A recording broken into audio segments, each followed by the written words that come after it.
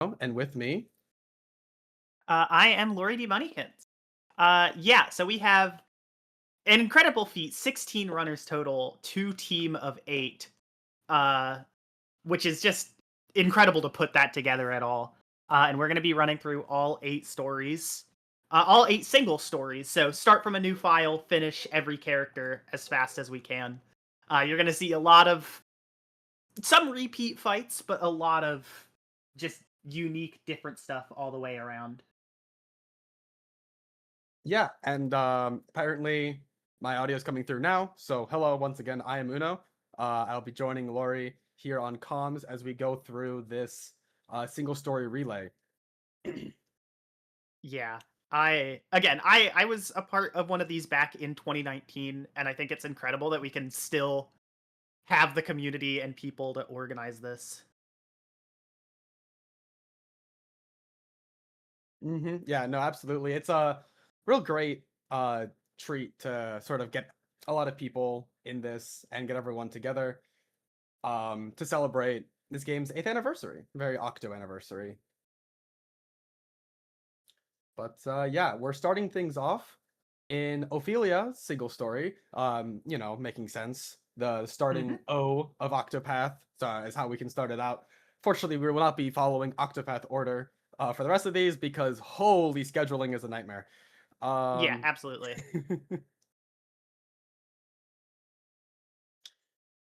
and yeah, looks like our runners are getting ready to go. So we're gonna go ahead and start shortly. Um,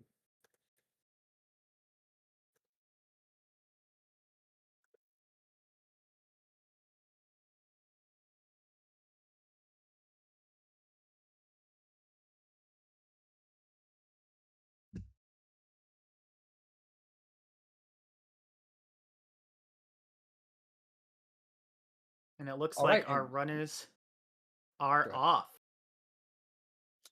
Yep, we're gonna start off. Starting off with Ophilia Chapter 1, every character's Chapter 1, you get a little introduction to the character, what they can do, whatnot. Every character in the game, got their unique path actions. Ophilia, we're guiding a child around, um, return them to their lost, return to their parents, whatnot. Very unique Chapter 1. I'm sure we haven't seen it. Anyone has not seen this one before on the stream at all. Haven't seen it. It's new. Do it, everyone. But yeah, we're gonna go ahead through. The goal here in chapter 1 is just sort of getting through these cutscenes quickly. Ophilia has a relatively easy chapter 1 boss fight at the end of this, but the runners will be going ahead and looking to get an NPC to join them in their battles. So Ophilia's path action guide. You want to talk about that, Lori? Yeah. So, guide is one of the pretty cool path actions. Honestly, you don't see Ophilia in I think any other route, but it's a pretty good ability. It just allows us to summon an NPC who we can then bring into battle. And each NPC has their own power level, like required level you need to be for recruitment, and also like certain abilities they can do. So in Ophilia's like starting town of Flamesgrace, it's usually pretty like easy to just guide anyone you want. And this NPC we guide has a pretty high chance to do a pretty like a multi-hit attack that hits the shield of the upcoming boss. So is a really really good like way to just beat this boss even if you don't have much power. Yeah, the Summon Winds guy, as we affectionately or sometimes ineffectionately call him, has a 50% chance to use Summon Winds after it has been summoned. So I guess actually, we'll be able to talk about it more when we get to the boss fight. But essentially, after you summon the NPC in battle, every turn they have a chance to use one of their attacks. They can either do a regular attack, which is a weapon, or can attack with their chosen skill. So this NPC Summon Wind, it'll attack with winds. The boss is weak to winds. It's pretty good. Also Yeah. just does like nice damage, which is helpful when we're not grinding and not leveling up. That takes too much time. we're here fast. Yeah, Ophilia is a pretty interesting character. She actually has a really, really good magic damage stat. And we picked up a quartz rod in the shop at the start of the chapter, which is like the best like increase to your magic damage that you can use at this point. So the main goal is going to be for the Guardian to break down the shield points and then fire off those max boost holy lights. Mm-hmm. And we see the NPCs cooperating quite nicely with our runners here, summoning the winds, breaking the boss very quickly. You can see those 6 shields might take a little bit to get through if Ophilia was acting on her own with just her single staff attack to hit, but thanks to the help of summoned winds, we're able to cut through those a lot faster. Yeah. And yeah, this is one of the rare instances of a speedrun where we're going to be kind of on level for the fights. Like Lori mentioned earlier, we're buying an extra like weapon from the shop to increase our power a little bit.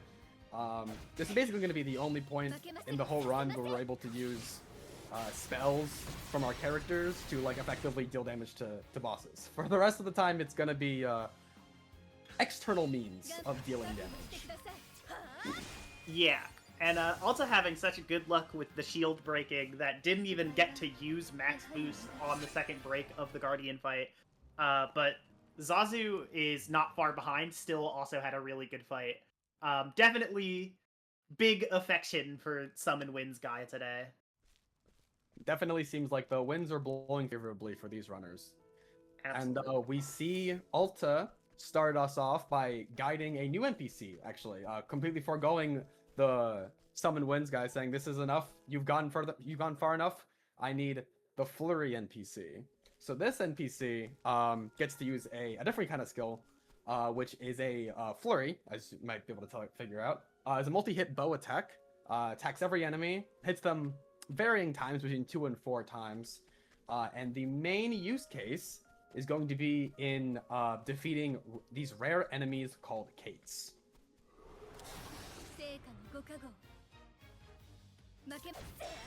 Yeah, Kates are pretty strong. Right now we're like a level 4 or something, and once we defeat one, we're gonna get like 10 levels. And look at that.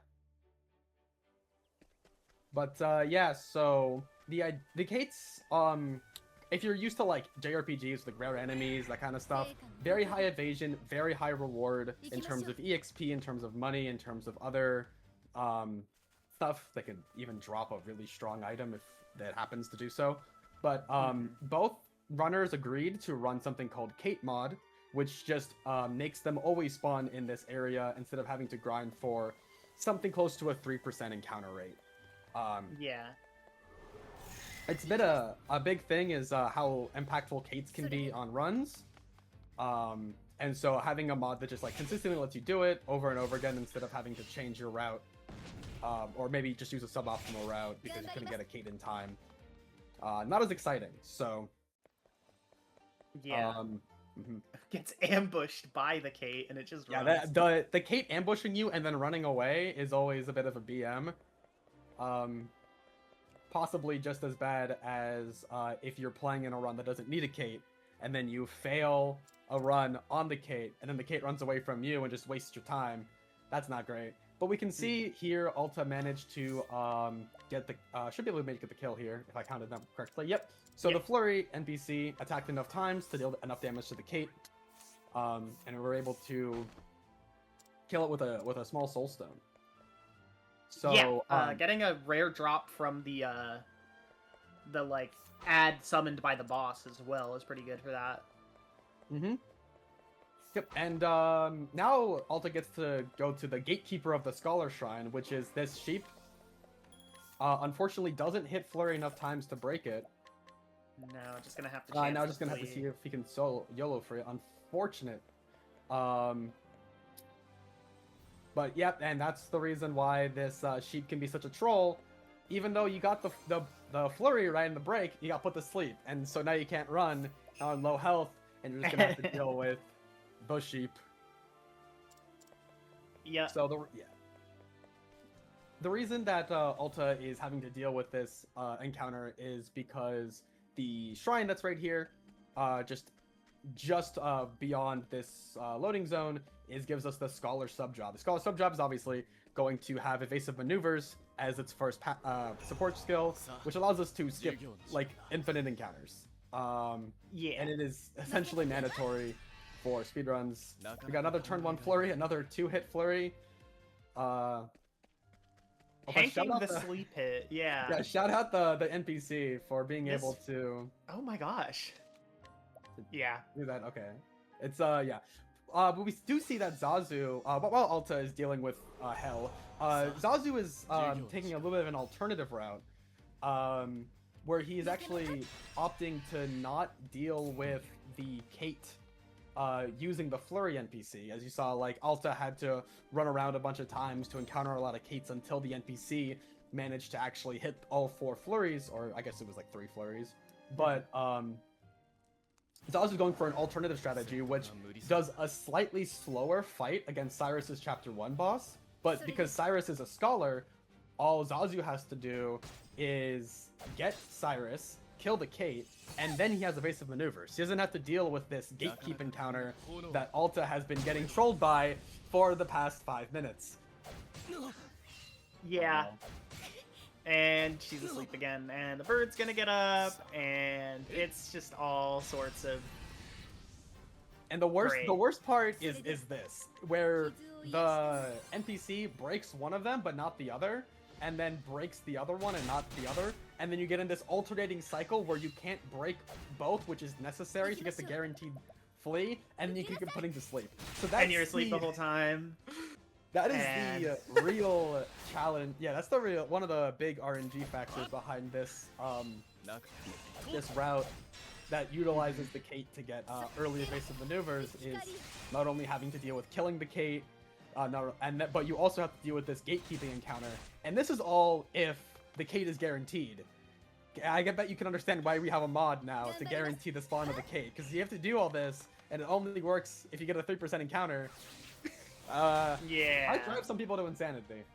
Absolutely. Okay, got the single hit. Okay, the that's sheep. really nice. If we get a flurry here, it should be. And there we go. All right, Alta finally managing to break 4-hit flurry. Of course, it always is. Yeah. But yeah, Alta finally managing to break free from the sheep hell, into the shrine of the Scholar.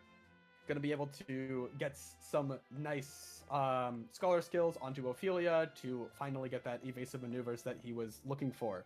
All the while, though, Zazu is able to recruit Cyrus without that hassle, which is something that Alta will still have to do. Actually, I actually don't know if he is. I don't believe he's actually getting Cyrus. I don't think Alta's gonna be getting Cyrus, no.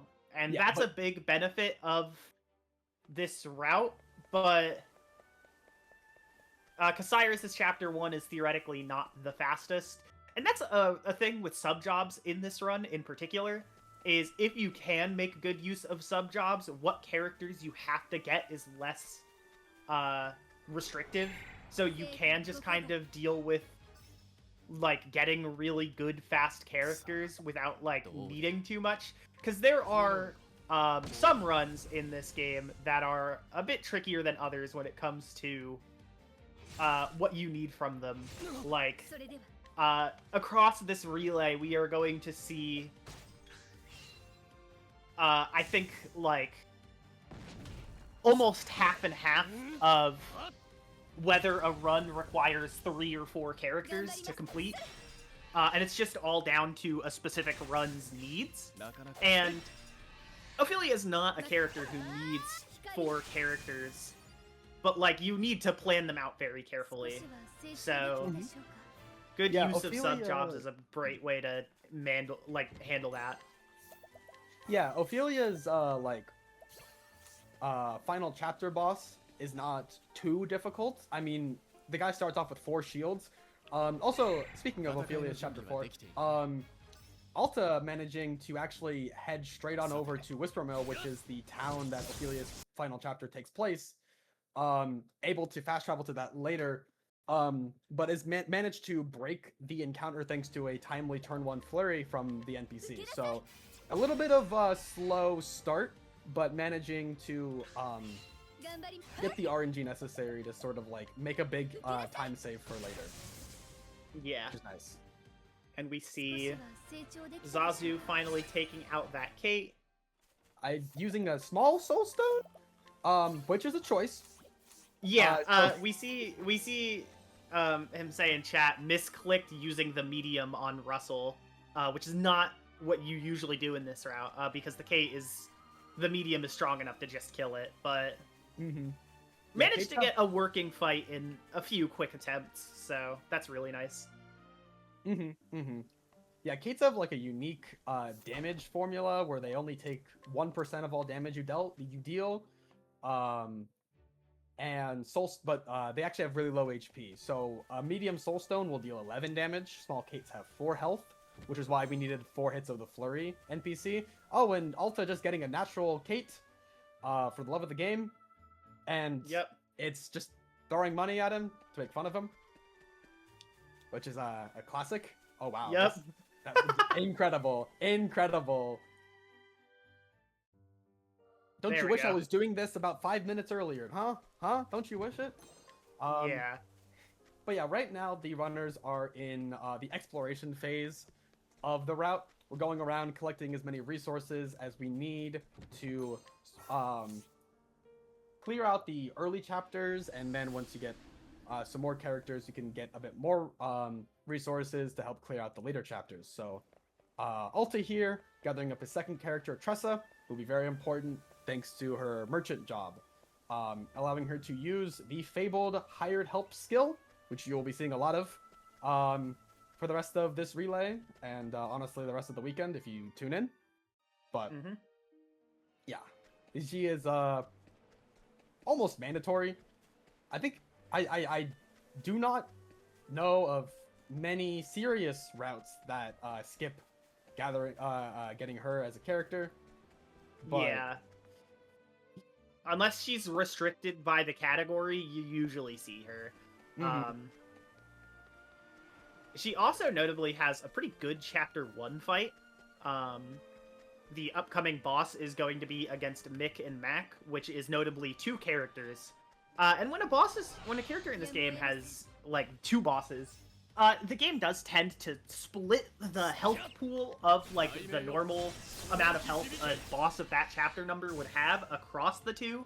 So it can be pretty easy to take them out if you have some sort of large AoE skill, or just some source of large AoE damage, like a large soul stone, for example. Yeah, it's pretty common for a lot of routes to quickly pick up a large soul stone, whether it be in like Noble Court, like Cyrus can scrutinize for a large soul stone there. You can find them in chests in some later game areas, and then head over to Tressa 1, go hi Mick and Mac, and then go bye Mick and Mac. But yeah, Alta, it seems, doesn't have a large soul stone right now, or at least doesn't want to use one on this fight. So we're going to be looking to break the bosses. Okay, yeah. And then duel. Has a Thunder M. Okay. Makes sense. Yeah, okay, a little bit of chip damage, a little bit of extra time. A 2-turn fight instead of a 1-turn fight, but you managed to save a large soul stone that you could use on a different, harder fight that you maybe don't have that extra turn to spare. But we do see Zazu go ahead and pick up his third character, which is going to be Primrose. Primrose, similarly to Ophilia, actually has the option of having an NPC follower, hers being the allure path action, as opposed to Ophilia's guide path action. A little bit of difference. Essentially, Primrose is allowed to allure higher level NPCs, but maybe not a guaranteed. Whereas Ophilia can't guide higher level NPCs as often, but she will always be able to guide the ones that she can guide, with no gambling involved. Yeah, so this is actually a pretty big thing that comes into play in these runs, is the difference between your noble and your rogue characters. The noble characters, as you mentioned, can't do their path action on everyone. They need to meet a level gate, but like it will be guaranteed to succeed. And the rogues can fail their path action, but leveling up only tends to raise the percent chance to a certain extent, and you can gamble on it lower. And a lot of routes have things that will gamble on some lower percent things, such as this one. Yeah. Yep. But Primrose's combination of like having a really fast chapter 1 dungeon and also like being able to allure just about anyone makes her a pretty decent option. And this route, or this character in particular, loves the ability to allure certain NPCs at pretty early parts of the game. Yeah, it's pretty useful. Primrose tends to be a pretty good pickup if you are valuing some NPC skills. Oftentimes we don't care for damage on NPCs as they're not going to be stronger than hired help veterans. But the main thing is actually the existence of AoE debuffs, which doesn't exist outside of being able to like setting up a divine skill, like stuff we don't have access to, right? Outside of NPCs. So big thing with Ophilia is her chapter 3 fight is 2 bosses, which again, like with Mick and Mac, in Tressa's chapter 1 fight, the health tends to be split. So, you know, it's a pretty good way of dealing, you have a pretty good way of dealing with it since hired help is AoE skills.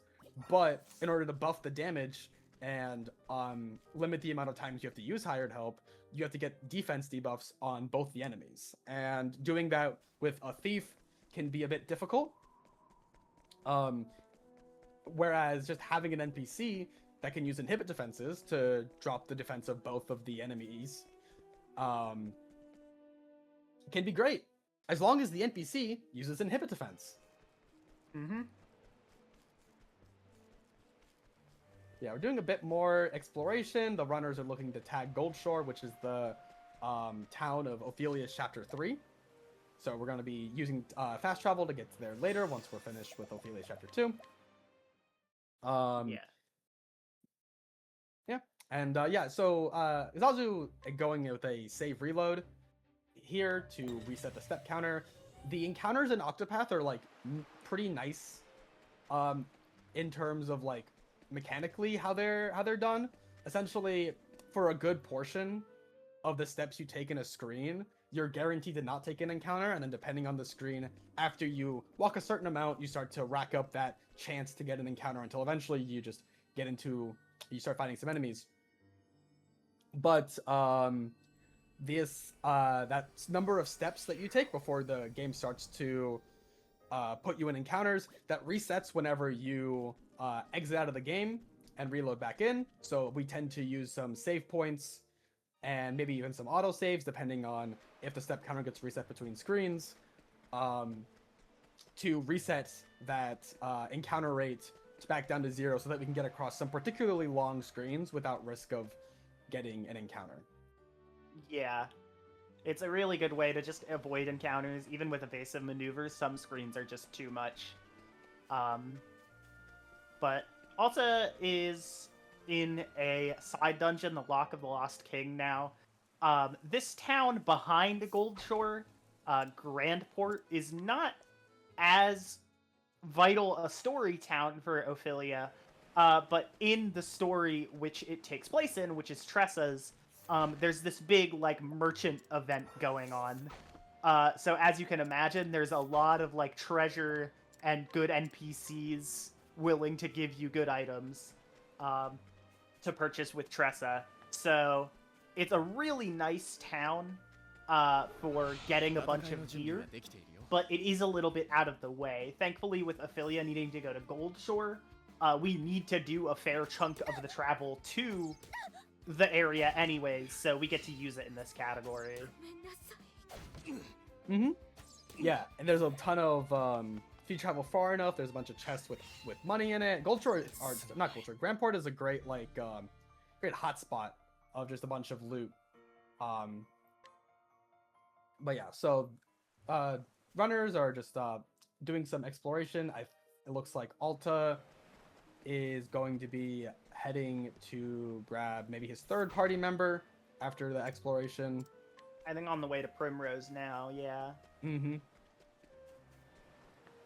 Yeah, so both travelers, Ophilia and Primrose, able to guide or to bring along NPC followers, and allowing the runners to sort of like beat the odds of NPCs. So like NPCs have a certain set chance to be able to use the skills they want, but say we have 2 inhibit NPCs, well now we have double the chance of getting that debuff that we so need for our vets to be doing all the damage that we want them to be doing.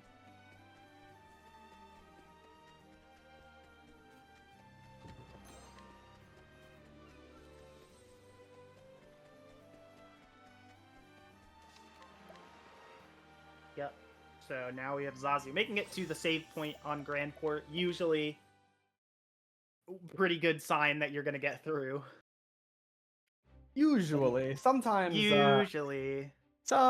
the screens are a little bit rude, but Yep. yeah, I think one of the worst things this game has done for my mental is when I started learning the actual chances of missing or hitting encounters on screens, and I go, oh man, that was only 12%. Whereas before I would just be like, oh well, you know, it's 50-50. Whether you either hit it or you don't. Yeah. But yeah, no, some screens be pretty annoying. Some screens, like the Stone Guard screen in particular, that one's a bit of a demon. That yak attack. Yep. But yeah, we can see, yeah, Alta going ahead and going into Primrose Chapter 1. Pretty quick one. Go ahead, and then I think he will be continuing onto Ophilia's story after this point.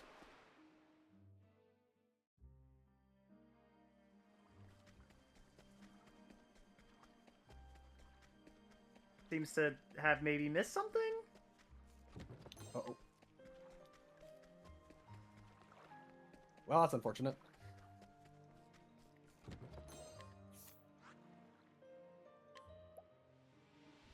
Yeah, every now and then, you know, you realize you look in your inventory and you go, I'm supposed to have a large soulstone right now, aren't I? Yeah. And you just gotta have to bite the bullet, reload the save, see what you might be able to recover in time. Oh, we're going back save to back to Grandport. the manual save, maybe, yeah. Seems like, yeah, maybe just missed something. Yeah, the issue there, the reason why Alta couldn't just, you know, go back to Grandport himself in that previous save was that once you start a character's Chapter 1, you're stuck in that town. You can't fast travel out, which is why we have to complete their Chapter 1 for their bosses so that we can take the character out of their own town and leave Zazu onto the alluring gamble, trying to find, I believe, a inhibit NPC. Yeah, right here. Or is this the flurry lady? No, this is the inhibit defense. Okay, yeah. Yeah. But it's a 30% chance to hit this inhibit, and 9 tries. There we go. It's a 30% chance. Took what was 7 tries? Don't do the math. That's Octopath. Something like that. But yeah, managing to get the main NPC that we're gathering Primrose for, and he's gonna go ahead and grab some of the extra loot in the back of Grandport here. It's a little bit more of an extra walk, but it's a lot of money, and that money is a lot of damage, and we need a lot of damage. So Alta is now on his way to the back to the Whisper Mill Flats area, going to go to the Forest of Purgation, which is a pretty good place to loot, especially in this category when you're already in the top right corner of the map a lot. I don't think I remember seeing him do this the first time, so maybe this is what he realized. Like, because there's a light soulstone right here. Yeah, there's the light L right here, and you use that on Helganish. Helganesh being weak to light, I'm pretty sure he just falls over.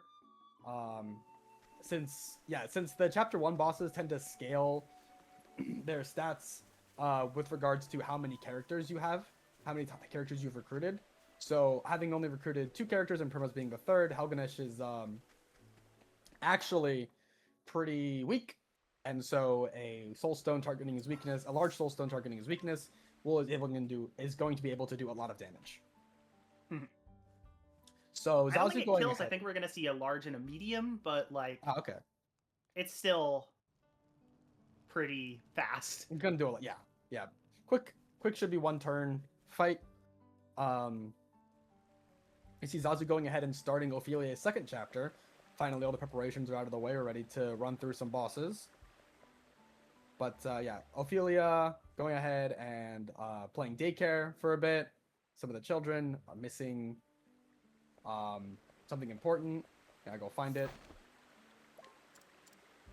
And we're missing our bracelets. So we're going to be trying to, there we go, scrutinize for some extra items in Saints Bridge's shop. Those will come in handy later for a little bit of extra survivability.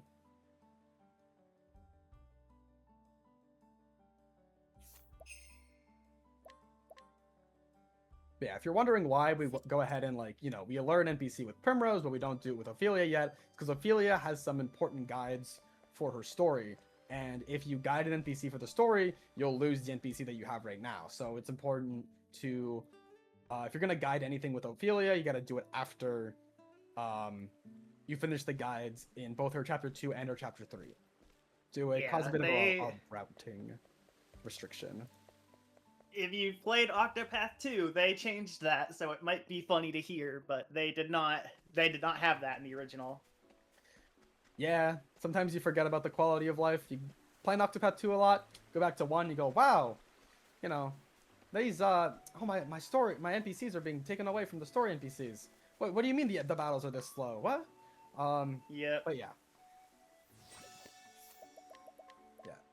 Alta back in Primrose 1 with the Light Soulstone in hand, ready to go remove Helganesh from this earth.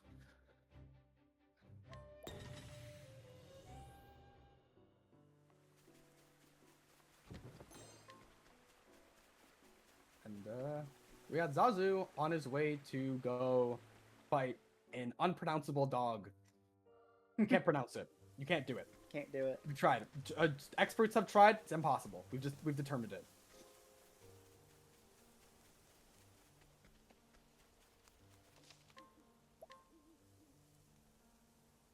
Gonna take a save in the middle here to do another. No, just safety save. Okay. Yeah, you tend to get this encounter. Yeah. Pretty much always, but a surprise can definitely put yourself on the back foot. So having a save in case it were to happen is always is a good backup. Yep. Yeah, Alta, fresh off of removing Helganesh, is looking to follow Zazu in Ophilia Chapter 2 in Saints Bridge. Although it looks like Zazu might be trying to recover this, depending on if good turnover happens. Alright, we're just gonna... Cyrus is just gonna keep staying in the dirt for a little bit. He doesn't need the EXP, he'll be fine. Don't worry about it. Listen, dirt naps are common here in Orstera. It happens, sometimes you get real tired, just want to take a little bit of a nap, and that's okay. You're allowed to do that.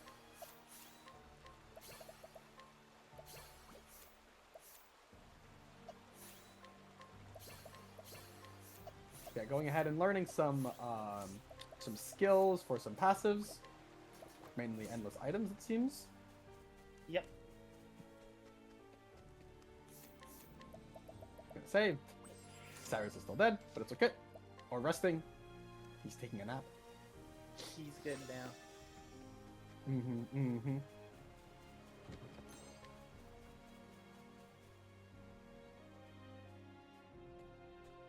But, yeah, we're gonna have our first chapter 2 boss of the relay.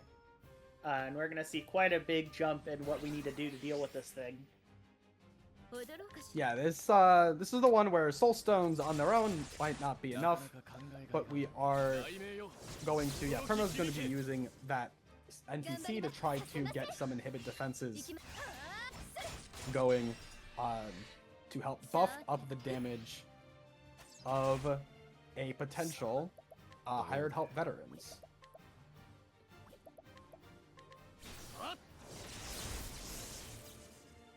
A little bit of chip damage. Yep, and just trying to get as much damage as possible. Hopefully that inhibit defense. No, but a lot of flurries.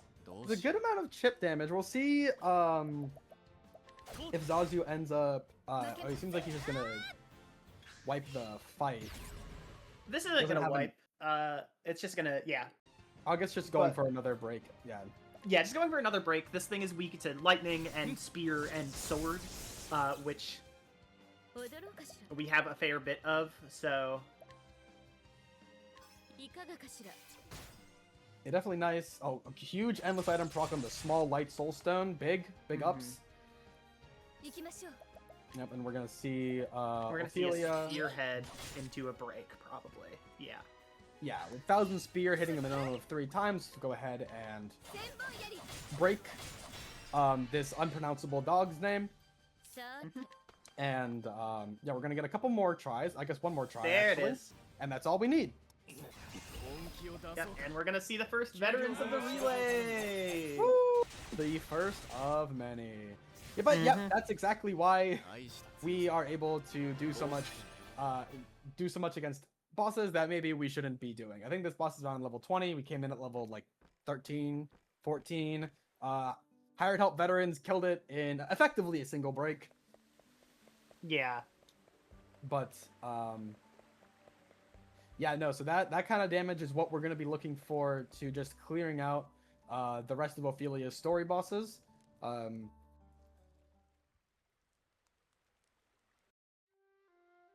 God, I love the sound of the Shadow Soulstone. It's so satisfying. It's just boom.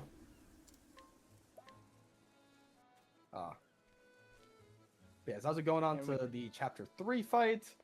Alta doing a little bit of menuing before heading into the chapter 2 fight.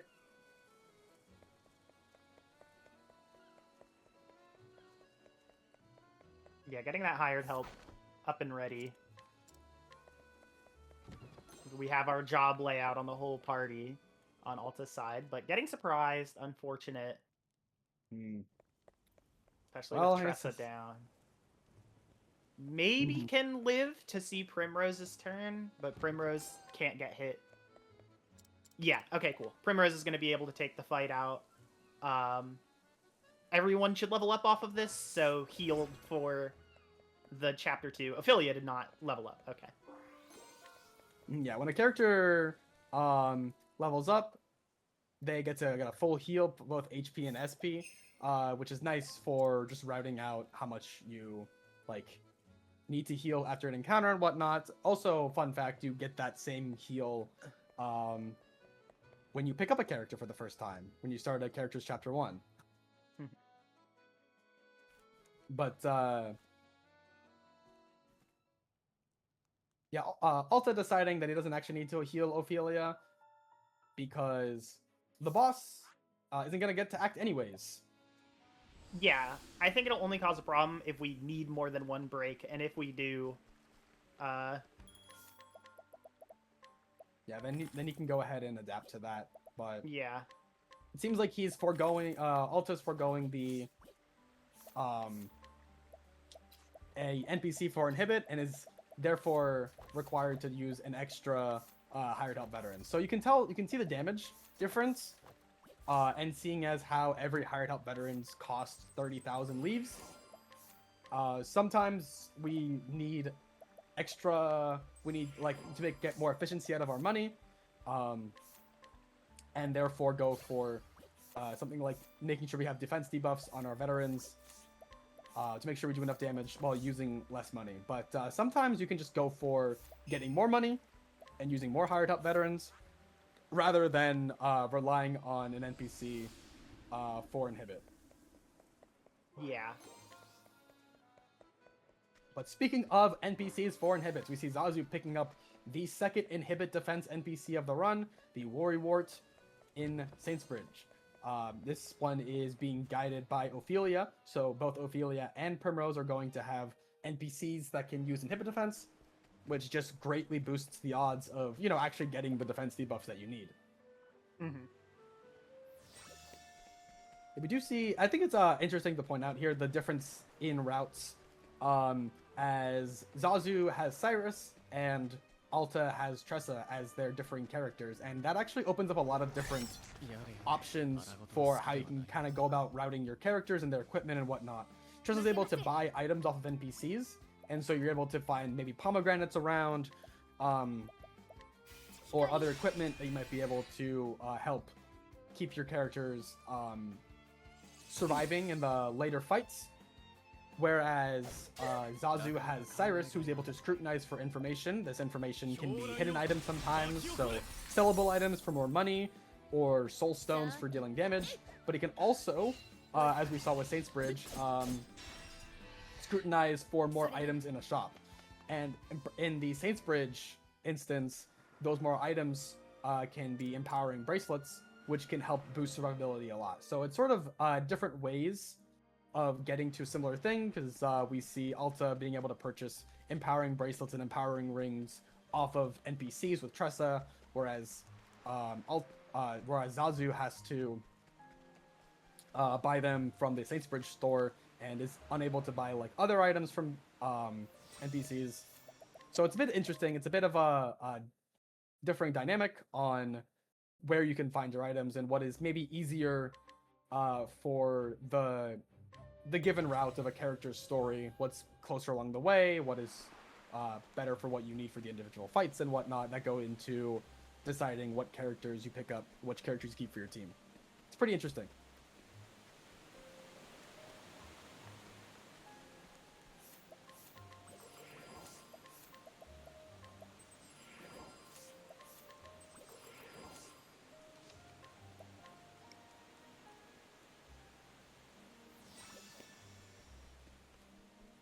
Yeah, and we see some health happening on Alta's end, just some starts to the upgrades, and starting to head to the Chapter 3 dungeon, the Seaside Grotto, still without having any NPCs right now. Yeah, it seems like he is once again opting to just do more damage, simply, rather than increasing the damage of the individual hired help veterans. Oh no, going back.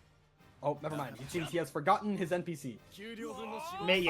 Maybe just the case, because the inhibit lady in Gold in Grandport is like the big one. Yeah, that one, although he doesn't need the flurries as he's already tagged Whisper Mill, it is pretty good to, have someone that can use inhibit defense to save the number of vets that you are going to need. And gets it without much trouble. There we go.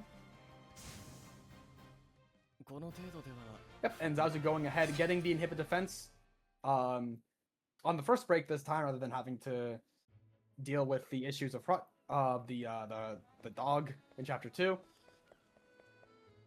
And pretty fortunate timing too. Mystery Man and Shady Figure are a lot more annoying to cycle.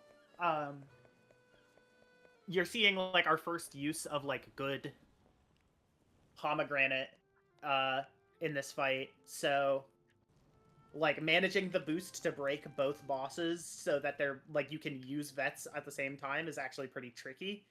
And without an inhibit, without the damage to like just take them out, it can get pretty annoying in that fight. So you really just want it to get done as fast as you can.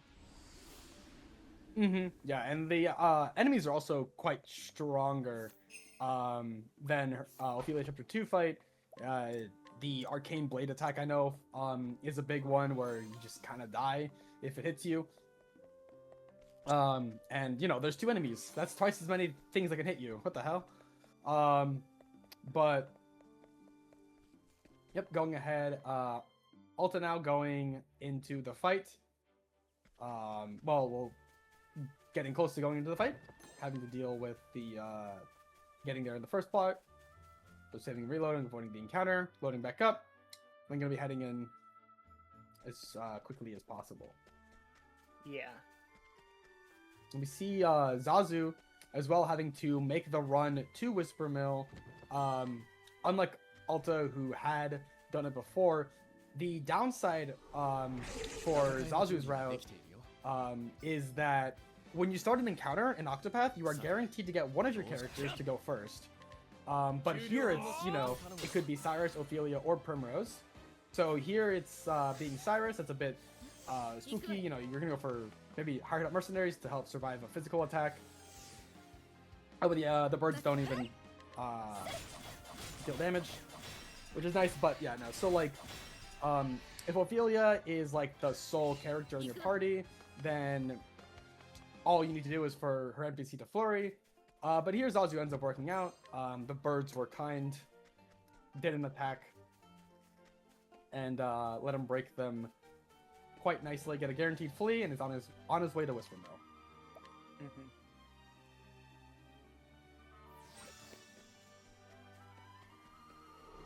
We see Alta going through with the Mr. Manchetti figure fight. Unfortunately, no inhibit defenses. I believe he's just going to go ahead and wipe the fight. Yeah, no inhibit, and I believe wanted to break Mystery Man at the bottom or like whichever one was at the bottom with the boosted dagger attack, but might have mistargeted there too. Or maybe was just resetting, one of the two. Mm-hmm. Also, yeah, it could be a victim of the classic Octopath 1 defend resetting the cursor. Where sometimes your cursor is on a character or is on one enemy, you flip to be on the enemy, but if you defend with a character, it resets that cursor to whatever the default enemy in that encounter is, usually the rightmost one. Mm-hmm. So we're looking to get one inhibit defense from this NPC. There it is.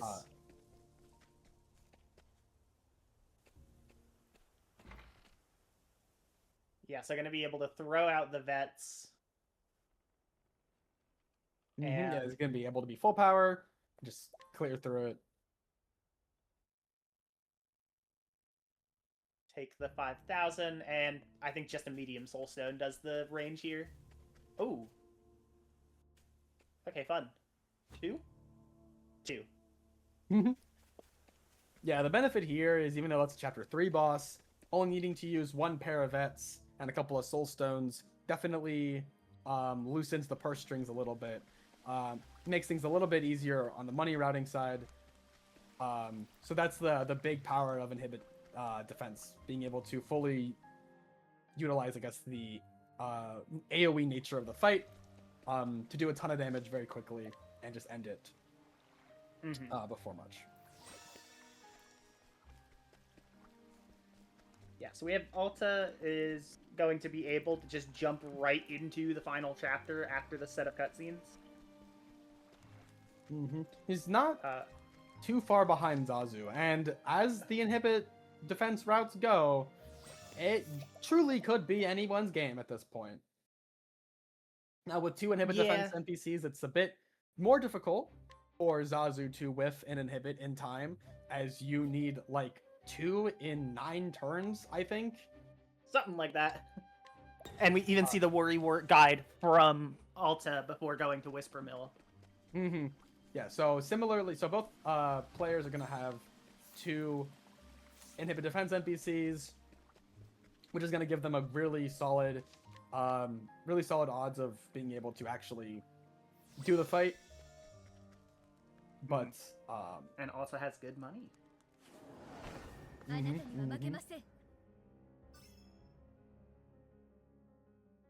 Yep, but before we can go to Ophilia's final chapter fight, we have to deal with these guys. So I believe the goal here is just simply to break them and throw soul stones or two. Yeah.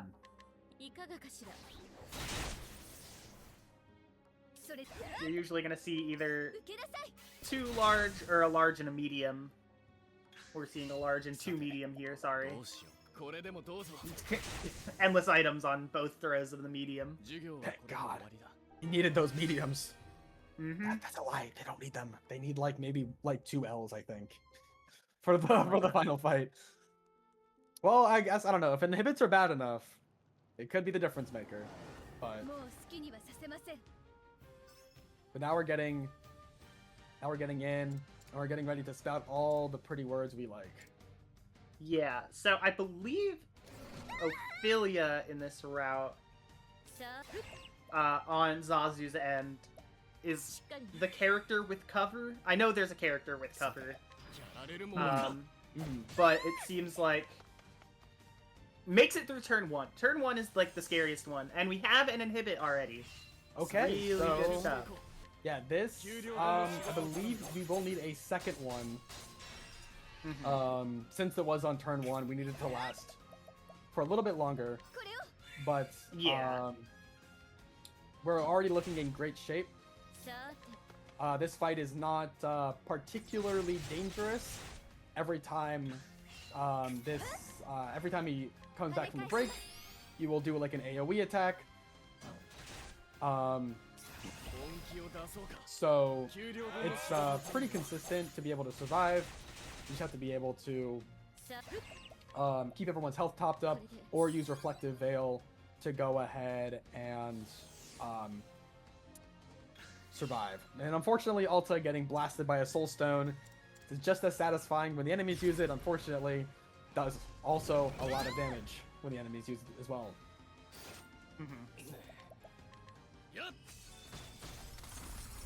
But Zazu able to get a second inhibit.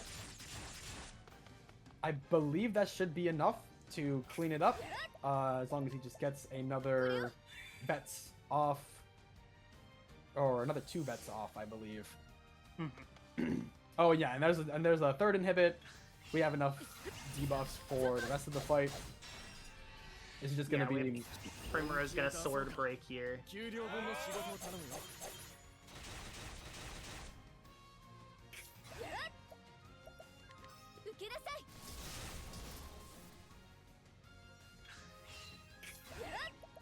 Oh, unfortunately, Alta getting Soulstone blasted again.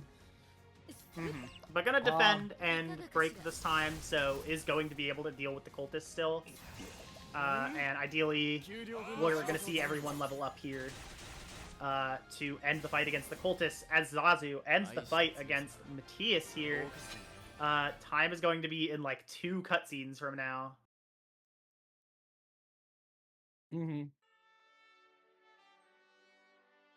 Believe and that is our first runner done. There we go.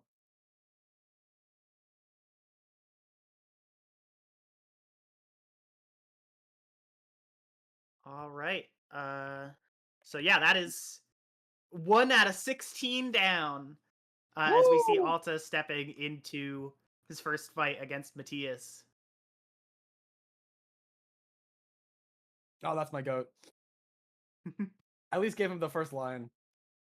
Absolutely, yeah.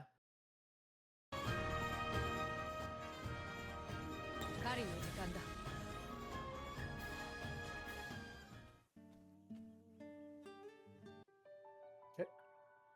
Yeah, we got a unfortunate turn 1. Yeah, going to result in a death here. There it is. Yeah, no, that is just unfortunate. When the one risk with these 3 character routes, you have the benefit of not having to do an extra 4th character chapter 1, but you have the unfortunate downside of your characters are more likely to get targeted individually. So getting like double hit there on Tressa was a 1 in 3 chance instead of a 1 in 4 chance. But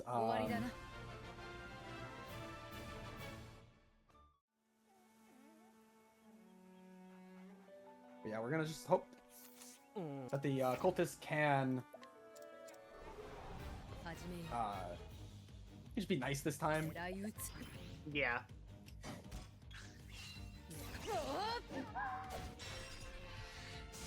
We just see Melissa going ahead and taking up the mantle for Team Boost. Let's go, Team Boost! Unbiased commentator. Yeah, it's okay. Team Break will come back later. Don't worry about it. Mm-hmm. I believe. Mm-hmm. It's gotta. Cinema is. It comes down to BG and Cyrus. So That's true. all it is.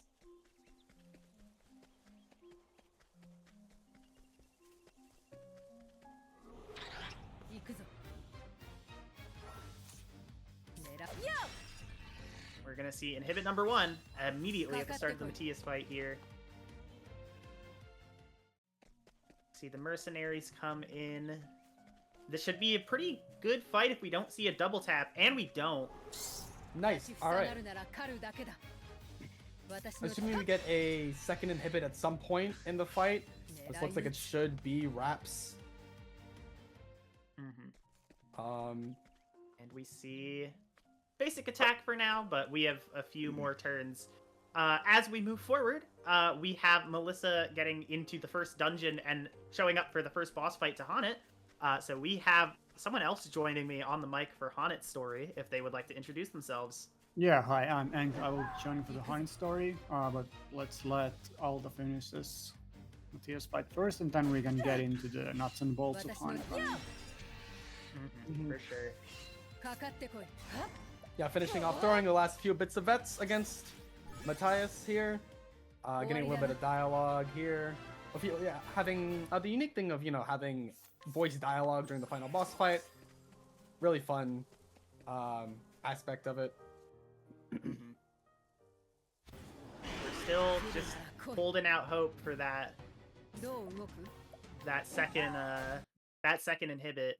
Primrose with a good turn order on turn 6 here of the fight, but we get the inhibit right now, so that's going to be the fight cleaned up.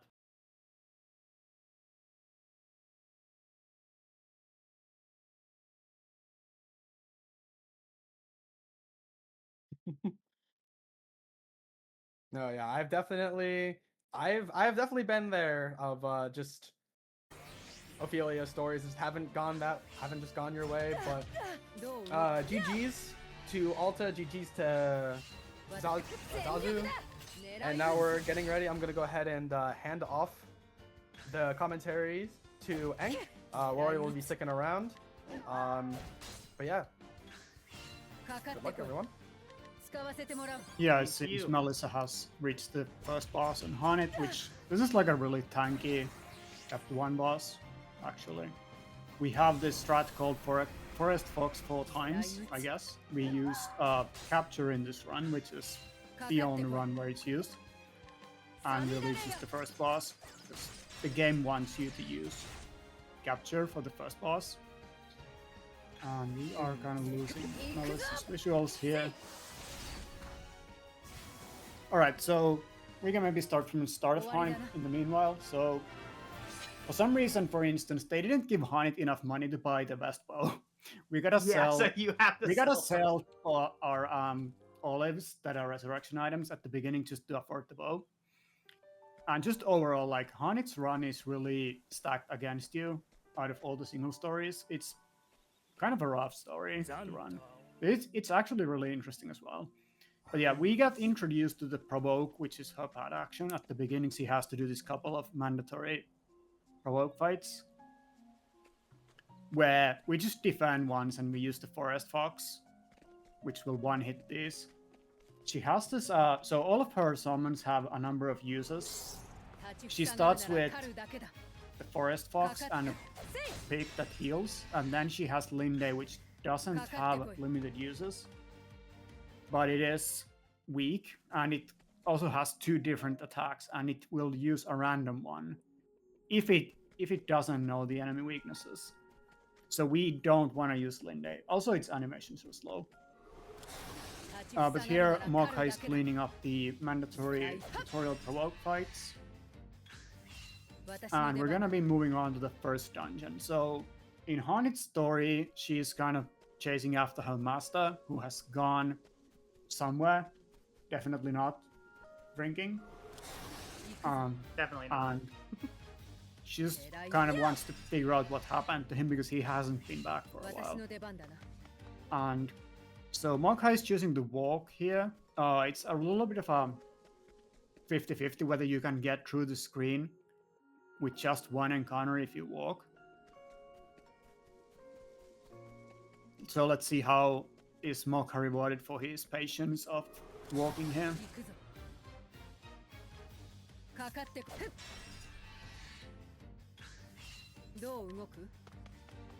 He is not rewarded, so we get a second encounter and choose to break this time. It's a pretty common, I guess, mathematical strat for runners to break if the enemy gets 2 turns in row, but flee if we get if it's us getting the second. Yeah, I tend to break a lot, especially on characters like Haunted. Compared to Ophilia, who we just ran, Haunted has 2 physical weapons to start, which gives her a larger range of breaks that she can even do. And especially for the longer runs, when we're post chapter 1 runs, where we're leaving our starting area and don't necessarily have the weakness for everything, it's still more likely we'll have some weakness for something. Yeah. So we actually capture 1 fox there as well, because we need, like I said, forest fox 4 times at the beginning, but we also need 2 more users, so we need 6 total fox users in this fight. And the starting fox has only 5 users, so we need to capture another one. Luckily, the fox is a fixed encounter, so you always get it. This fight has a little bit of RNG. Sometimes, if you get blind from the fox on the boss, and then it misses a couple of times, you can make through this fight without a heal, which is 1 turn faster. But unfortunately, Morka doesn't get the blind off, so he gets all the hits in from the boss and has to heal. There is no other difference, you just have to take 1 turn to heal. Yeah, and Melissa having an interesting experience going for the Scholar Shrine, just like last run. We want to get Scholar as soon as possible to get the evasive maneuvers. Able to use the Provoke Path action on an NPC in the middle of the Noble Court Flats to reset the step counter and make it much easier to get to the Scholar Shrine without any hassle, but still ended up having a problem getting an encounter while going for a chest on the screen, but manages to run away from it without much issue. That's a pretty bold adventure to go for the chest. Yeah. But it works out in the end. Yeah, that's definitely one blessed thing about Haunted. There's 2 blessed things about Haunted. She can kill a Kate with relatively good accuracy, because the Rain of Arrows skill is guaranteed 3 hits, so you need just a 4th hit. And you can kill a Kate. The only problem is if it's a double encounter, because Rain of Arrows has randomized targeting. And then she also has the ability to provoke the NPC on the Noble Court screen, so she's one of the few single story runs where you don't have to deal with the sheep. Yeah. I think we're both gonna have to deal with it. I don't know if you have anything, but I know I don't. Yeah, no. We're gonna deal with it because Alfyn is super tanky, so he can actually flee 4 times. Yeah. Sometimes. Yeah, we're gonna get a little lucky.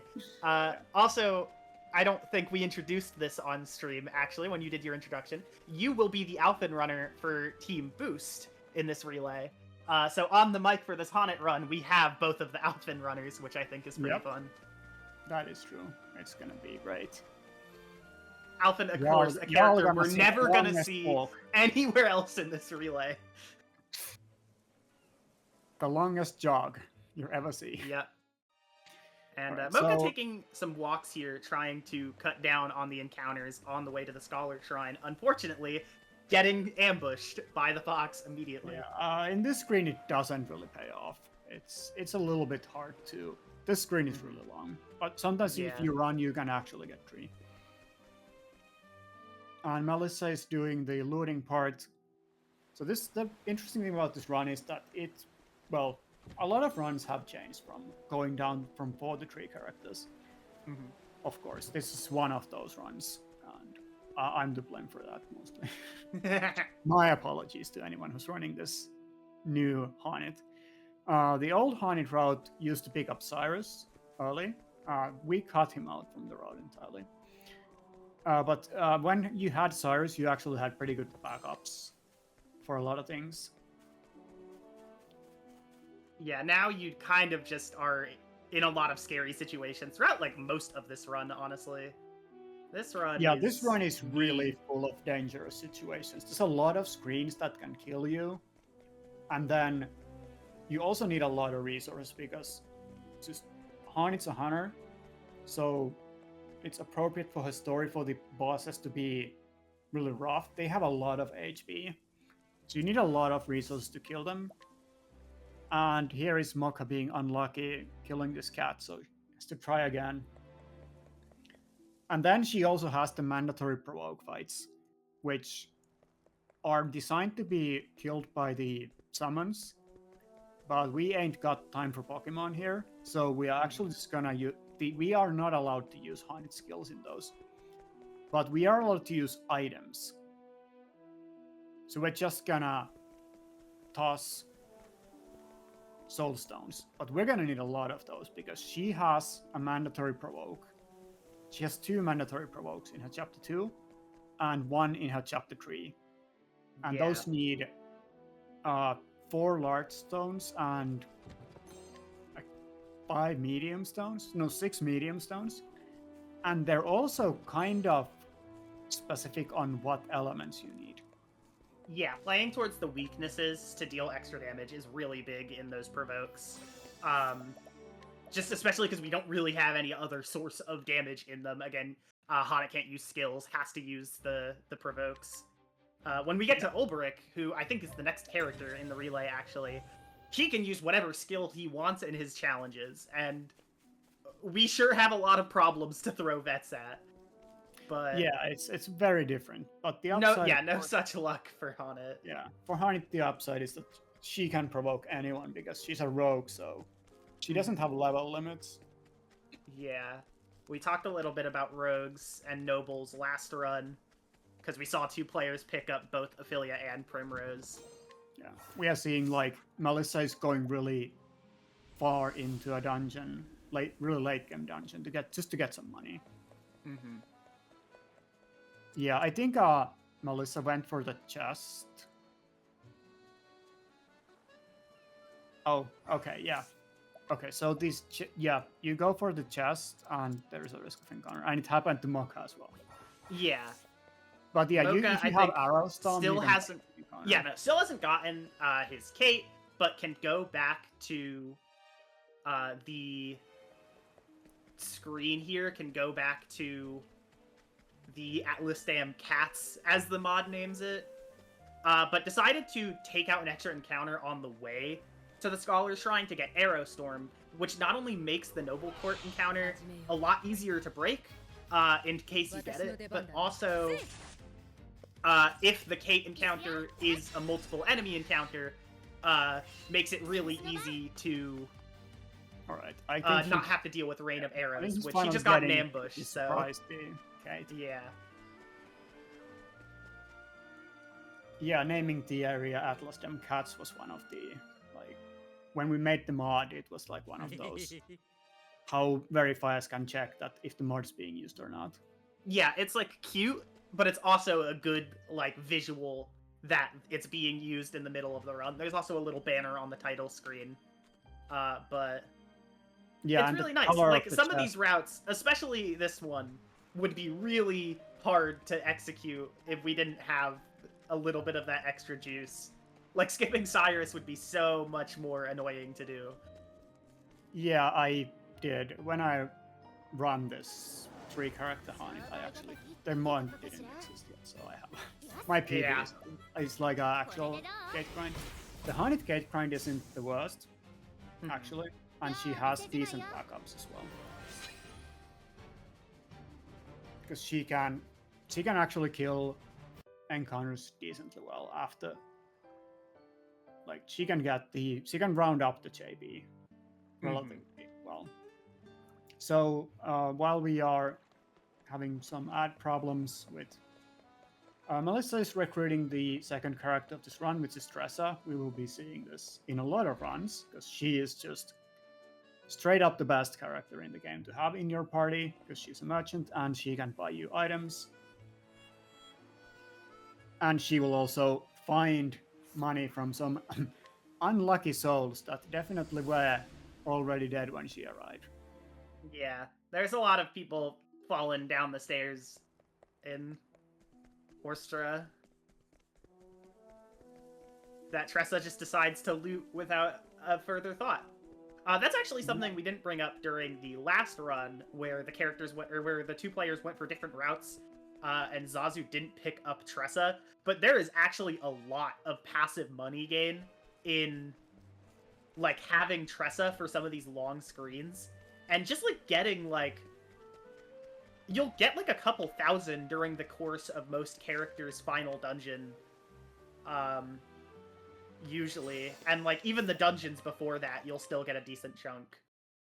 And it's just like a really nice way to round out the money. I know, to bring up the run that we're gonna do again, Alfyn is very narrow on the amount of money that he gets sometimes, and like that just couple thousand that Tressa gives passively can actually matter, like, to your route. So it's really precisely routed. Yeah, it is indeed. Mokka is on this one of the most notorious screens of this run, which is the Stone Guard screen.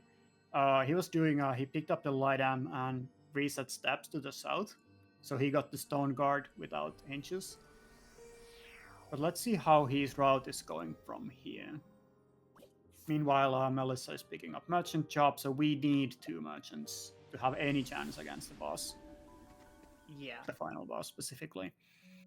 So it looks like, yeah, Mokka is undergoing south to the Runeblade Shrine, which is where one of the secret bosses that have the secret job is located. But we just go there because there's a nice red 50k chest over there. Yeah. There's also a light soulstone L on the way. Yeah, it's gonna be right at the start of this screen, so very easy to pick up. And Melissa is getting ambushed by some forest animals, business as usual. So Mokka is picking up both items on the screen, and I think that means, oh, he's not gonna still take yeah, I think that might be... This is risky. This is really risky. Yeah. I think this encounter, if he wasn't ambushed, I think this encounter might be fully weak to bow, but it's a level 45 area. Yes. Yeah, we go to some really, really dangerous waters here in a lot of runs because the big rewards are there. And yeah, this screen is safe if you pick up if you only take the light L, but we need the silver-filled pouch as well because as discussed earlier, the bosses in this run are really tanky and we need a lot of money to beat them down. Yeah, and he's getting surprised again. So we are still not seeing if this is breakable level. I think it should be. I don't think if it wasn't, I don't think this risk would be in the... No, if it wasn't breakable, I think this risk wouldn't be worth it. But because of this game's mechanics, it's literally either get ambushed or break the encounter with Arrow Storm. So yeah, still meanwhile, scary, Melissa is picking up the last character, Therion, for this run. Yeah, and we're gonna see the save this time. It looks like. Yeah, we're just doing a quick save quit, load back into. Oh, he's just saving and then just saving. Gonna get the reload if he dies here again, but also doesn't get the ambush this time. And yeah, full breaks the encounter with Arrow Storm and is going to be able to flee from it. As soon as you settle for the safe strat, you get what you need luck-wise. Of course, that's the same like if you do it on the Stone Guard 50-50. Yep. If you save on that 50-50, then you will always get through. I think we are picking up Tressa before the stone guard 56. So if we get it, we can break it. with Yeah, I bandit. think it's what we saw with Melissa here, gonna be grabbing Tressa and then making the run from Ripple Tide to the Merchant Shrine. Meanwhile, we see Heathcote here on the bottom. Just a really easy break the boss and throw the stones. Between Hunter, Merchant, and Dagger, and Thief, everyone has, like, a weakness to Heathcote, so really easy to just break immediately. Yeah, and this is kind of also speaks to how hungry we are for the stones. If we were on any other route, like any other category that is not as hungry for stones, we'd just probably not break and just use an L stone. Mm-hmm. But we need so many L stones that it's just not possible Yeah. to toss any extras anywhere. So it's like one of the thing when we were routing this 3-character route. It's because like we got a bunch of soul stones from scrutinizers, so we had to cut all of those, Yeah. and it ended up that we had to make some sacrifice in some of these early bosses to use less stones. Yeah, and that's a thing in general that I've always thought is really funny about these single story runs, is you are doing these stories in a way that does not really respect the resources available on a single save file. And I do find it just really interesting, like, how many things you might not even consider, like, contribute to your run. Like, the characters you pick up in a run are already so intentionally tied to the route, and, like, it's really particular the way it's routed. To have a route and then choose to cut an entire character out, like, you need to know incredibly well what you're doing and what you need. Shout out to Lost Core who started the 3-character madness. Mm-hmm. He's a very famous single story grinder. I think he has the record in like most categories. I'm not good at routing sitting muscles of steel. Yeah. I'm not good at routing, like, games that are already pretty linear. The work that has gone into this game is incredible, honestly. Just how open-ended it is and how much you can do in it. Yeah, there's a lot of options. It's really fun to route this game because of it, because you can go anywhere, and then it becomes like one really small change can actually just entirely shift where your run goes. Like, because this run used to go to the lock, for instance, which we're not going to anymore. Yeah, we didn't even go to, like, Gold Shore area at all past Moonstruck Coast. We used to go there, like, ages ago. Because there's, yeah, like, I want to say this is, funnily enough, like, the first run I learned where the route at the time went to Moonstruck Coast, or went to Lock of the Lost King. But now, like, I think both of the runs I learned at the time go there now, and this one doesn't. Like, it's very funny to see, like, the patterns in this game that get shaped and then broken.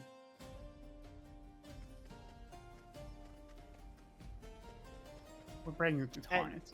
Yeah, breaking on an alternate break cycle does not have the SP for a second Firestorm here. But... yeah, I was wondering why we're not breaking with bandits. Like, we are probably very tight on money, but that's how we use the Caldera, where we start with Tressa, which you will be seeing tomorrow. Yeah. But he eventually gets out, gets to Moonstruck Coast. Yeah. This is also another screen where we definitely want to take a safety save quit here, actually. Mm-hmm. So we're just gonna save and reload the game because that's the steps. You can try to YOLO this screen, but the chances are like about 10%. Yeah. And then on Melissa's screen here, we're going to see the first little mini boss warp of the relay here. I believe you're going to see this again in, like, Olberic's story. But it's not the most common thing. but doing, like, tabbing out of the game as you interact with the mini-boss barrier, the game, like, warps you up a bit, which allows you to just break through it and get the item behind it. In true Octopath fashion, I believe the piece of gear we get for doing that, we're just going to sell. Like, Yes. next time we go to a shop. Yeah, that thing sells for, I think, 17k. Yeah. Yeah, the buffer glitch is, it's performed by actually, you are in windowed mode and you hold you like click the mouse on the window border and then you hold it for a few frames and the game doesn't do collisions during that time, but it still updates your position. So you get past the barrier. Yeah, we That used to dungeon do it also on, has the Viper Dagger, which is probably also gonna be sold. Yeah. It's that was not a opened really with good weapon, but we're gonna the sell. purple chest, which Therion getting picked up, the first time we're seeing that in this relay. He's the only character that can open the purple chests on the overworld, which some characters have some really good things in there. So... Yeah, we're just casually looting the royal treasury of Mausoleum. No one cares. Mokai is on the way to pick up Therion. And now we are basically doing the first equip on Melissa's screen. We equip a lot of the stuff that we picked up. Mostly, it's not to do damage, it's to tank hits. Yeah, as we mentioned earlier, Hannah's gonna have to do a bunch of fights where she can't use her main abilities. So being able to tank a couple hits to just have a few turns to throw soul stones is a requirement in chapters 2 and 3. So we're gonna see the first provoke here at chapter 2 against Nathan's bodyguard. And yeah, we have 1,000 health. We're just gonna throw some stones. Yeah, I believe it's one small fire, one large fire, one medium fire, and then one any L. Yeah. Because the fire L stones are really hard to come by as well. Like, most categories do this fight with 2 fire Ls and an M of any type. But we just don't have 2 fire Ls, period, available to us in any easy way. Yeah. I'm trying to think of He where has to you bust get that fire sword. L's in this game, and I think the one we get is in Marcelim.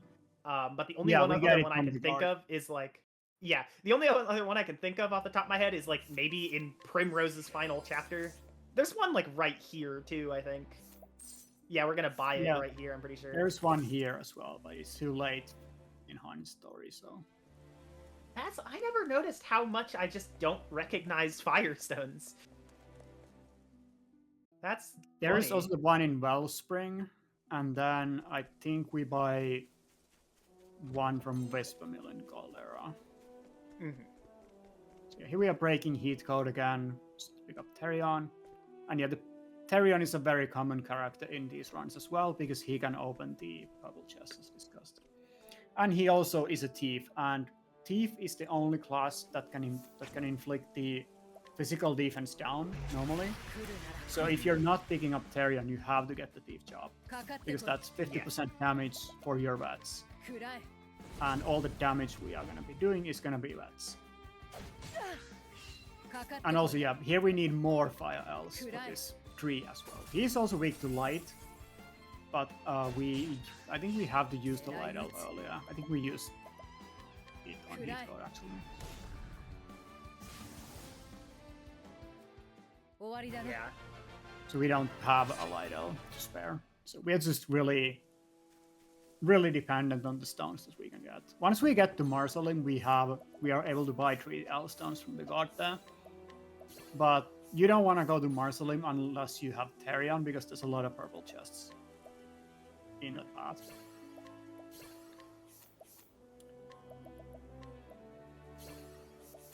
So right now, Melissa is doing more learning skills for the first chapter 2 boss, which in most categories is gonna be hired help for the merchants and armor corrosive for the thief, or Fukuro owl, which it's called in Japanese for some reason. It's actually really funny because most of the Japanese skill names are super literal. especially the passive names. Mhm. Like evasive maneuvers is just literally half encounters. But then Yeah, I these recall. debuffs are the opposite. It's like owl and I forgot what the other animal is. But they're like animal. Oh, it's bat. Bat is the other debuff. Yeah, I recall in Octopath 1, I think the passive that removes the damage cap is called, or like raises it, is called Surpassing Power, and I think in 2 it's just called like Deal More Damage or something really Yeah. simple. But in Japanese, in both of these, it's actually just break the damage limit. It's the skill. Yeah. And also, one thing that's interesting about the Japanese versus English tooltips is that when you're using Alfyn, the Japanese tooltip says straight up what the concoction's gonna do.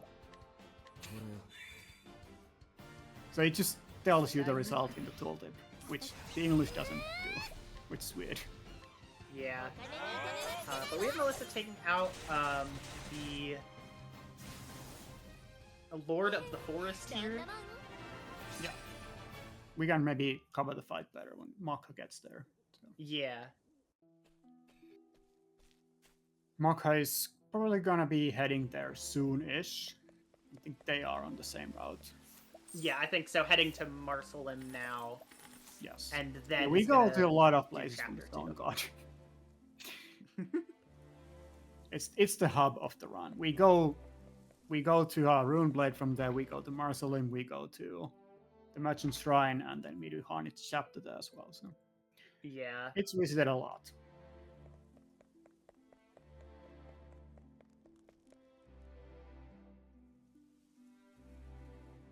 Yeah, Melissa's leaving chapter 2, buying some more soul stones on the way out. Yeah. We got some M stones here. The Shadow M, which is an element that's needed for upcoming provoke. Mhm. That NPC is only weak to Shadow out of the elements. And, well, things that are not soul stones are not of any interest to us, basically. Yeah. And Mokka gets an unlucky encounter, but a really lucky escape. So, that's great. He was on the famous Cursed Elstone screen, which is generally safe, but if you actually go for the Cursed Elstone, you're very more like your chance of getting the encounter raised quite a bit. But it looks so tempting because it's like right there. It looks like it's a few steps away. There's an Elstone on the screen, but it adds like more steps than you think. Yeah. And here we are also doing the Marceline Catacombs again, so we get the Viper dagger there, which is just lying there, which is like the best dagger in the game. And then the Buffer Glitch again. Yeah, very nicely done. Meanwhile, we have a smooth Alaic on our bottom screen, or on our right side screen, Yeah, sorry. he can be a jerk sometimes. That's like one of the many things that can go wrong in this run. Is Alaic can be really nasty. And also the 2 screens after him. Honey Tree is a real place where runs go to die, unfortunately. Mhm. Well, so is Honey 4, but we'll That was- talk about Honey yeah. 4 when we get there. Probably on Mocha's stream, so I guess because we started the explanations from his stream, so it's probably easier if we mostly stick to that. And Melissa is learning more skills on the characters, and we also swap roles there. So we swapped Therion to be the merchant, which is... This route is actually called Therion Merchant. The first 3-character route that I did my PB on was Harnit Merchant. It's even more cursed, but it's like has a higher... If you get the perfect RNG, it's like theoretically faster. But I don't recommend it. Also, like, this is also actually, for me, like an important category because this is how I started speedrunning in general. This is the first speedrun I ever did. It was Hanit. It was 4 characters back then, but Yeah. it was my first. Hanit's my favorite character in the game. So. It used to be a pretty good beginner run as well. Yeah, before. no, that route was a much better beginner run. I think I learned this game on Ophilia, because I was told she was a good beginner run. And I mean, a lot of the good routes at this point are really hard, like no matter which way you slice it. But it's definitely funny which runs have stepped up in difficulty over time. Well, yeah, the thing is that maybe not in difficulty, but the RNG has gotten heavier because people are willing to go for more risky strats when the runs are short, basically. Okay, I think Melissa is getting through the path to Whitewood and the Whitewood itself without encounters, which is... Yeah. It's the common outcome, but it's not as common as you want. Yeah, it's a very Especially scary the path screen. the too. path is like where you hold your breath. Alright, so here's Alike, and he has... No, he's not an Alike. No, this is... This is a simple fight because he cannot do enough damage to threaten us. We can talk about Alike when we get there. He can threaten us. Let's see how many bats are used in the dragon. You learned the... Did you use the 3 bats? Or 2? I think there's 3 bats. There's like a variant. There's like a later version of the dragon which is 3 bats. Yeah, this used 3 bats. So the old fight that used 2 bats used soul stones to cover the damage instead. It was like a really small range that you can miss as well to add some more fun to this run. You could miss the dragon kill range on the old strat. Yeah. I want to shout out Hanet actually for during the relay back in 2019, Hanet's story was the story that I did. And in that route, you did a collect on the dragon that in most cases was a 95% chance. And I did miss it in the relay race. That is so Octopath. Yeah. It's even funnier in old version of Caldera where a 1 collect was 99%. And of course, no one missed it. Right, here's a tree again. This weak to Firelight. We use 1 L-stone, 2 M's to kill it. The M-stone types don't matter as long as you just use the correct L type. And Melissa is heading to the final chapter. Yeah, and that is definitely one of single story bosses of all time. Yeah, this is definitely one of the hardest. Since I've come back to this game in more recent years, I haven't touched on every single story. But I would say this one is definitely one that has always been pretty scary, and that reputation hasn't changed. Yeah, regardless of whether it's the 4 or 3 character version, the 4 character version was more consistent, but it was actually harder to actually... Yeah. It had way more branching paths and more adaptation.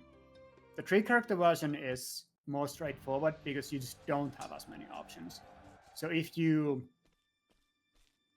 get the bad RNG, you just die. And if you get a good RNG, you have a few different ways in which you can win. Mm-hmm. So here we are coming up on Lord of the Forest and Mokro screen. So this boss is weak to sword, axe, fire, as you might guess from how it looks. It has a funny face, actually. It will summon 2 trees that are mostly not too threatening. And I guess we are just gonna probably defend with a merchant that used 3 expanders to break those. So we don't have to deal with them, or we just kill it with bats. Okay. That's another way to go.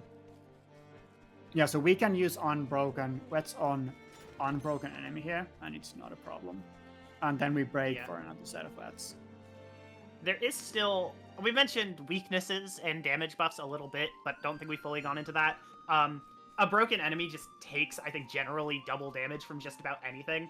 But if you're hitting an unbroken enemy with one of their weaknesses, I think the damage multiplier on that is like 1.3. Yes.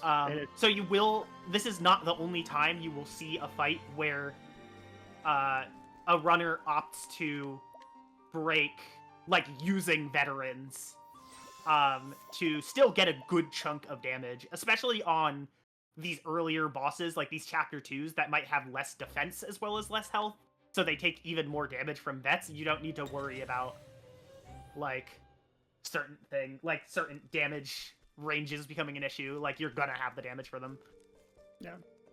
The other thing about this run is that we use actually more money than some other single stories as well. Again, it's because we are so hungry for the stones. So it's just easier to find an extra 30k money than it is to find an L stone in this one. It's crazy.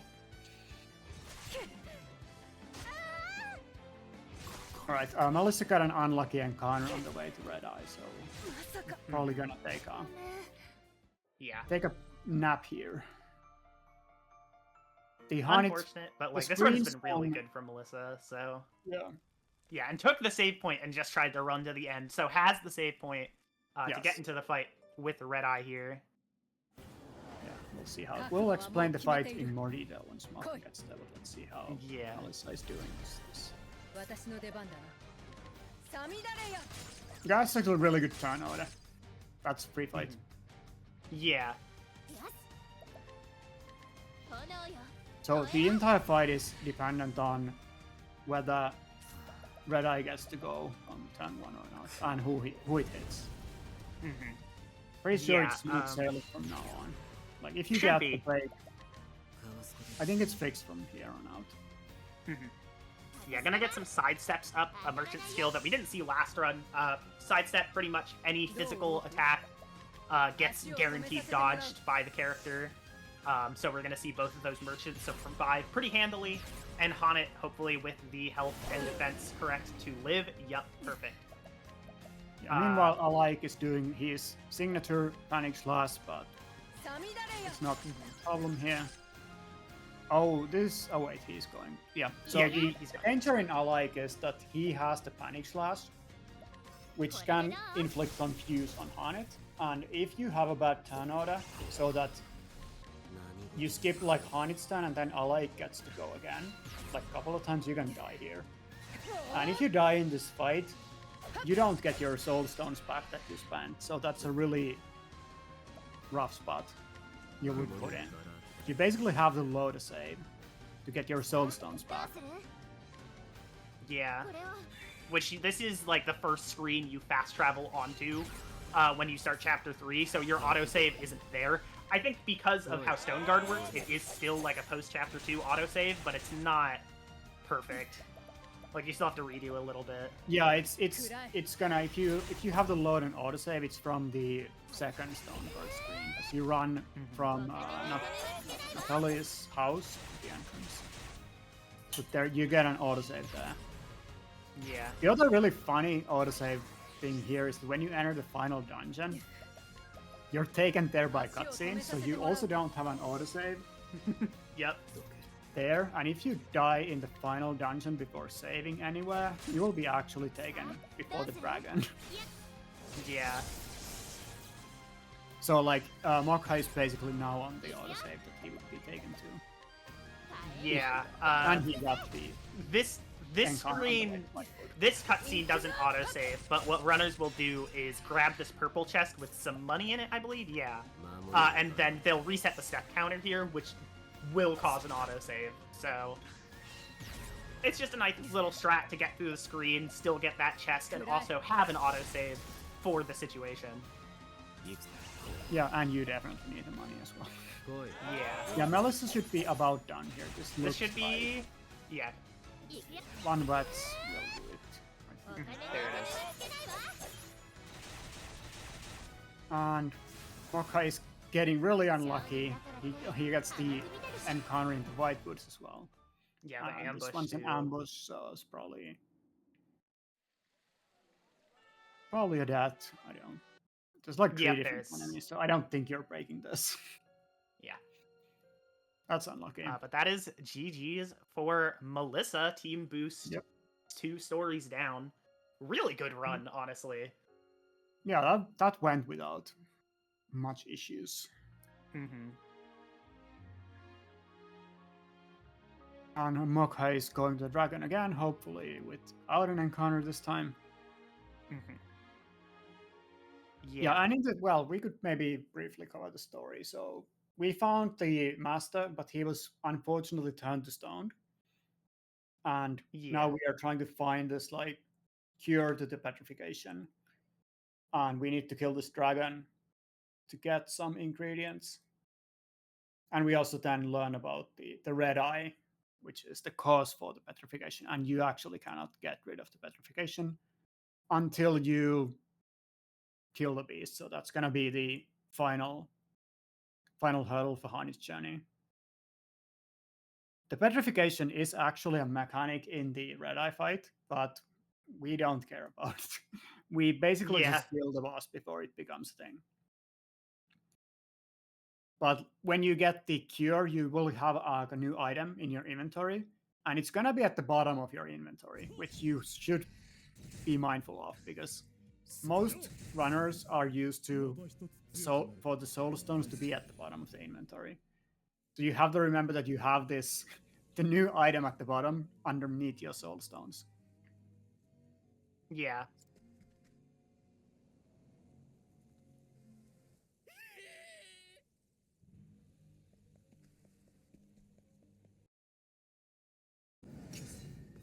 Yeah, the other thing that makes Red Eye tricky, speaking of items, is that when he recovers from break, he does an AoE attack, and that attack does a lot of damage, and it can also stun our characters, which is one of the reasons it's a trickier fight than normal. Even if you tank the attack, you can still get stunned, and that's almost as bad as dying. Yeah. So, with Melissa done for Haunit, I am on a small time crunch. So, Ank, I think you're staying for the rest of Mocha's run, but I am going to drop for now.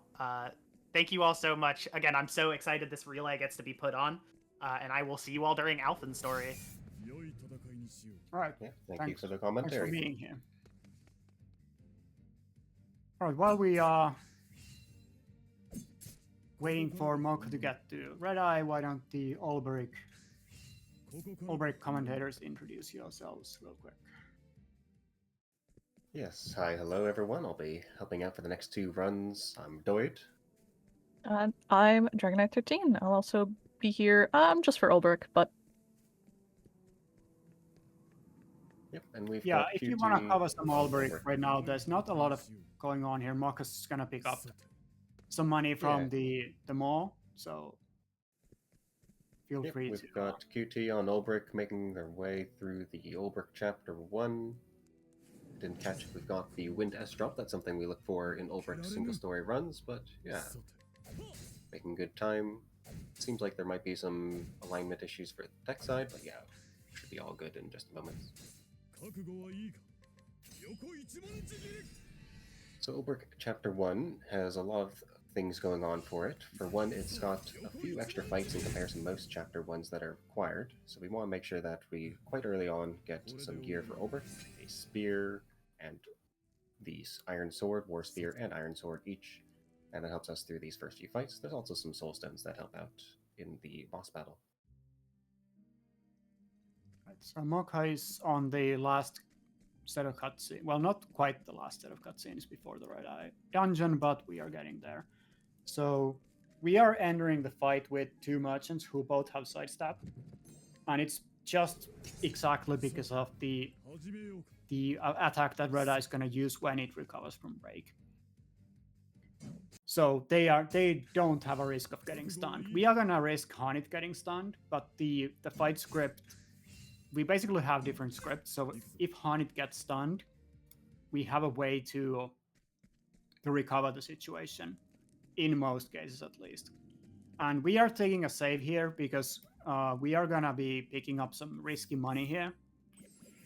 So if you go for this chest, you have a chance of getting an encounter on the way to the next chest. But we're just going back. So the risky strat is to go straight up for the next chest. But we are actually just gonna save again.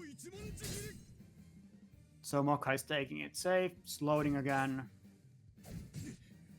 But yeah, there's a lot of money in the Honey Dungeon. There's like this just over here, and then another one that we'll probably also gonna be picking up.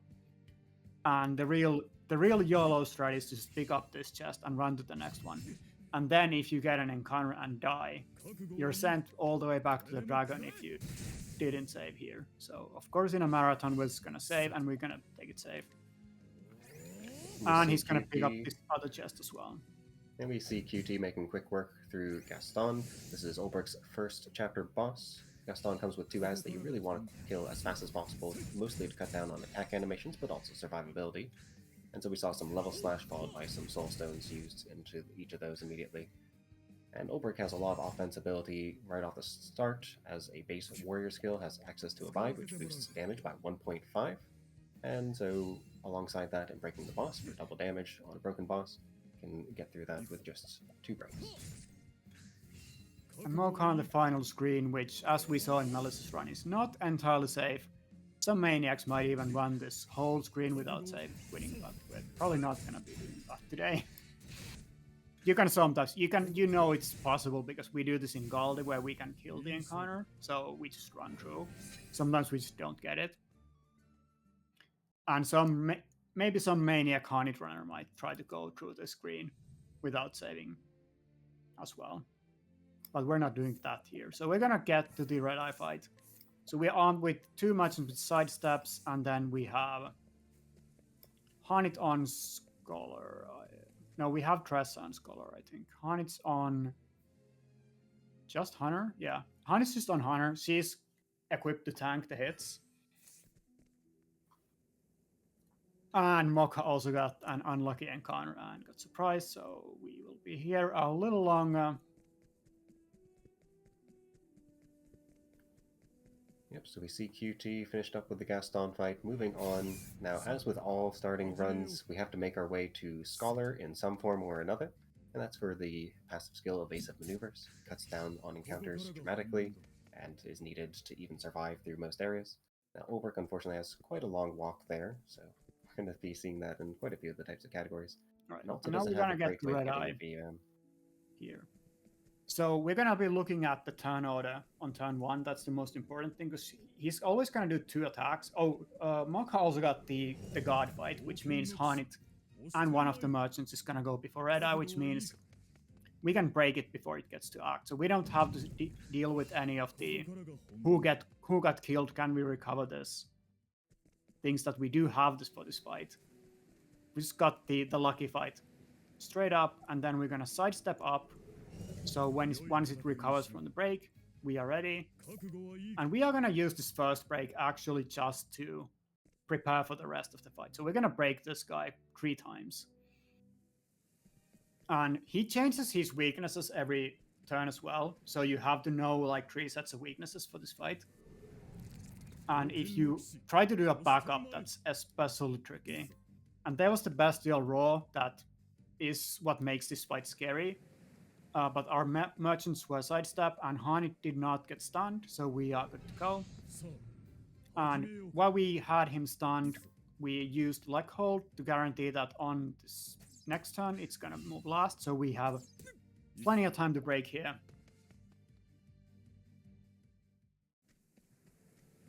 And now that we are breaking, we can finally get to doing some damage, which we start by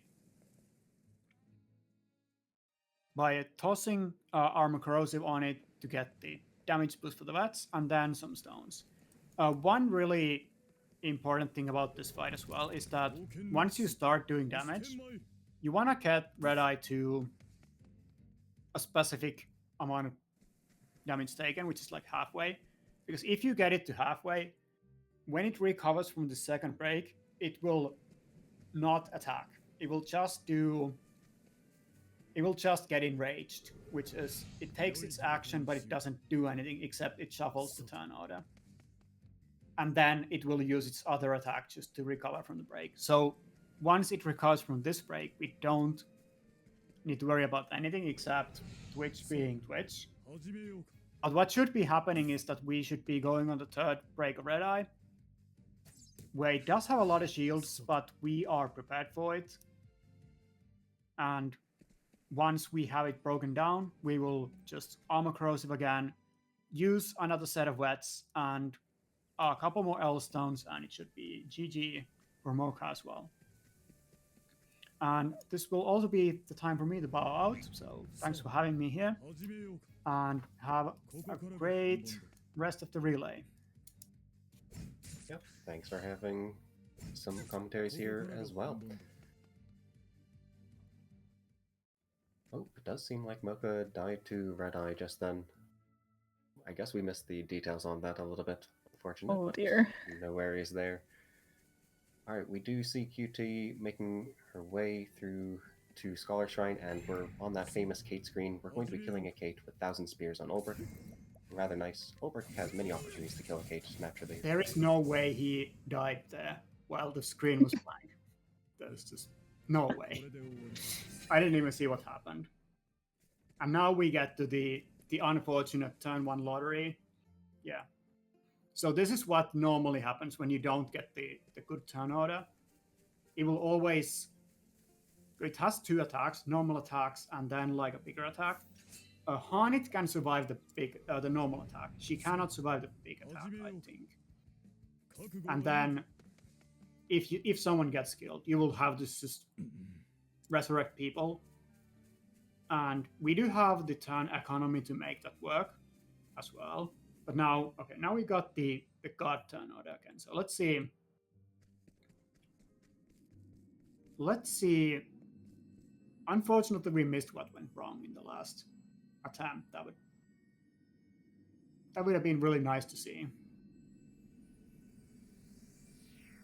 But since I already kind of walked through the battle, let's late roll in the background, and maybe you can focus on what's happening on Olberic in the meanwhile.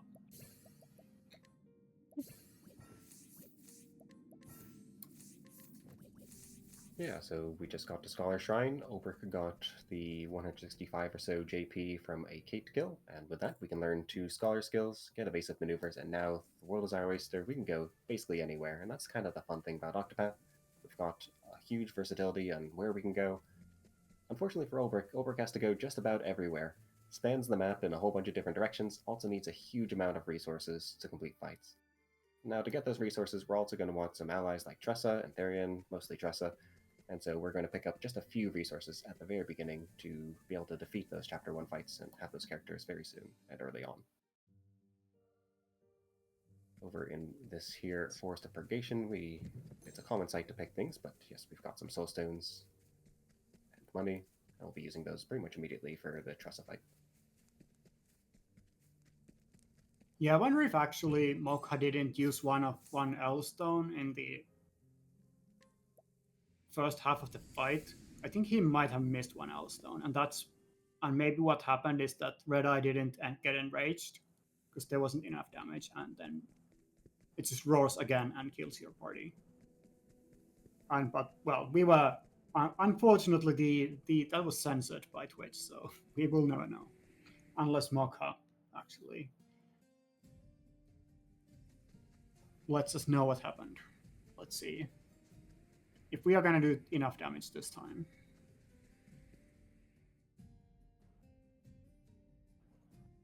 Now we have used 2 L stones before the first or the second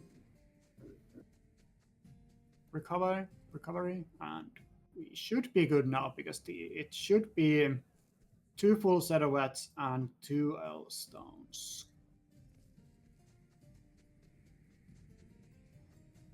Yeah, now you have angered the beast, so we don't get any.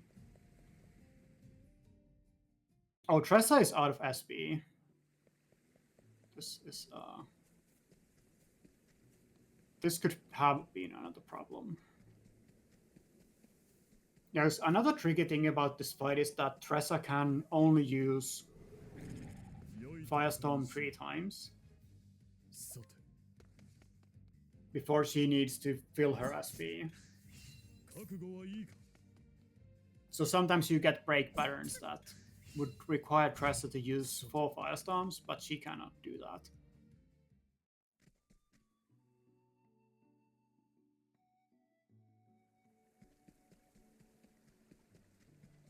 Okay, I think this might be fine. One of the stones can be used without breaking, if I remember the math correctly. So I think it was like you have to use 2 L stones broken and 1 L stone that hits the weakness. And hopefully this time we will see Red Eye go down and we can finally move on to Olberic on the breaks. Well, yes. So GG's to Mocha, and now I am bowing out for real. Thank you Yes, very much, GG's, Hank. Mocha. I'll swap over 2 cutscenes there for that. But yeah, they'll be wrapping up. Alright, and so that brings over Yosarian for the other team break side of the Olberic run, who's going to be starting up in just a moment.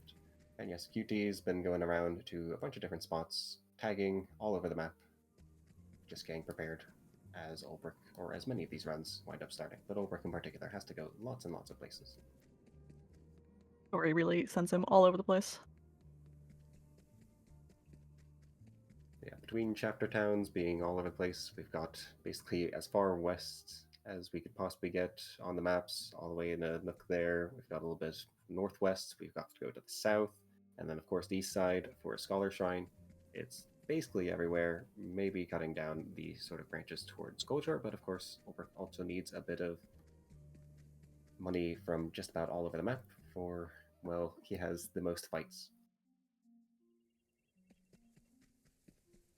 And we'll get the stream restored on Team Boost's side. I suppose I can comment that here in this room.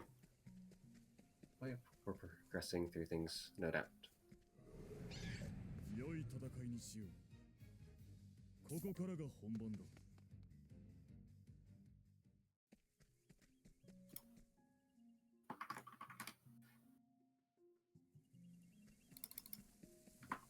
So we didn't see too much of it during the chapter 1s, or didn't give comment to it, but yes, Olberic is fighting through NPC fights in each of his chapters. Olberic is, as you might have heard earlier, one of the longest single story categories, well, the longest, and that's because he has just a ton of fights. It's not so much as the fights that really make it longer. Sure, those take up a lot of time individually, but alongside that, we're really pushing ourselves to the extreme. We need tons of resources from all of the map in all of these runs, but Olberic in particular needs just the most amount of resources for his run. And so we can get a few bits of money in most runs pretty efficiently, but as you push it even further, you have to go to some really slow areas to collect that extra money or resources that you need to complete the run, and that really cuts into the time a lot for Olberic. But there's some techniques along the way, like Buffer Glitch can get some good money in a few different spots that we'll see in the run. And Team Boost still doesn't have the feed active as far as I can see. I'll make sure that gets restored. That's okay. For now, we can just watch the Yozari and go through chapter 1 again. Take a little bit of a closer look at this, maybe, given we were a bit preoccupied when QT was going through it.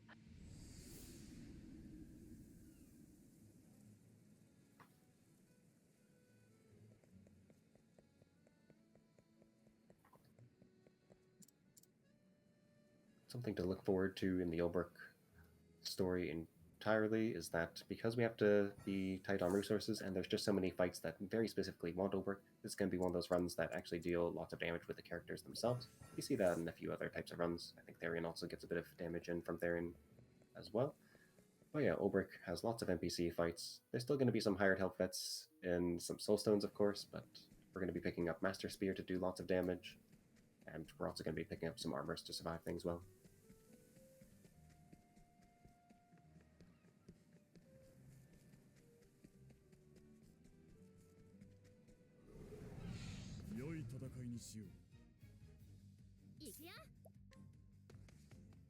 So yes, over in Olberic 1, we're defeating these first fights here.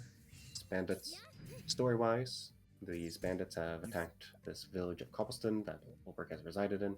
Olberic is a retired mercenary of sorts, not an actual mercenary, but just a soldier retired and home.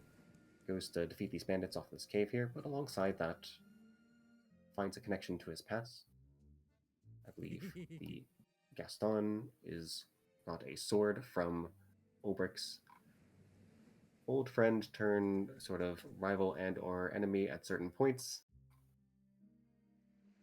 So They've he got a recognizes complicated them as equal. relationship. Yeah, very complicated. And so he goes and seeks them out. We're pausing, it seems. Oh, nope, we're going. Oh. All good. Just a momentary. Just thank you for those helping out in chat to get attentions to things.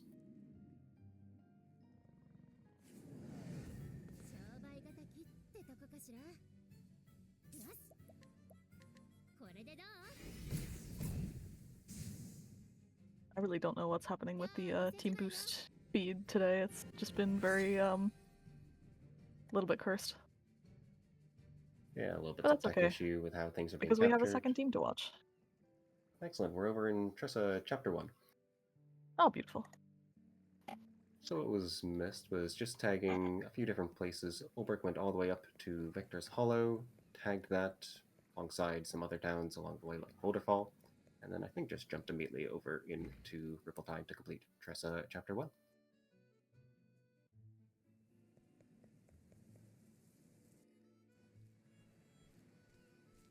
Now, I believe both of these runners are using the same route of 3-character Olberic routes. If not, then we'll find out along the way. But yes, that's going to be a rather tough 3-character fight, or 3-character route. Many of these newer routes are aiming for 3 characters just because you have to recruit one less, but surviving becomes a bit of a difficulty, and just having actions per turn is also nice to have an extra character for. But with some clever routing, a lot of armors, little bits of strategies and adjustments, you can usually make it work. And it sometimes takes a lot of menuing, but nonetheless, cutting out a character is always nice.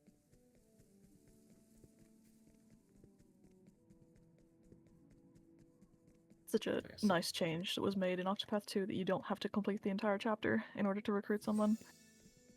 Yes, we would never really see these sorts of things, 3 characters in Octopath 2. In Octopath 2, it's just the cost of going to a town. There's lots of towns right at the sides of docks and ferries and stuff, or along the way. So, not as common there. There's some theory route crafting that has been done, 3 characters, I believe.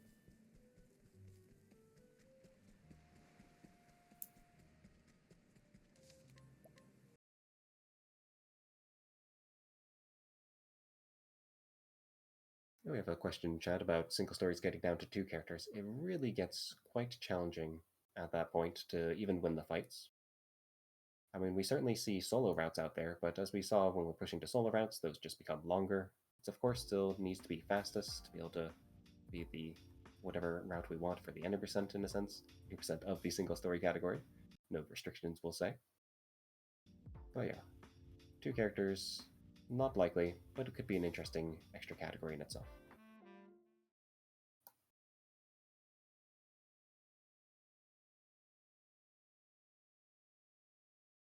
We see Zarian progressing around different spots, completing Olberic 1, making way to Scholar Shrine. Always takes a little while.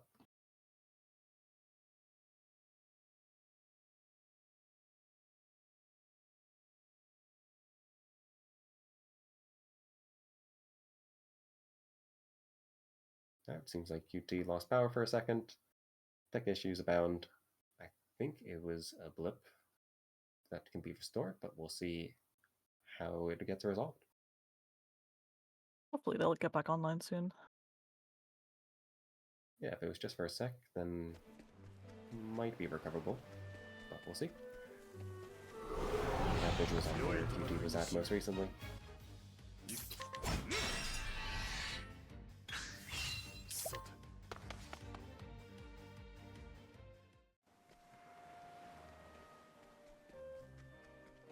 Yeah, power outages is just another form of RNG.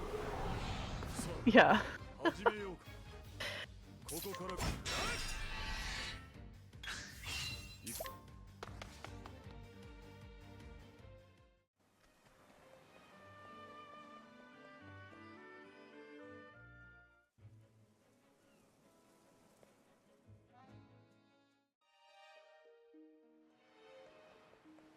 See Zarian tagging a few spots. Got word that QT is rebooting and need to make it back 25.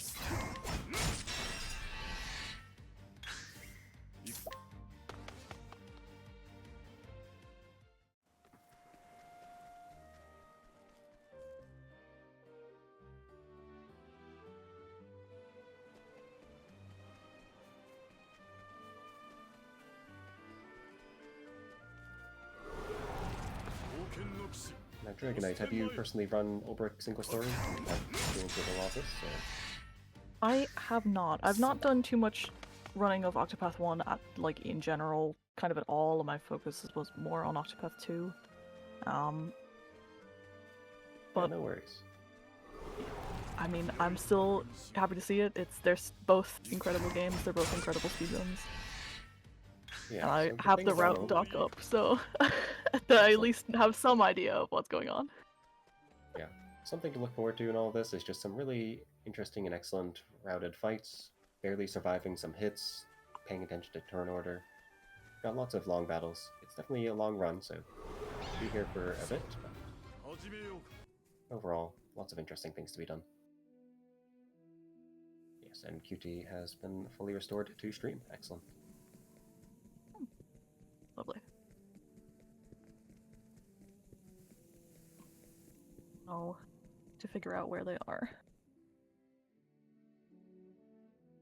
Yep, so currently just recently went through the screens heading towards Wellspring, and it should be directly to Boulderfall after that. Or... sorry, it's maybe a different route than I'm anticipating.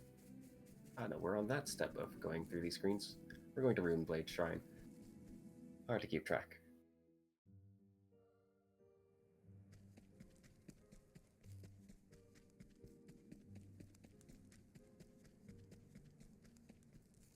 See Yozarian successfully killing a Kate, making way to the Scholar Shrine. Again, we have that Kate mod for a guaranteed Kate. Olberic has decent odds of killing a Kate. Does have to get 4 hits on 1,000 Spears and have that Kate jump with another enemy to really help that out. And the other thing is that Olberic really wants that Kate. Doesn't have an easy way of grinding EM just by himself. Alternative to this would just be probably recruiting Cyrus and some other routes. We haven't seen those sorts of things in a while. And even at those times, before Kate mod, Olberic was very often just a Kate route. Really wants that XP from Kate as well.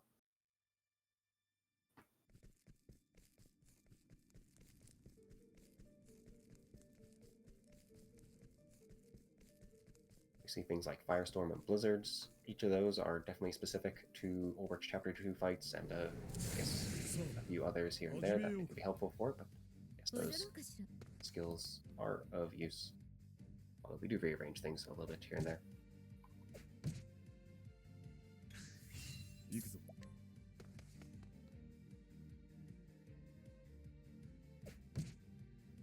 I'll have to go and find the route notes for whichever route QT might be doing at the moment, but gone a little misaligned unless you see something like this in your notes.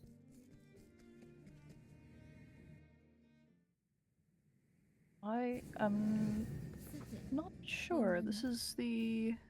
Most likely a 4-character route. I think certainly we're still picking up Therion. yeah.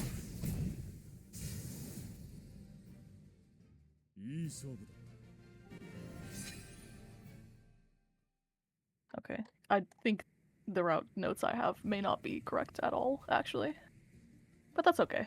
Yeah, people have different routes, and not all of them get posted to the server.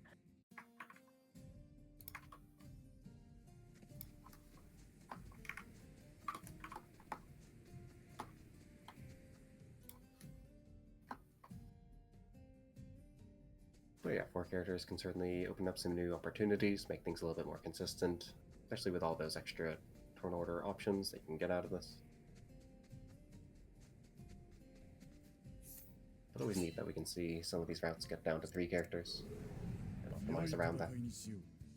As far as picking up a character, we see Primrose getting picked up. As a 4th character, that doesn't cost too much time. Primrose practically pays you back for defeating your boss. A very quick recruit, you just jump right into the boss, throw an L-Stone, and you get some money back with the heavy coin pouch that the boss gives. Because makes sense why QT tagged Sunshine earlier. Makes sense.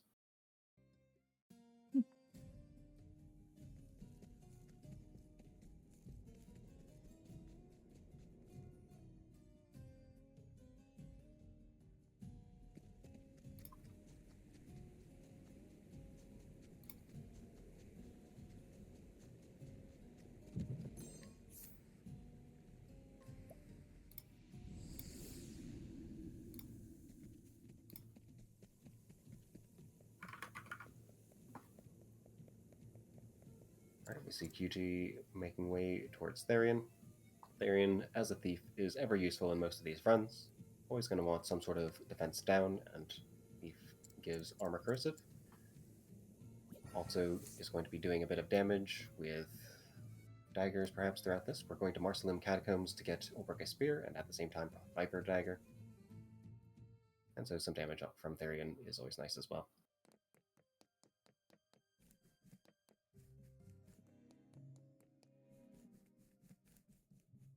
As you've probably seen as a theme for all of these, Octopath is all about kind of an open world aspect. You can do things in whatever order once you're out of your starting town, and as long as you can ferry your way through some high level areas, which is easy enough with EM, you can go to anywhere you want, collect a bunch of resources around the map, and use those to power through the chapters. It gets rather expensive. Basically, you have to use a whole map's worth of resources to funnel them all towards a single character story. This doesn't really pan out well over 8 stories. You can't just constantly use higher top vets, but it works well for these single story routes. So we certainly can make use of those throughout the chapter 1s as well. Just chuck some soul stones to defeat the chapter 1 bosses, as always.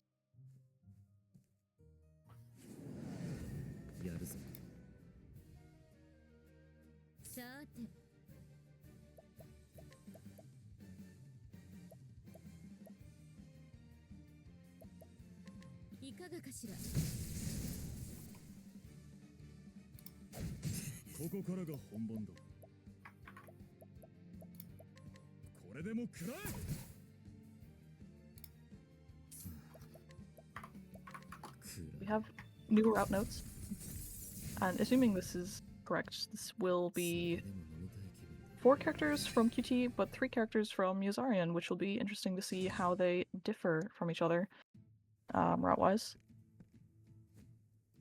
Yeah, I found some notes, post them into the Discords. Yeah, we'll see how these compare. Lots of interesting differences. That's also something that's fun about both of these games, that the differences in routes that people come up with and how some of them are not all that different time-wise, that they can still be raced against each other without having to decide on a route ahead of time. It's just something really interesting for racing this game. Yeah, certainly. Sometimes it's a matter of just trying something a little bit strange. You see that with maybe non-hired help, or more often non-inventor in Octopath 2 for alternative routes. But besides that, there's just variations on safer, more risky ones, all sorts of different things.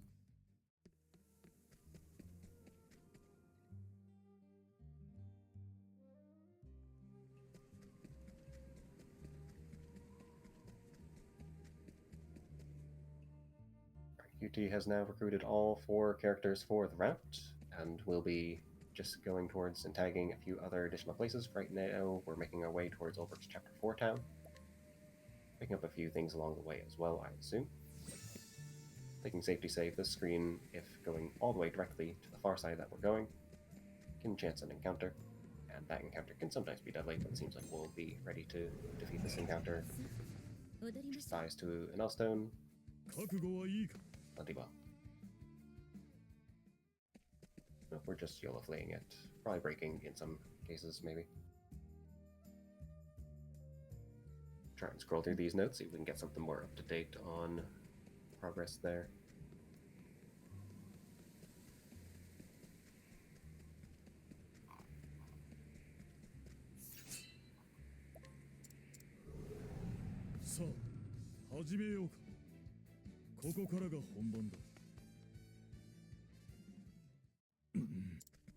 Right here we have a quest NPC who's rather nice to provoke, or not provoke, challenge on the screen to reset steps. We have lots of techniques like this. You've seen save resets, challenging an NPC, going into a battle and fleeing from it, you're guaranteed to flee from an NPC fight, and it resets the steps just as well as a normal battle.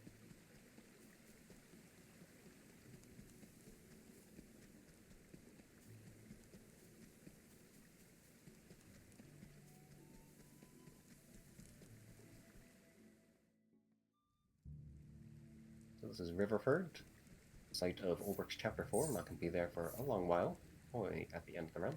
But yes, we still tag it early, collect some resources along the way, and spend those elsewhere. Grab some M's, L stones. Oh no, I guess not in L stones. We don't have a scrutinize alongside this. But yes, picking some up, and some pomegranates. Also nearby is Refuge Ruins, a rather nice spot. It's pretty out of the way for most categories, but of course, Olberic's already near Riverford, so we're going to go to this.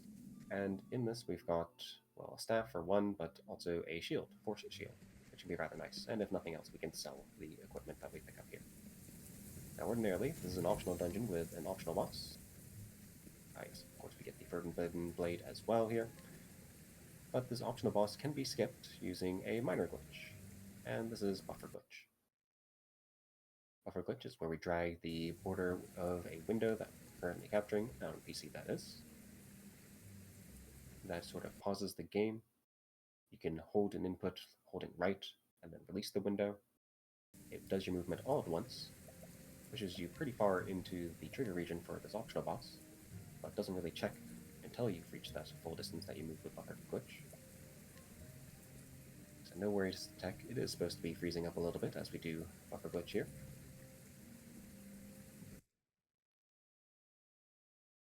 And with that, we can get far enough into the optional boss trigger. Looks like this one will be a good one. Just on how it looks, for alignment. Yes, we're through. So then we can pick up the psychic staff there. There we go. There's Lovely. no psychic staff, some staff stronger than that.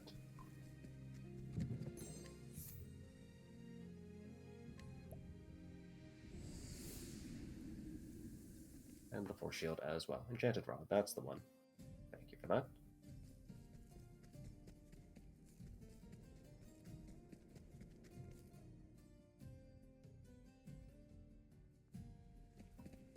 Alright, and so we just saw one use of Buffer Glitch to get a few nice high-level items to steal, a little bit to use in fights with the shield, selling them at the very least by the end of the run. We're actually going to do that yet again over in this screen Marcelin Catacombs, and these are basically the top two spots to be Buffer Glitching to get items. Refuge Ruins is pretty far away. Marcelin Catacombs is probably *1 spot by far. It comes with Master Spear to use Buffer Glitch. It also has Viper Dagger and a Rev Gem along the way. That's a Revitalizing Gem. Those not knowing the shorts there. But yes, we are going to be using Master Spear for damage in this run, as well as Viper Dagger. Assuming I can make assumptions about this round.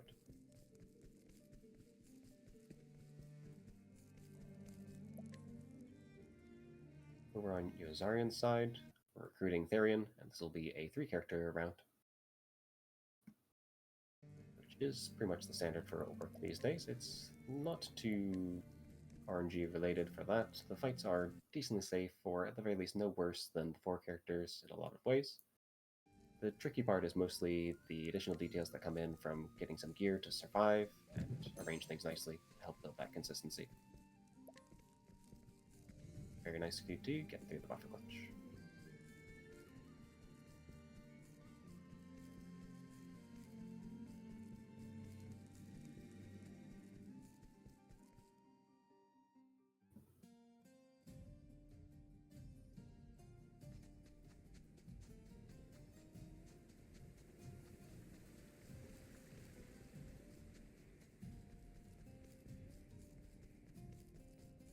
So the last target location at the end of QT's journey here is Marcelin itself. Now we don't have that for a story chapter like we just saw with Haunted. However, there's some nice gear to get here, a little bit of pomegranates and soulstones as well. In particular, there's High House armor in this back room, which is just a nice armor to have for survivability in Olberic's NPC fights, or just among characters as we redistribute things. Not sure how much of that goes on in the 4-character round, but yes, at the very least we want it for Olberic. And yes, the soulstones are fantastic. So, mentioned a little bit, Olberic's the longest. It has lots of fights. How many fights in total? Well, Chapter 2 in particular is a sort of tournament arc of sorts. Lots of fights there. There's 3 extra fights in addition to the final boss fight in comparison to a normal Chapter 2. And so we have to get through all of those, and that just costs a lot of resources. These are not simple fights for the most part as well. You need to full send some vets and hired help and soulstones to get through those. And survivability is also a real challenge in that Chapter 2 as well. But it's not just Chapter 2. Chapter 3 has some fights with lizards leading up to its boss, and also an additional fight against an NPC that's rather strong after the boss. We'll get to that when we see it. And Chapter 4 also has a rather challenging NPC fight, each of those fully requiring vets as well to get through. Well, not fully, but we'll do a little mixed damage on some of those. So yes, huge fight count for Olberic. And some tough bosses as well. Olberic's Chapter 2's recommended level is the highest among all the Chapter 2s. So definitely a deadly one to be starting off with basically nothing else done for the progression, but we find a way as speedrunners.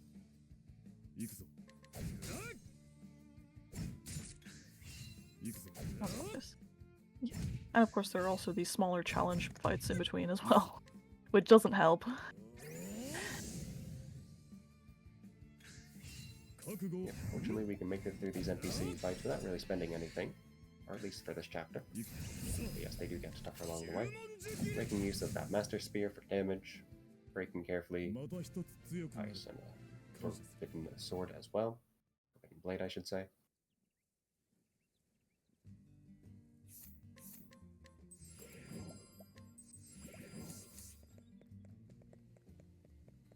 Hard to keep track of 2 different things. We see Yazarian going into Forest of No Return. This is just an optional dungeon, strangely attached to a town, kind of unique in that regard. But picking up some items here, we've got an Elemental Glaive, mostly for selling. We've got Silent Helm, and there's also a Shadow Elf around the corner that we pick up. Oh, but we got the encounter. Yeah, that Shadow Elf with picking up the Elemental Glaive is certainly not a guaranteed one.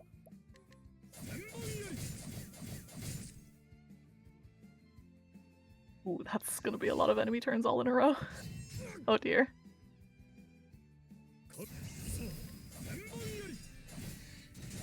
If it hasn't been mentioned recently, there are random encounters in this game, and the way those get rolled is that there's a random amount of steps you can get when you first load in a map. We don't know what that is, you just have to see where it lines up. You hope to move well to reduce the chances that you expend all of your steps, but yeah, sometimes you just get a low roll on that step count. And the way to find out is by getting the encounter.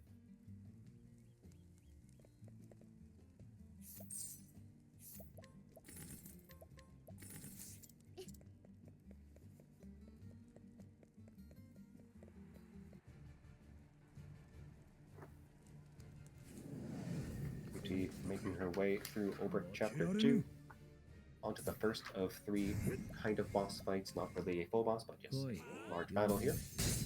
This is Victorino, has some adds, you break them all. They have very similar weaknesses across them, fortunately, so not too bad to break. With so many characters, breaking is usually the easy part. And then once we've got them all broken down, well, we'll be able to do a bit of damage with some strong spearheads. I guess a little bit of soulstone action as well. Perhaps some Viper Dagger.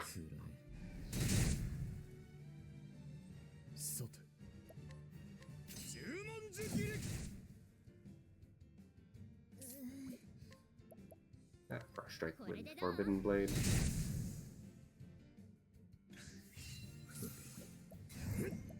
But yeah, this one's not too bad. Don't have to use a large hired help on this one, fortunately. You can get away with some combat damage and soulstones.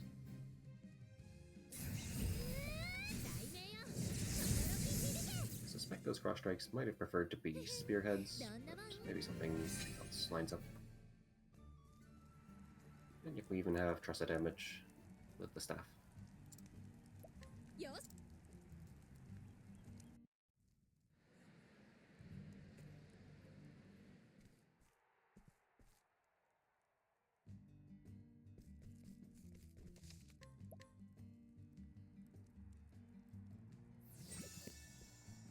So story-wise, why is Olberic over here in Victor's Hollow? Well, the very first boss we had, Gaston, relayed to Olberic that they'd met, I believe, it must have been that they met Gustav and worked in a band with them. And they had worked, Gustav had worked with Erhard, whose Olberic is seeking out. And so to just follow a chain of information, we're seeking out Gustav, and I suppose to have the honor of talking with Gustav and their respect, we're fighting through a tournament.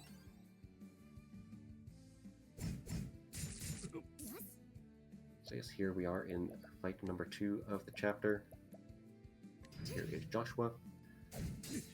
Not the easiest to break, especially with a mix of things, but we can get through it with a mix of hired help. Mostly just hired help. As always, you know, wouldn't be an Octopath speed. Well, I guess people are running no hired help now, but Get hired help for the ads. It's always nice. Get that AoE sword damage to help break through those.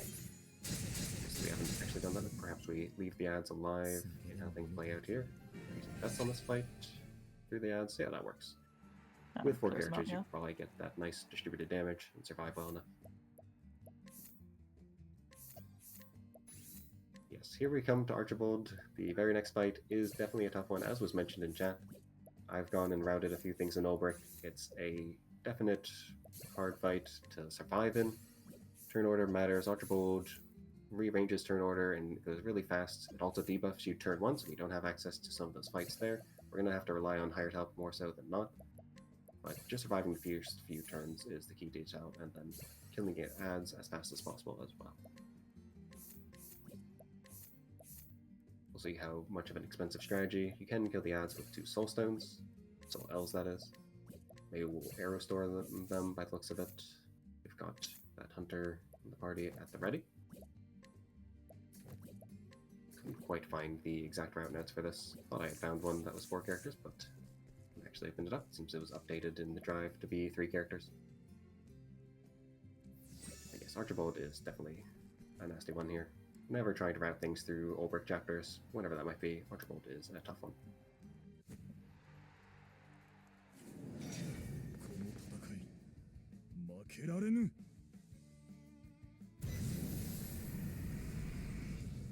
Yes, and the ads do have a chance to drop nice M's. That was the prior fight.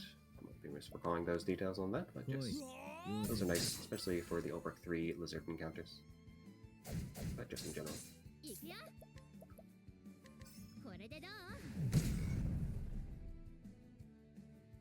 If we're doing double L stones, seems good. Presumably we are. There's Archibald's debuffing, goes defense down and physical down as well. Just physical, sorry, I can't see that screen all that well. And we have to carefully work our way through it.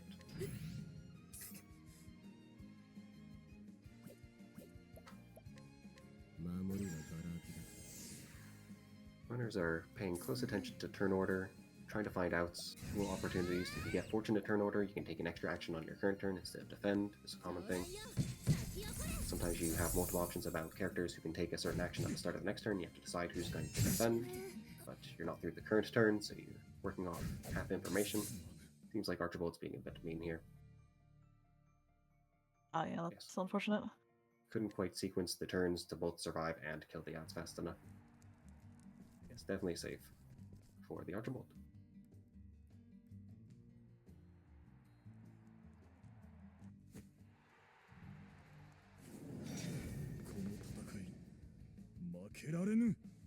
Yes, a Shadow L and a Fire L should do.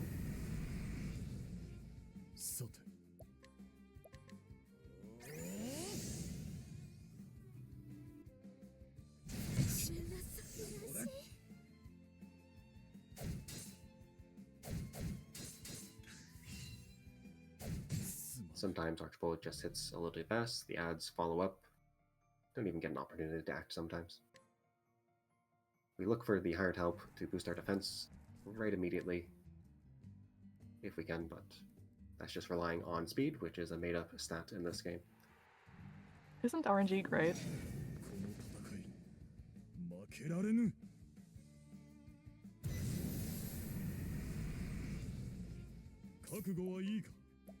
Yeah, not the best of turn orders. Olberic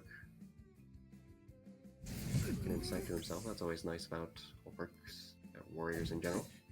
Draw some of the single target damage from the ads, but since the party wipes from one hit from Watcher Bolt, doesn't help there. You also contend with crits in this fight. Even with a defense up, crits can kill some of the characters.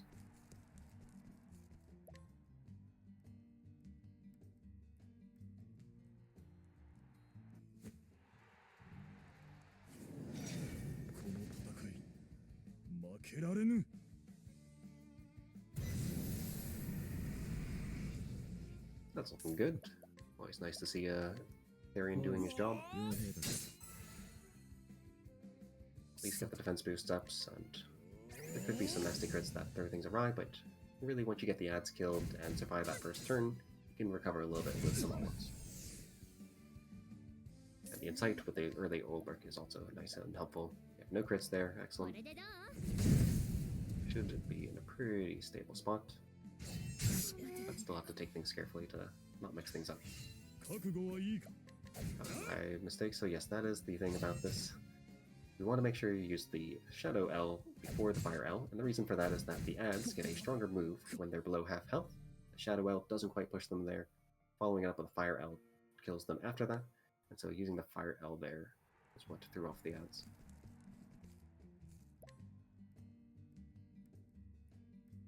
No worries, lots of things going on with things.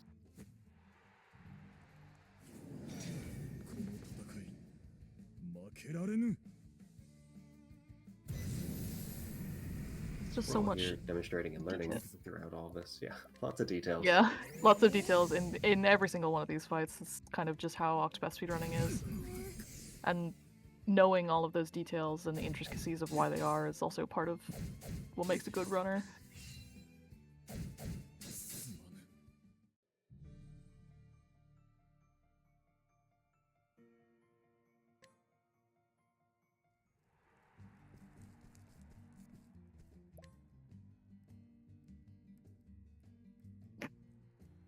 Yeah, Saurian's really catching up here. I assume the 3-character route just has a lot less. Well, not that much less, but has less preparation going in ahead of Chapter 2. I don't know if there will be more prep after this. But Zarian in the background has gone taking to up a lot of different time, yeah. places, collecting things. Certainly has been actively going around the map. I don't think there is too much skipped in comparison for locations. I can maybe have a look through, see if there's anything I can specifically pick out on sequencing. I wasn't paying super close attention to all the different spots, but I think ought to have gone to Riverford, Marcelim, just like the 4-character route at this point. Just getting caught up. Anyways, RNG will come for us all in the end. Nothing is guaranteed. the Seems great like equalizer. Kazarian's having a little bit of a tricky Victorino fight.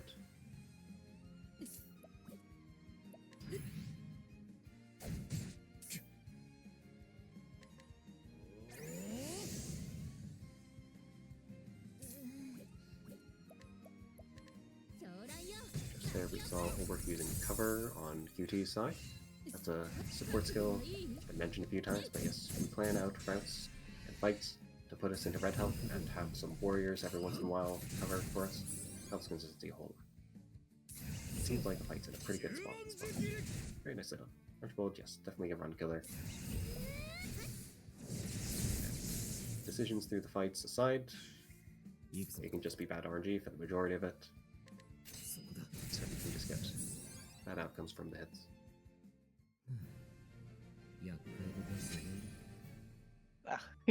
Just damage rolls there, see?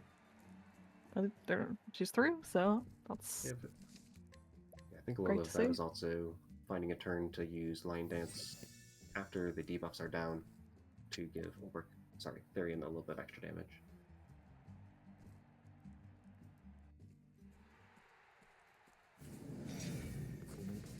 Alright, and last we have Gustav, mentioned by name a few times. You do want to get a merchant early enough on to, or not a merchant necessarily, but yeah, the vets, I guess, is strat here to immediately kill the ads. If you don't have a merchant to go before them, the ads can give themselves a defense boost. and that makes them survive. It's not too bad though, you can use a milestone, it just gets that you can't reveal the shields immediately. Once the ads are down, we can start breaking the foe, but I guess with 4 characters, we have enough on the next turn to not have to worry too much about breaks anyway. Unfortunately, this boss is also weak to spear and bow, and so we get things like Rain of Arrows and Thousand Spears hitting many times through those weaknesses.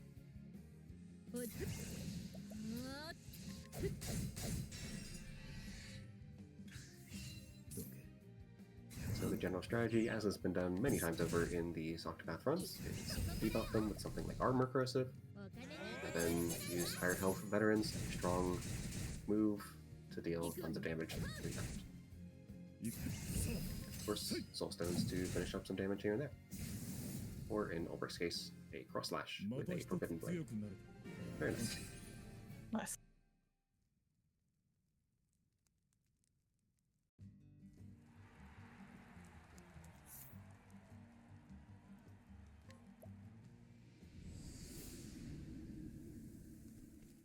So something that comes up every once in a while of these, and it's just a little optimization through routing. Sometimes in chapters, you have to walk quite a bit across a town. If your next cutscene is pretty close to the entrance of a town, it's often good to just warp out of the town, find something else to do, and then warp back.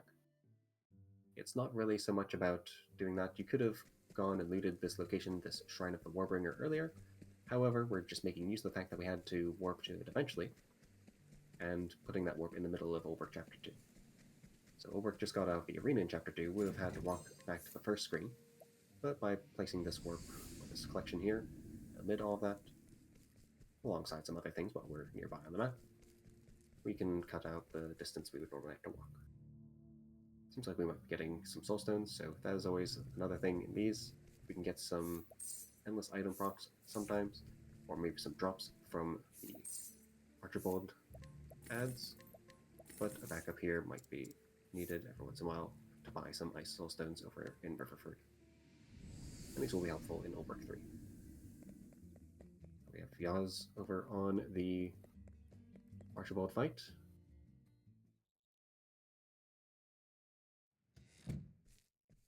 The 3-character route has a lot of careful attention to armors to barely survive some attacks. Seems like the ads hit Therion and down from the AoE hit. Didn't quite get the insight or bolster defend onto Olberic in time. And it seems like yep, we're wiping to Archibald.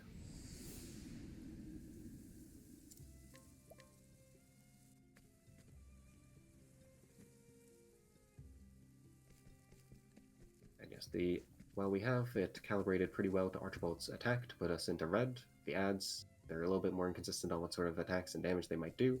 So the ads were able to hit Therion, not put him into red. Olberic wasn't able to do any sort of covers on those, but of course Archibald's attack came in after that.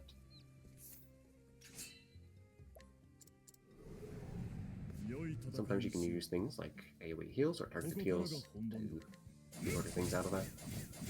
But really, if you can't kill the ads immediately, they continue to cause issues in the next turn, and if you're not set up well to break Archibald immediately, especially with 3 characters, then you'll have troubles down the way as well. Just constant AoE damage all around that you have to worry about. So Olberic Chapter 2, definitely a tough one. As was mentioned, it's the highest danger level of Chapter 2, and you have no experience and no JP going into that in comparison to something like a Chapter 3, so it's kind of at its toughest point to be going through so many fights.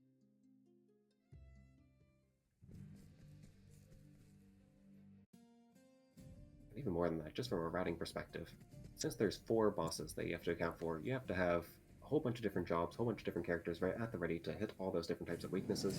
You can usually plan around one boss pretty well, prepare for that, bring your party, but at some point, if you have so many different things all in one chapter, you have to cut some things or not be as assured in some of the strategies.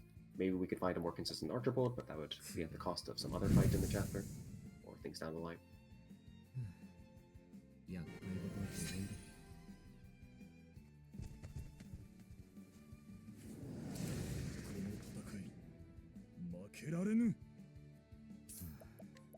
Got QT taking on Olberic 3. These are the lizard fights that we were talking about a little bit here and there.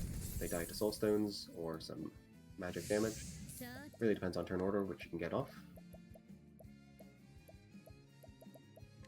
Seems like we're just going for soul stones here. Sometimes if you've got your scholar early enough, so Tressa, you can deal magic damage, a nice AoE damage there instead. Perhaps some niche cases might see a level slash.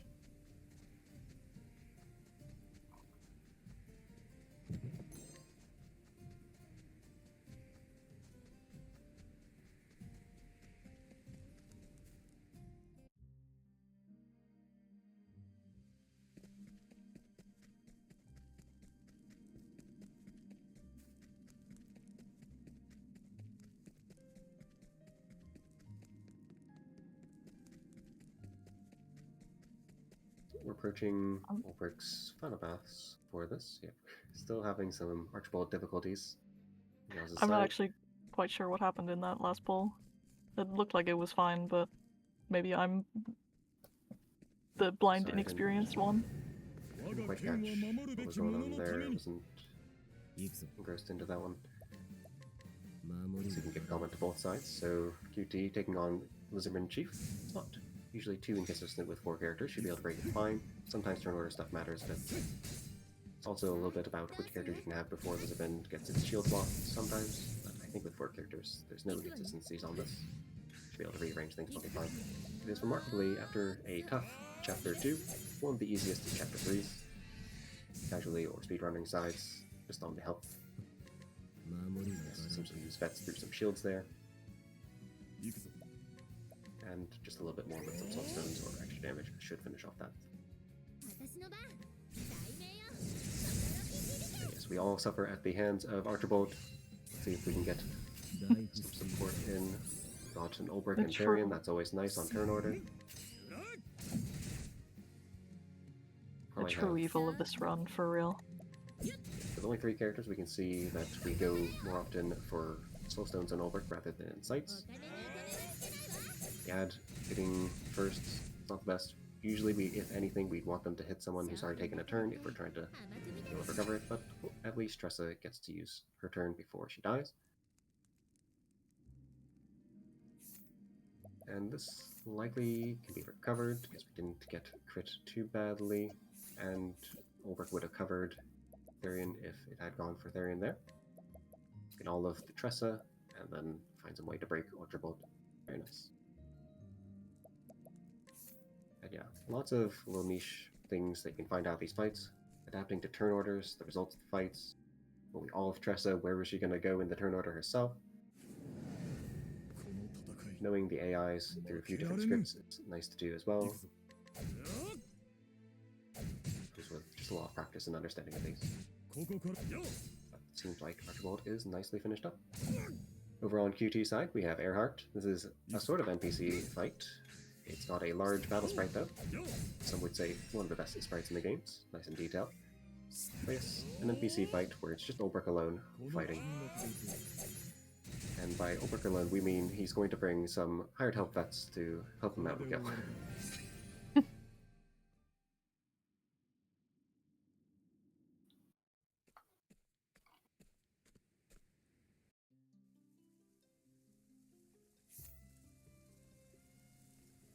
I suppose I was paying too close attention to Earhart. Not sure what might have happened over on the Archibald side. Seems likely recoverable. But got short on damage, perhaps just with the turns, spending BP, not having as many characters around.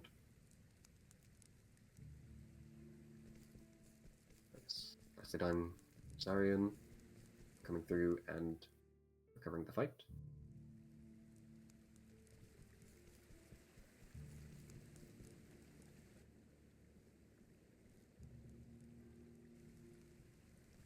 There it is. Lovely.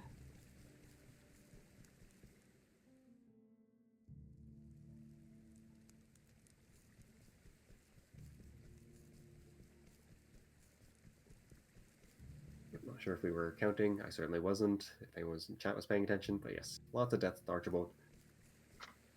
Quite possibly in this whole relay. Maybe that'll be the spot with most deaths. It's no fault of the runners. Archibald's just a really tough one.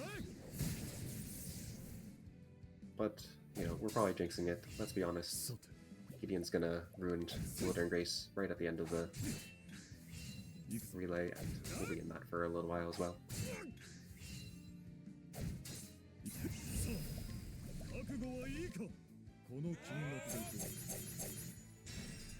So just a note to Tech. We've got the boost side down again. So we see QT currently in Olberic Chapter 4. Shouldn't have to go anywhere outside of this to lose things. That was an NPC fight, used vets and then some soul stones. Even got the large soul stone drop there. Or no, that's an M stone, isn't it? Oh, I can't quite recall. Yep, it's a Thunder M. Alright. But we'll be on our way to the very final area of the chapter. No more optional fights other than the final boss. We've gotten through all those extra fights that Olberic has to contend with. Again, tons and tons of resources spent on each of these fights. Hired help uses money, soul stones, they're consumables. We need these in the speedruns because we don't want to level up and actually deal damage, although there's a bit of that in Olberic, admittedly. Yes, they just do tons of damage in comparison. They don't take boost points either. They're great.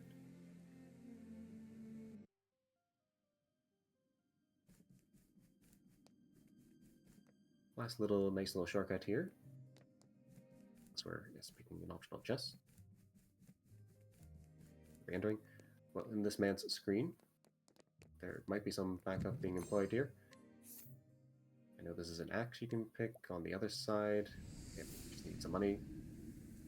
In any case, once you've entered the man's screen, we can actually warp back to town, and curiously enough, the front door is unlocked once you've triggered that point in the story. Nice little shortcut to get back in, I guess. But it's actually faster to warp back to town, and make our way back in through the front doors.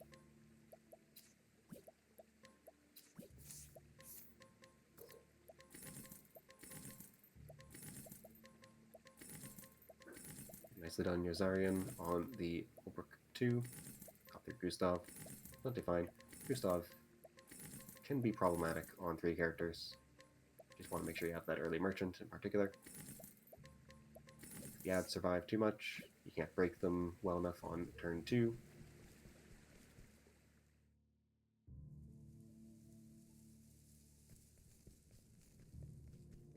But all we have to do is get lucky with a fast Therion, right? Yeah, that can't be that hard. Some commentary on Yawz's side. There's a nice little NPC in Wellspring that you can fight. Behind them is just a bunch of money chests. We use lots of money in this run, so we'd certainly go and do that.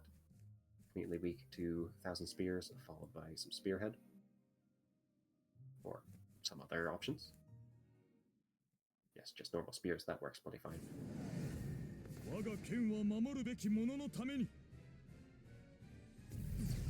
Yes, and over on QT side we have the horse. Riding a horse indoors makes you ever more threatening. This is Olberic's final boss, Werner, and Werner inflicts terror on every single hit, and yes, we would also be quite terrified of someone who has the gall to ride a horse indoors.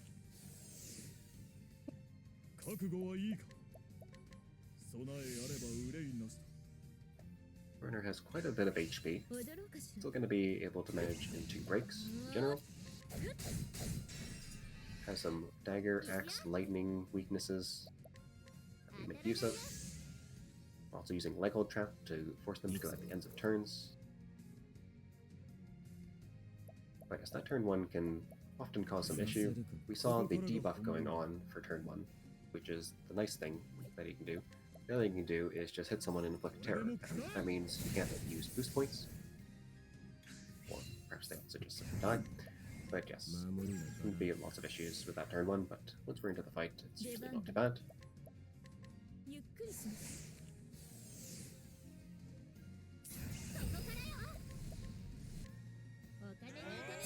Fine leg hold trap. Got the armor cursive down, so we can start jumping in with higher health vets. As always. So we see Olberic is now the merchant, trading up Therion from that role. We don't need a fast merchant, we need a merchant who doesn't have armor cursive as well. Building up rolls, finding good uses of PP. Because of the debuff at the beginning, I suppose we just tank that hit.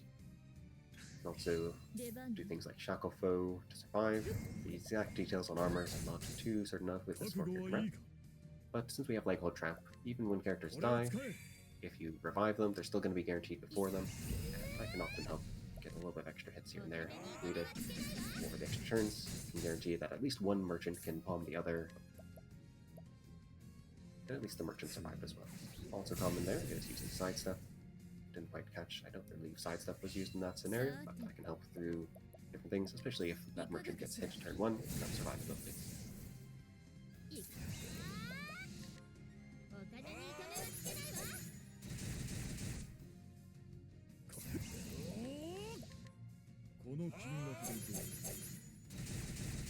Therion going in to the Lizardman Chief fight. This one's a little bit turn order dependent, but I think this is plenty good and fine. Yes, we've got Leghold Trap applied.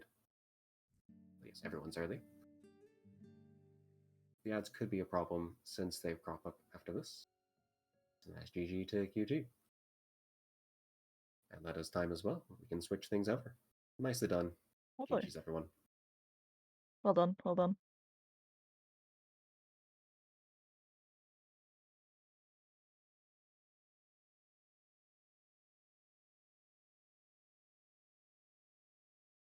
See Therion just hitting through shields with those higher help vets once the armor cursive is down. And that is the strat we also saw a bit of with 4-character, although some of the hits on higher help vets was hitting into non-shielded damage. But they should be plenty fine with a bit of burning through soulstones. It's just a matter of how much you might need. I guess the dagger seems to be enough. Alright, nicely done.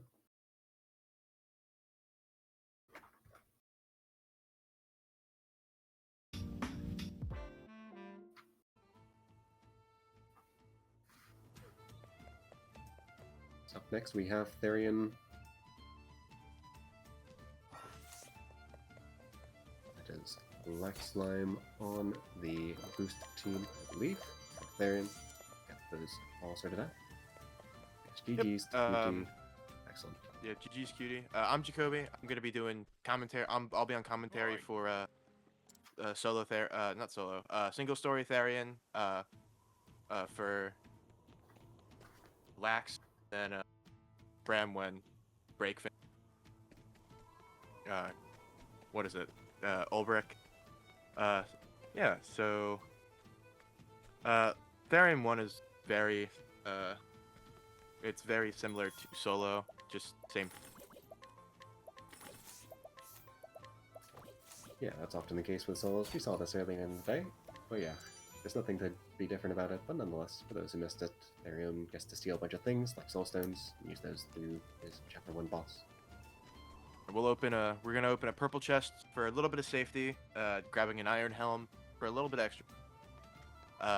Then we're also gonna buy an arcane knife for a little bit of extra element damage for the wildfires, thief abilities that we're gonna use during the Heathcot fight.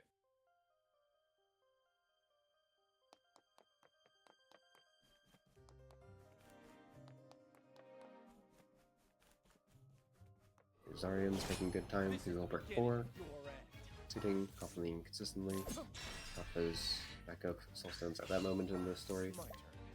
Going to do the NPC fight and then proceed through the mets. Couldn't actually quite see the NPC fight on QTs at that moment, but it'll involve breaking vets, soulstones, the like that we're used to. I'll make this quick.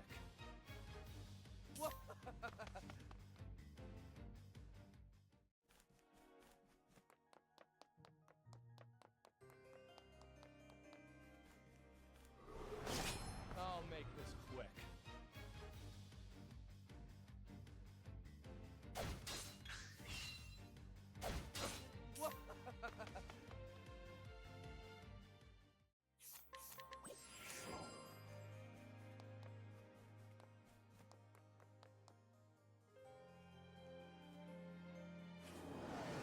Let's get this over with. Got Black Slime Righty. starting in. Take this. Yep, starting his Heathcot fight.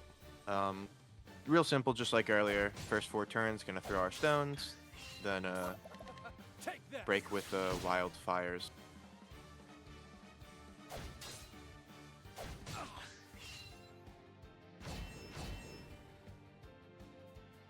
of my way. Take this!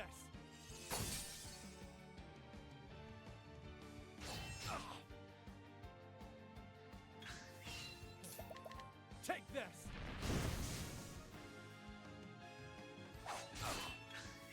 As is often the case, we want to kill the ads as soon as possible. Lets us target down the boss after that more consistently. Runners are paying close attention to turn order, also knowing that if code doesn't attack you and kill you right there is important as well. Yes, a lot of these have scripts that we rely on. It's been developed much over time. Yeah, I also see some people take a safety heal there, use the grapes you're given at the start, just in case. Something I've done sometimes. Nothing wrong with that. A lot of chapter 1s, you're really low on health. Sometimes you have to heal during it, but it's also often dependent on when you're breaking the boss in comparison to your own turns. Sometimes they have extra actions they take versus not. It's all turn order dependent.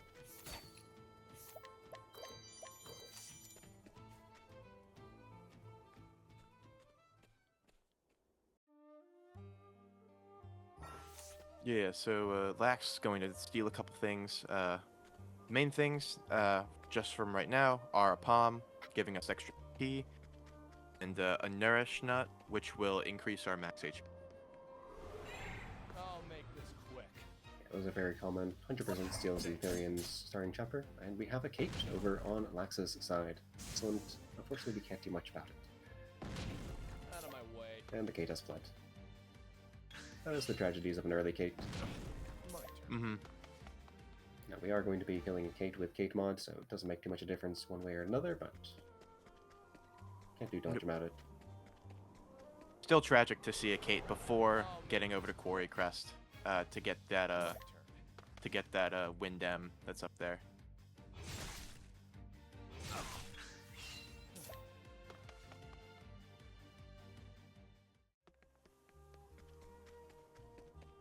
You see quite the menus going on your Therion side for the final fights.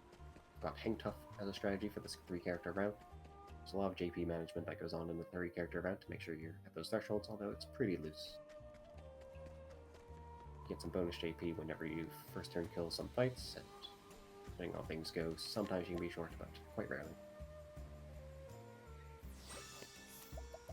Or sometimes it's that you get to do the menu early.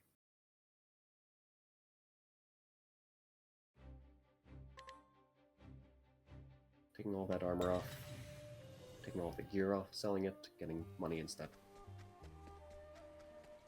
Liquidating our assets, we could say.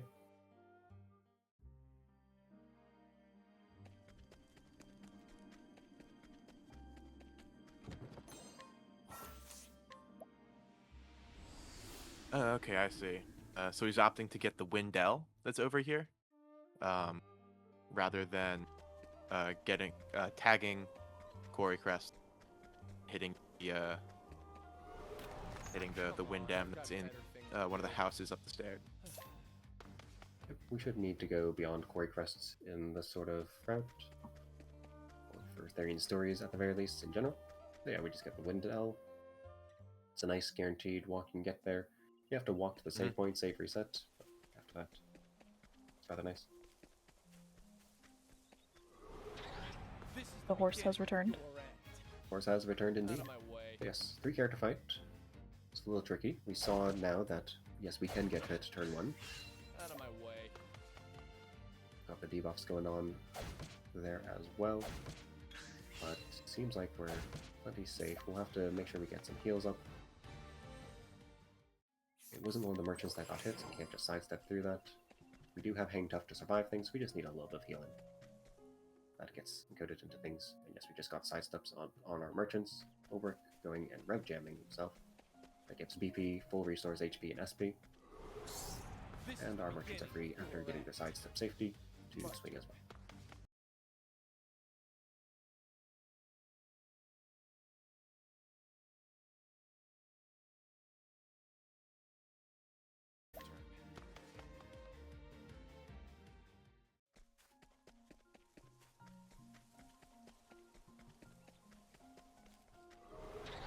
I'll make this quick.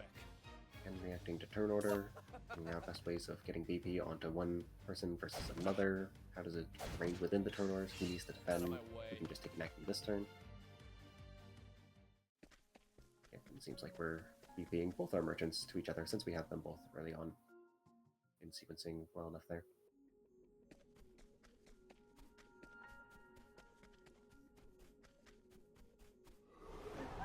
Come on, I've got better things to do. My turn.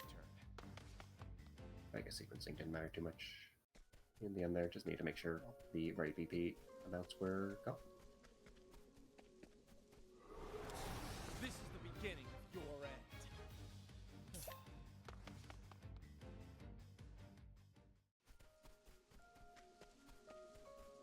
Take note, the boost side is down. We're also going to switch in just a moment. Got a cutscene after the boss fight. There it is. GG's Well to done. Therion. Yep. Good stuff.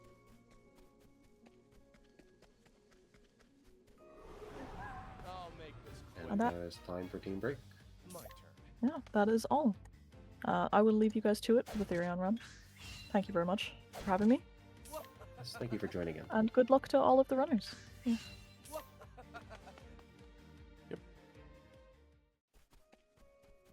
And so, yeah, so Bram is now starting his. Come on, Um, I've got better things His to run, do. his first chapter will be the exact same thing as before. So we will just will be doing the same thing that we saw Lax did. Not really much, there. We see Lax going through to North Atlastan Flats. They do not have the Kate mod on. So if we get a Kate, cool. If not, just something that we're gonna have to. That's something the route counts for. And we are going to go grab Cyrus. And yes, Bramhall, ever one to meme, seems to have language in Spanish, if This that is has the been beginning of your end. accurately conveyed. Interesting. Yep. Yeah. That looks like Spanish to me. Wouldn't expect anything different, although can't say there's really something to expect. Just to know that something strange will happen.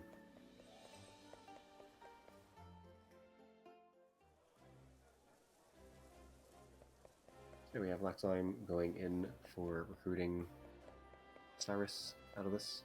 Using the window Mhm. on the Cyrus fight and then getting EM after is definitely a way of going about it. I was assuming Yep. Cave Mod earlier, but yeah. Different ways to spend resources.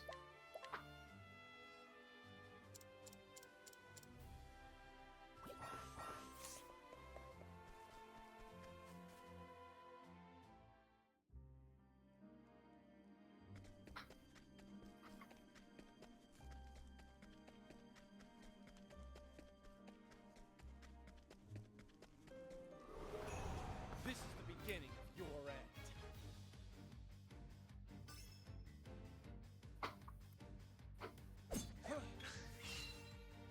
All right. We see Bram is now entering Chapter 1 dungeon. Don't So we should be expecting him to hit his Heathcote fight shortly. And that's that. Interestingly, is blocking the whole screens. Blocking when you don't have evasive maneuver gets you a little bit further than running. It does still seem like a bit of too early of an encounter to be able to walk with only getting 2 encounters total. So you don't have I'll exact make this judgment on that. quick. We'll see. Yep, still walking. So you can get a little bit further, and on some screens, the walking is enough to dodge an encounter, in which case, it's basically always worth it. Sometimes, if you're walking Where's the way too nearest much, tavern? it doesn't turn out all that useful, but see, we're running now. It's all adaptations to however far you get before an encounter. Once you can see that you've gotten to a certain point without an encounter, you can start running. And adjust.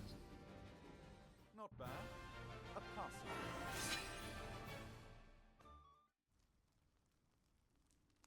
There goes Russell. Down to the Windell. Really simple fight.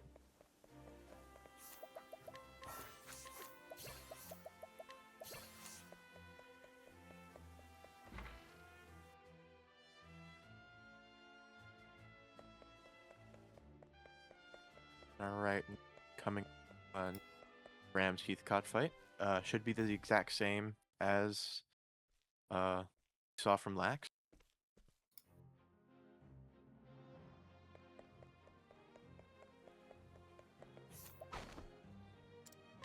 Yeah, getting in a few extra hits there might be noted. Just because of turn orders turning out the ways they are, or the types of moves used on occasion, things can get to those little bits of variance.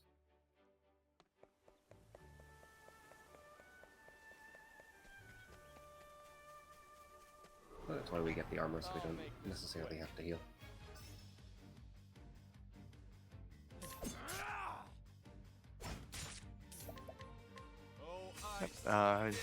Bram's in the clear. Should be a fight finished up and a move here. Thus ends your lesson. Nice thing about the route Lex Lime's going about is with all these extra fights or JP around, maybe also sometimes take a less optimal Whistlewood encounter, which without Kate Mod sometimes can be a pain. 2 characters, you get stronger fights outside of the starting towns, and so each of these frog fights are giving extra frogs out of them, which is more JP, so you can grind a little bit faster if you get something less good out of Whistlewood. And I don't think we've really seen Whistlewood much yet, but yes, it's a place where you can get some encounters. Those who've missed it, Kate Mod is a nice one to get the JP you need for basic maneuvers, but Whistlewood is the old-fashioned way of doing it. Beginning of your end. Yep, so we're also going to grab the chest with 1,500 gold while we're there, or leaves, sorry.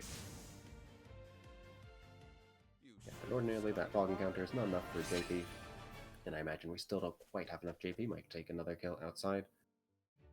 Yeah, we need That's all about the way. 100 on Cyrus. Yeah, we already learned Lightning Blast, so just need the This is total the JP. beginning of your end. Yep, and another Kate over on Rambo's side, which again, I guess is the very first encounter, same spot. Still can't kill us.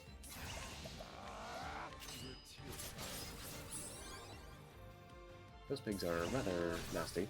They have a lot of health, they even sit around healing themselves, and you can't break them easily. Not bad. A passing. They're weak to staff, Yep. bow, but we don't have too much of that, and we don't want to spend the BP on staff hits. Come on, I've got better things to do. Looks like we should be done with Lax's grind. One more encounter should fix that. Should put his Cyrus over. No, you don't. You're too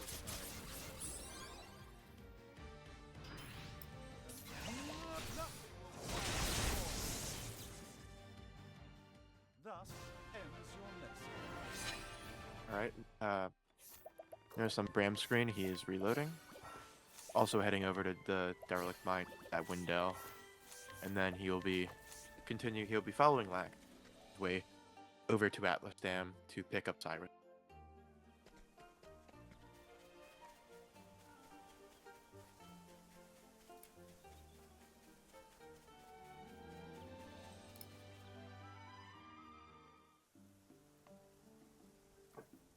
We have Lax tagging Noble Court. This is the site of Therion Chapter 2.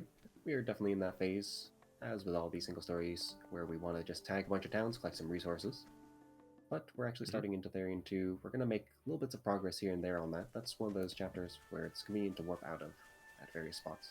So we're going to make little bits of progress here and there. But before we start into it too far, I want to get some levels on Therion so we can steal things nicer for the required steals. There's 3 required steals in chapter 2, so getting those extra levels really help make that a bit more. In this case, Currently, in he's particular- go. Oh yeah, in this case in particular, we're just exiting it because we want to go to Forest of Purgation and collect things immediately. Really the first sequence in Therion Chapter 2 you can do without the steal levels. So we'll probably do that pretty soon. But we need another spot to warp to, and if we want to walk out of town, we'll do that on the first trip. Yep. So he'll be grabbing the light M back the Noble Court, green. And then in Forest of Purgation, he got the Light L, the Forbidden Dagger, and 2000.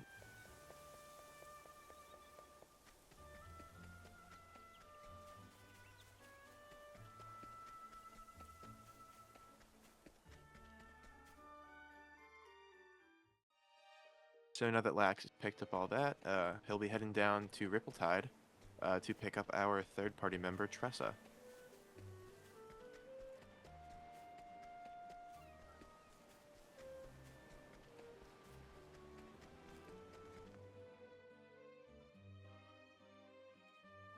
Tressa ever helpful for her path action of being able to purchase items. Oh, and we've got a Kate guild from Bramwell. Not even the Kate mod Kate, or if there's even a Kate mod on. But yeah, just a natural Kate. Very nice. So we're switching over to the Kate route. That just means getting evasive maneuvers first, and then going into Cyrus. Slight adjustments there.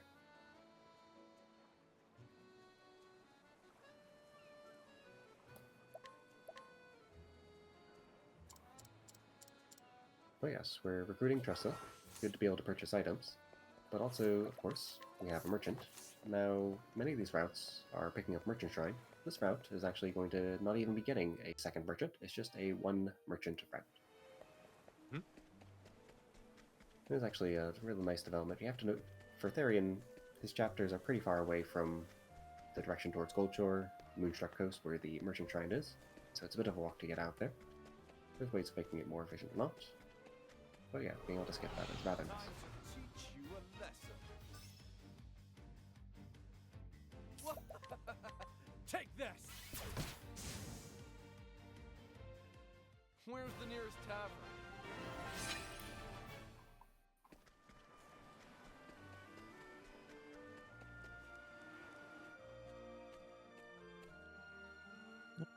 So we'll see Lax's be heading into the dungeon Tressa shortly, where they'll just be going through and cleaning up the rest of Chapter 1 along with the boss fight.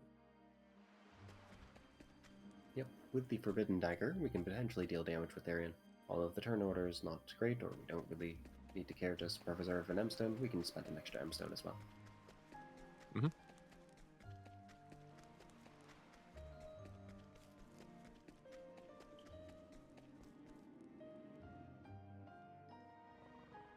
Alright, so because Bram got that Kate earlier, he's now switching his route to the Kate route. So instead of going to pick up Cyrus, Bram will be going in the Scholar Shrine.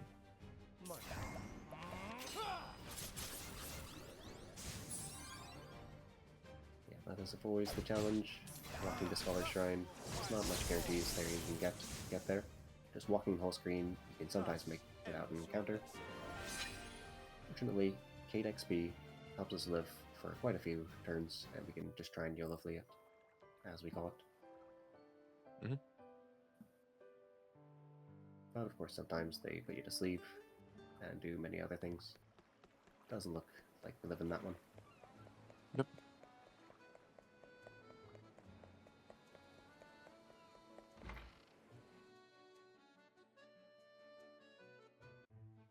Alright, and we see Lax should be finishing up. I believe he will have just finished Tressa Chapter 1. And we'll be heading over to the Warrior Shrine.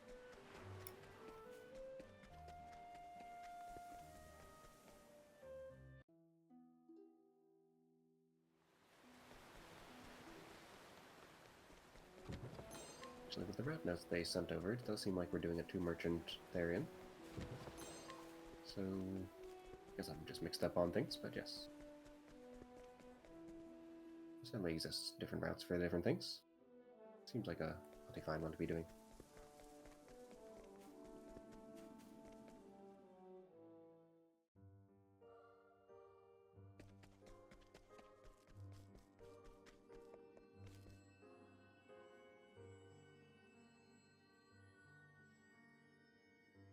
It's possible I've also mixed up the different histories of things. Another noteworthy thing about the Therion single-story routes is that it's, for the longest time, been one of the more consistent and well-adapted 3-character routes. There was sort of a renaissance where we took a bunch of existing routes and pushed them towards 3 characters, but Therion was first among those to be sort of solidly 3 characters. can justify it a lot easier, just based on how the boss fights work out. Yes, there was lots of experimentations with free character routes, but Therion was adapted and more widely used quite early on with all that. But many of the other categories have followed suit now.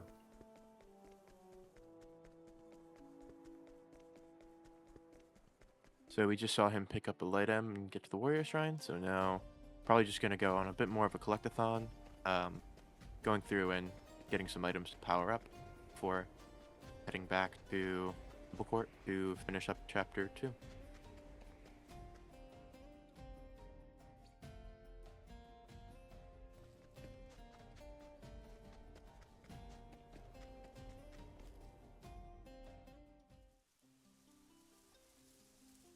Yeah, so it seems like we are actually doing the one merchant route. Wasn't quite the notes that I was sent over, but nonetheless is what Lax appears to be doing. Would have normally gone for the merchant shrine. So we do get to see that. And yeah, it's definitely a nice fast route, cutting out that merchant shrine as mentioned before. And we will be, we should be seeing a 2 merchant route out of Bram. So it'll be interesting to see what difference between merchants and one merchant. See how those routes kind of diverge.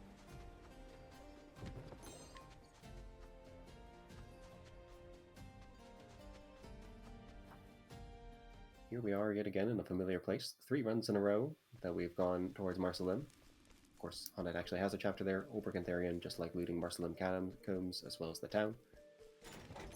And so we're picking up some things here. Yes, Forest of Purgation, gotten encounter.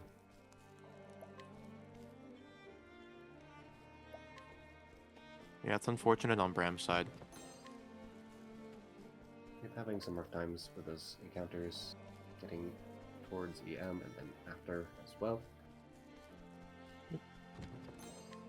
Lax grabbing Master Spear with Buffer Glitch, and then getting Rev Jam on his way out of the Marcelim Catacombs. Yep, whichever side you take, going to get the Rev Gem, slightly inconsistent to get no encounters, so we saw a safety save there. Doing it on the way out is nice to save, or at the very least not doing it alongside the Viper Dagger for certain, but it's on the way in, definitely a bit more risky just based on spacings of things.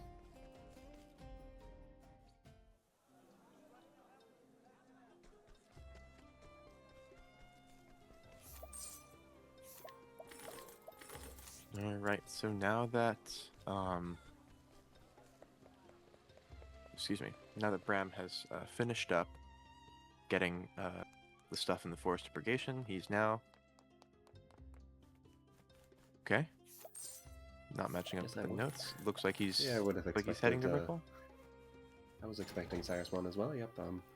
We'll see where he's going.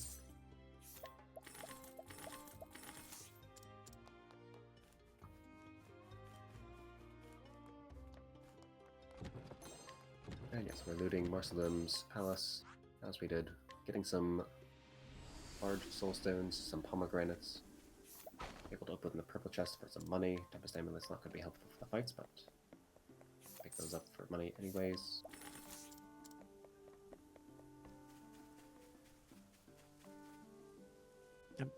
Cyrus Scrutinize came in handy there. One of the NPCs passing Scrutinize gives you the ability for easier time stealing, which just means a percentage increase in your percentage chance to succeed. Quite key to have a Scrutinize along the way, mostly for leaving tips and tricks here. In the town, once we get into actually stealing things, will be quite helpful. Mm-hmm.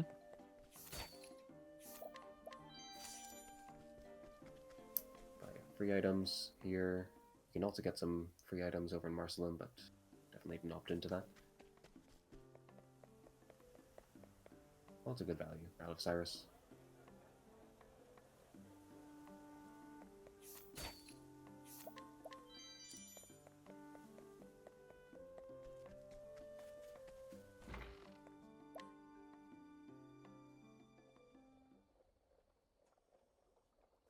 just went between a few different screens. Sometimes warp back from the tavern screen there in Chapter 2. But we're moving around doing the required story steals. The second one, I imagine, is going to be a warp out.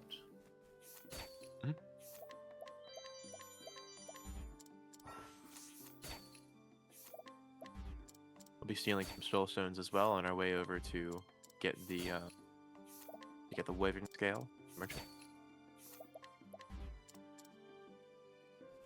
Or so we thought. Max getting a little unlucky with the steals and having to pay to restore his. Yep, there's certainly going to be some built-in extra money for some reputation resets later. It's just a matter of if we need that money sooner than later.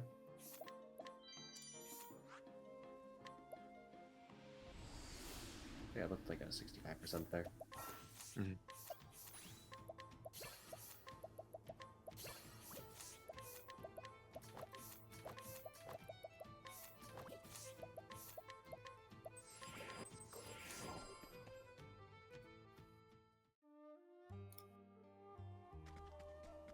Alrighty, and it looks like we are warping to Boulderfell to do a bit more collecting before we go and finish Therion Chapter 2. Looks like we'll be heading to Mob the Ice Dragon, Northreach.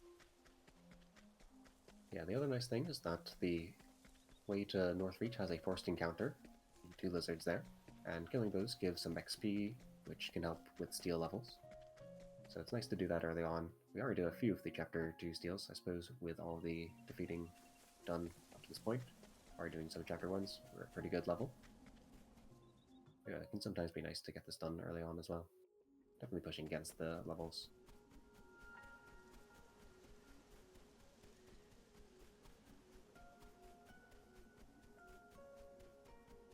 Seems like tagging Cobblestone and recruiting Olberic. Yep, so Olberic is our next recruit on that. To try and imagine where this route's going, but don't have exact notes on this. Yep.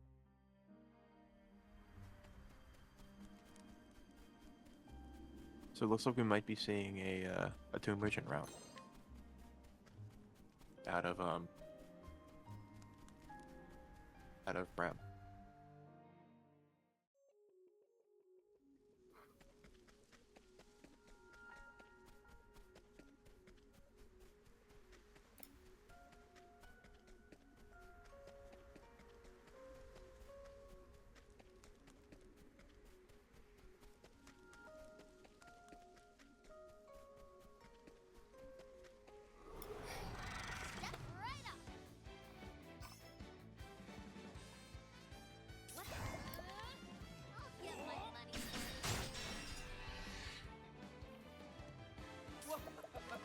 Take this. So here we have that forced encounter with the lizards. There's a few encounters in this game on screens that are guaranteed to be the first one that you get on that screen. After that, it's random. Also, if you save and reload at a save point, it becomes random again, so it's only if you enter it naturally. Mm-hmm. But yep, it's weak to bandits, and so we break and kill.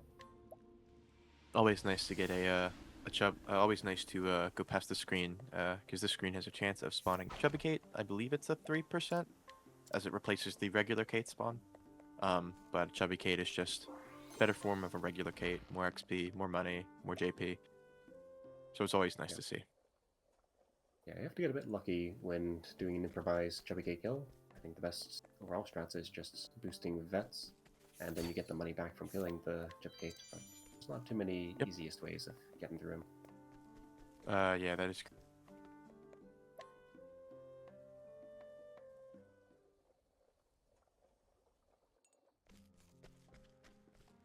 And we're back to Therion 2, pressing through those final steals. Simply moving our way on to Orlick. Mm-hmm.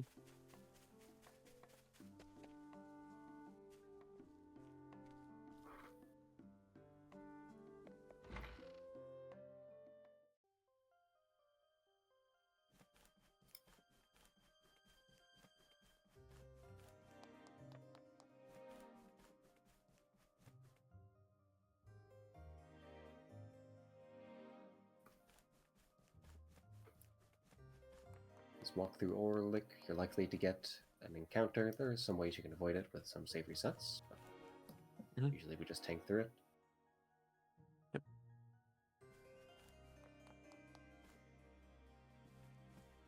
As long as Lax hits the cutscene, his steps will reset and he will not get an encounter. Looks like he was able to skip that encounter. Let's get this over. Moving straight into Orlick. Over here. An interesting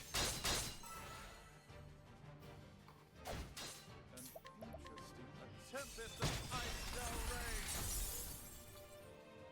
Yeah, a bit of an involved Orlick fight. Over a few different turns, carefully breaking with only one merchant. Don't have too many AoE break options, so we have to repeatedly make use of that. Take this. But that alongside Blizzard's enough to break the ads, and then we can go ahead and go with some L's and M's. Once the ads are down, we can start breaking the boss. Carefully managing health as well, paying attention to things like that. Sometimes you just get magic missiled out of nowhere. Yep.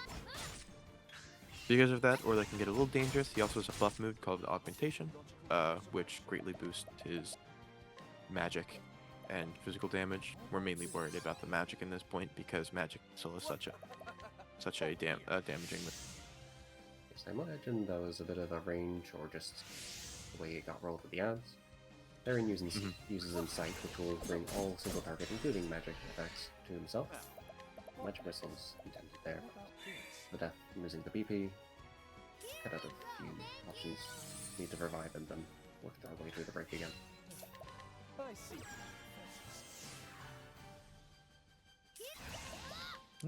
Failed collect.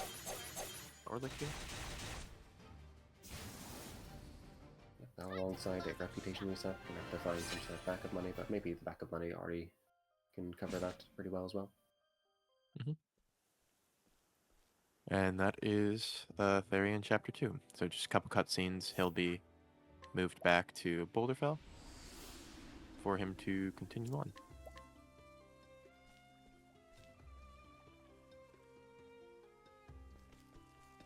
And while Lax was in his Orlick fight, Bram went through Mutra Coast and grabbed.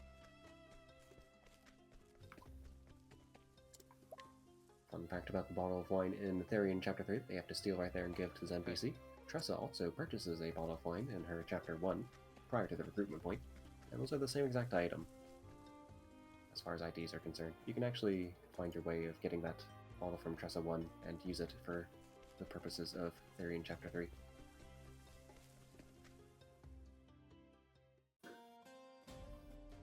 But that aside, yes, we're progressing through. Story-wise, what has Therion been up to? We talked a little bit about it during the Therion solo runs, but story-wise, we're collecting Dragon Stones. The very first one was just, well, Therion was breaking into the manse, the butler, Heathcote, apprehended him, aided him in a certain way, put a fool's bangle, as it is termed, on him, and that outs him as a thief pretty clearly, so he wants to get rid of it. In exchange, Therion is put on a quest to steal Dragon Stones throughout the land, first of which was found with Orlick. The next one has been reported on the black market, so that's what we're here in Wellspring to go and get next. Looks like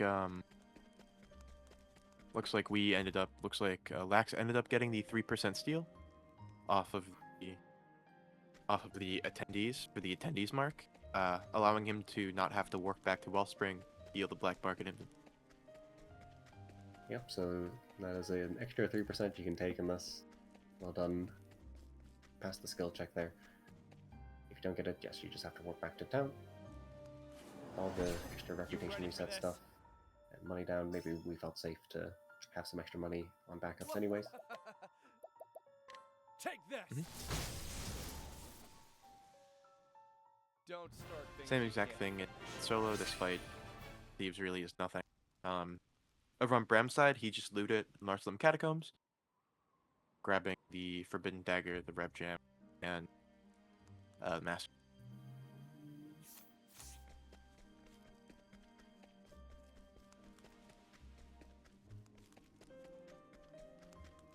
He's also heading into Marcelim and stealing two. I'm not sure whether he bought or stole those, but he acquired 2 pommels from the guy in the equipment shop. And then, just like Lax, he will be raiding some castle for all of the chests and buying the 3 stones. We bought 2 of them. Never mind. I stand corrected. So we've got Lax over on the front boss for Chapter 3. Over here. This is Gareth. It's a lackey for the main bad that's turning out is Darius, which is an old friend turned enemy of Therion. See some patterns in some of these stories. In any case, yes, Gareth himself can be a rather nasty fight. Seems like we've got some consistent routes, but 3 character, 1 merchant. It's never too certain. But yeah, using vets to defeat the ads is a nice quick way of getting them out of contention. Also breaking Gareth with that same vets. Bit of a 2-for-1 deal. You're too. What is the logical course of action? A gift for you. Alright, and we should be throwing a stone here. Should have studied harder. And that should finish up Gareth. Good fight out of Lax.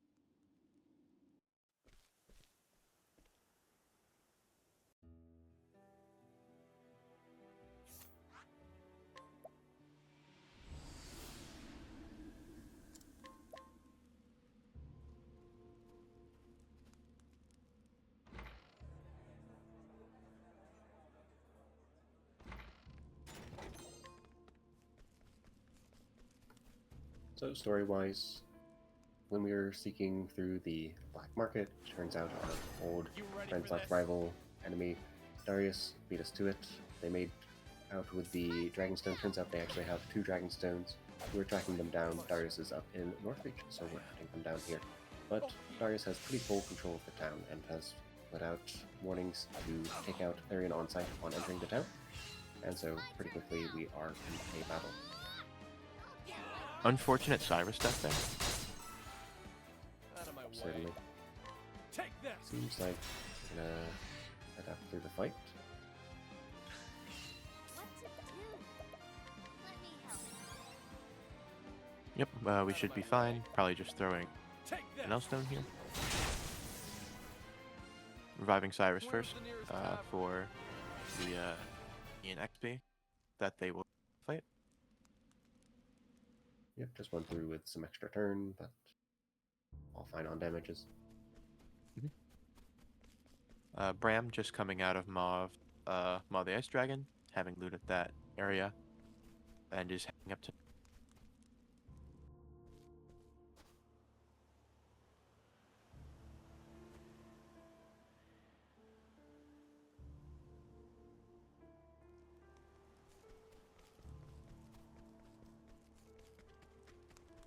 Therion has realized that Darius and his crew have taken up base behind that, I guess, cathedral in the back of Northreach.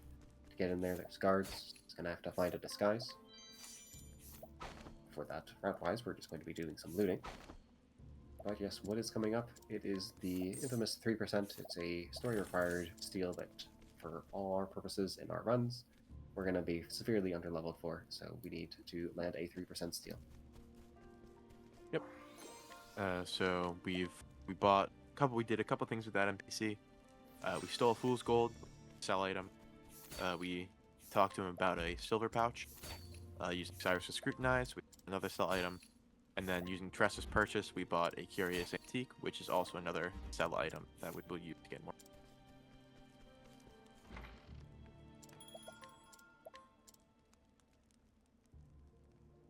So begins the stealing. Fortunately, reputation resets here are very cheap, so we can get through a lot of that.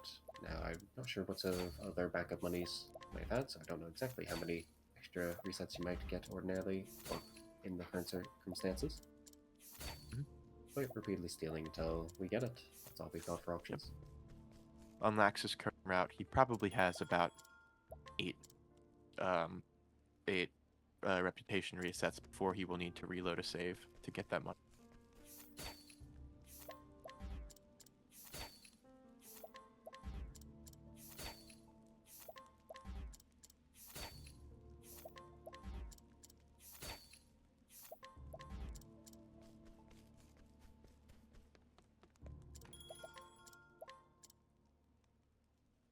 counting 14 attempts. There was one failed steal elsewhere in the town, so not having a nice multiple of 5, but I believe we're on 14, unless I completely missed the mark on one of these. Awesome.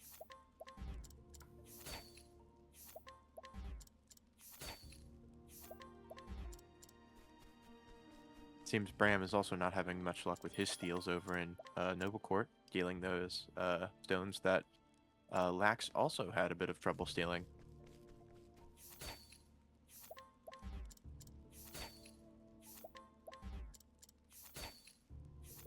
As far as things go, you'll see if you're on PB base, the question chat is how many steals do you get? But yeah, if you're trying to set up for a PB, you can just see right up to this how far ahead you might be of whatever target you're going for, and do things based on that. Now, of course, once you run out of money, you'll just have to reload your save. You saw a safety save made at the beginning of all this, and yes, here we are loading that save to get some of that money back. Because it's So, a yeah. 3% average case on stealing, around 30 or 40 attempts. So anything larger, any more over like 40 or so, it's a bit on the long side. I believe our runners have agreed to 80 before using a backup save, but I may be correct.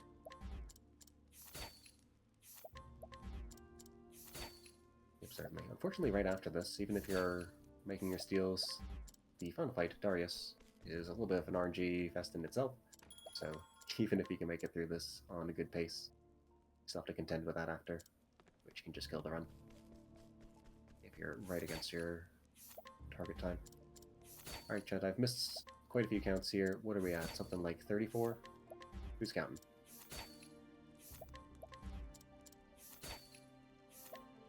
Presumably the runners are counting a little bit.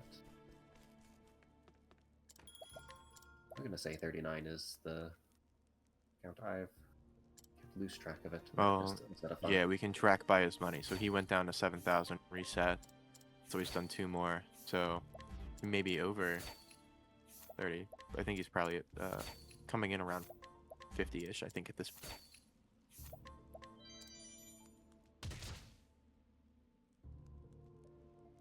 Hey, we got it. All right. GG's. About 50, a little over the average case, but we'll still take it. It's not too big of a time loss.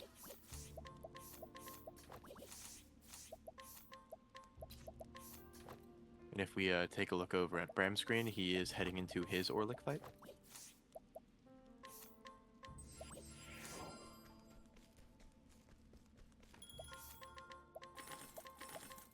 Yes. Aside from getting fast runs, the other PB that we pay attention to in Therion Single Story is your highest steal failed count. I think record is either 313 or it's 314. I forget which side of it is. You have to either hit 314 to set a record, or it was 314. I believe current record is 314, so in order to set a record, I believe that you would have to hit 314. Yeah, one side of it or another on there. Regardless, if you're hitting that, then you're just doing it for the fun of it. Runs thoroughly dead, but sometimes you just keep pushing it through. Yep. I believe my current record is around 140 attempts on a steal.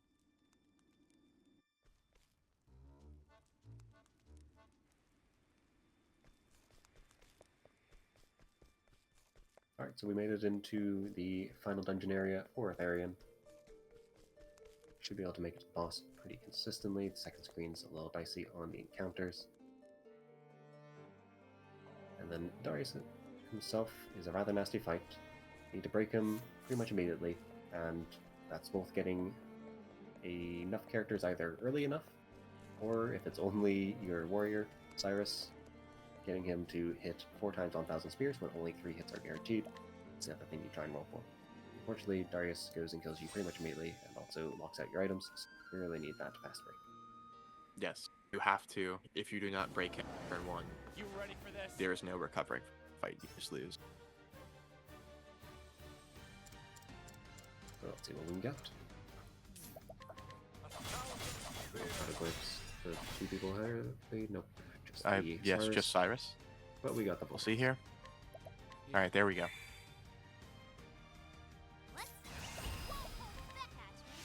And aside from that, just boosting up some pomegranates so you can immediately make use of this first break. Getting a bit protective for coming after the break. You see that shackle foe, sidestepping, and some defense up on the Cyrus. What is the logical course of action? All round defenses there. Sorry, just differing from the notes.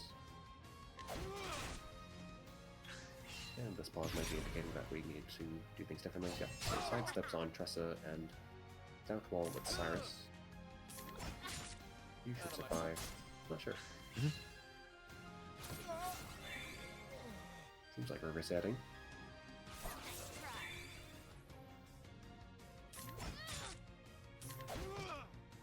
Sometimes the routes can be a little different.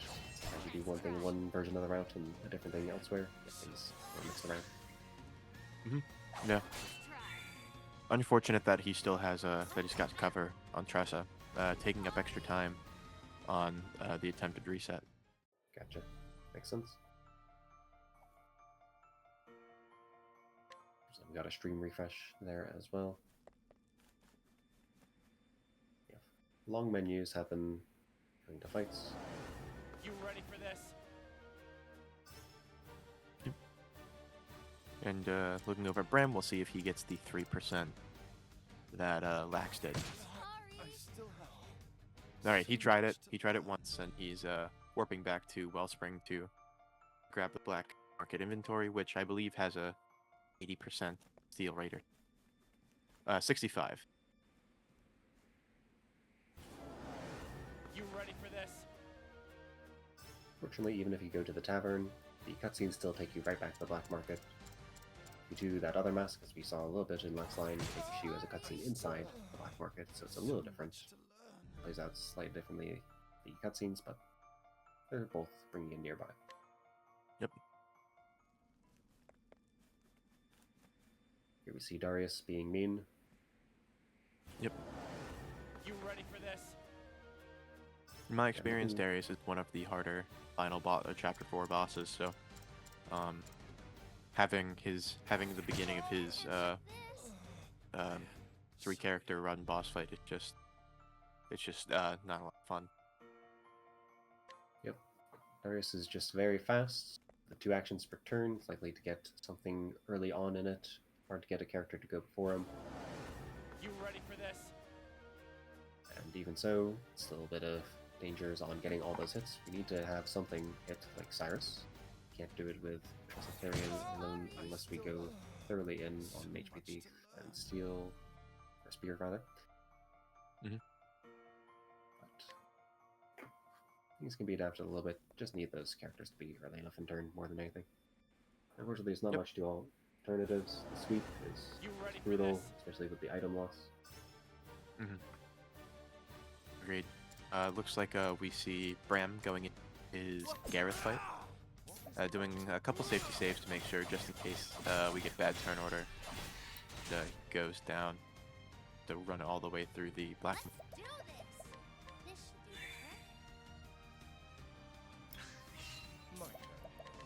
the trick.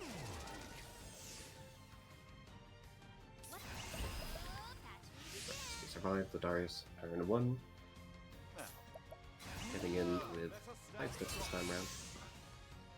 Yep. And stuff like just a little bit of a different play strat than might be remembered. Little differences like that can throw us off. Yeah, a little bit of a defense boost on just Cyrus is enough. We got the sidesteps for Tressa. It just lives. I see.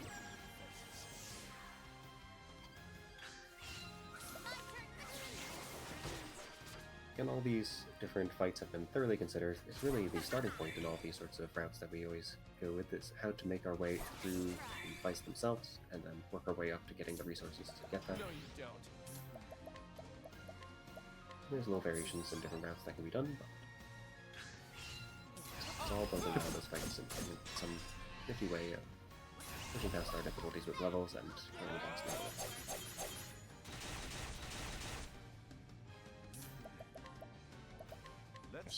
this main fight.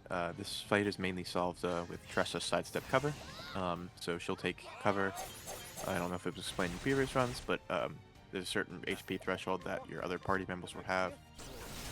That the party member with cover will go in and take the damage for them, a percentage chance of the time. That works really well with sidestep, as sidestep prevents all physical damage, of which Darius mostly does. Let's do this. This should be perfect. Seems like I'm almost getting a successful hero fight through. So menuing, I didn't catch exactly what menuing involved. I might be missing. Okay. No. Looks like we're putting on an armor corrosive, and we're planning on vets, hitting him with vets all the way down.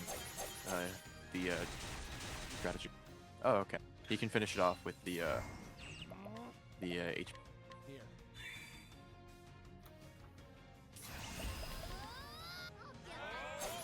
There's a good Gareth out of Bramhall. Time to close up shop. And that is Darius down. Nicely done, Laxlime. That'll be time after, well, I think it's 3 cutscenes.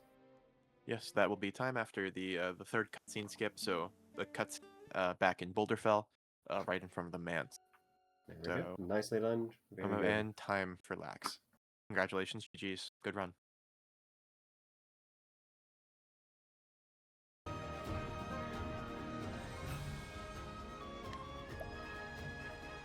Right, so we see Bram going into 私が勝った。the forced thief encounter, chapter 4. Yep, soon to take on the 3% as well.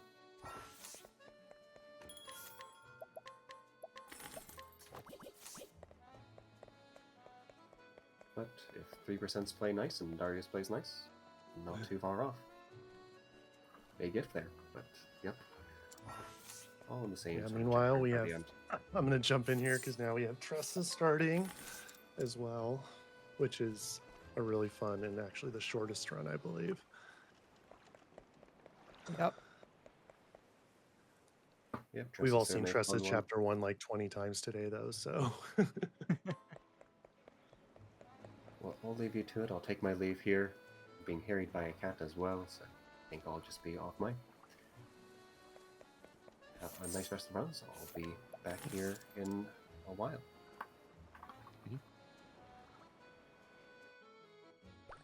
Yep, so Bram just doing the final menu before he attempts Darius.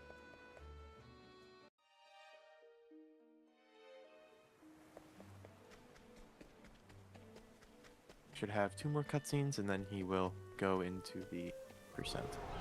ちゃっちゃと行くわよ。よ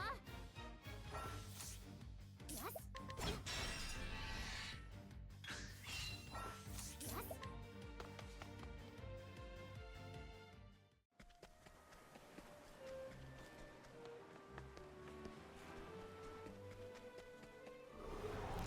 準備はいい？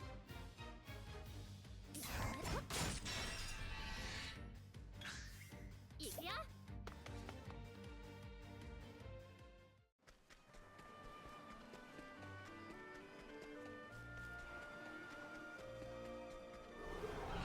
ちゃっちゃと行くわよ。私さん。よし。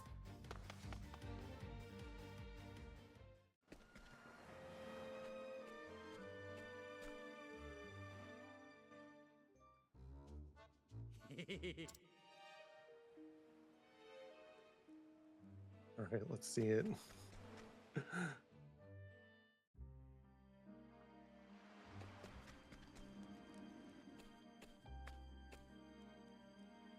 Well, not in the first 5. Yep, that's typical. That would have been very lucky. 準備はいい？私の番。 Opting to take the safety save here after the first rep restore so that he reload and 6 attempts. That is very good. Nice. Very nice. Huge. That is We're very, very good. very good for team break. 6 versus what was it, like 30 something for lax? 33, I think. Oh, perfect math, right? 3%, 33 tries.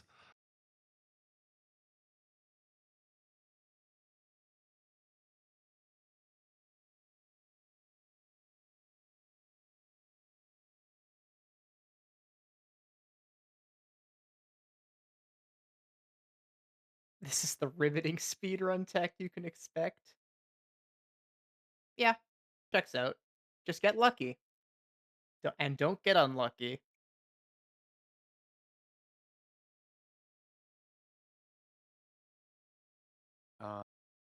Note for production, it looks like Team Boost blank.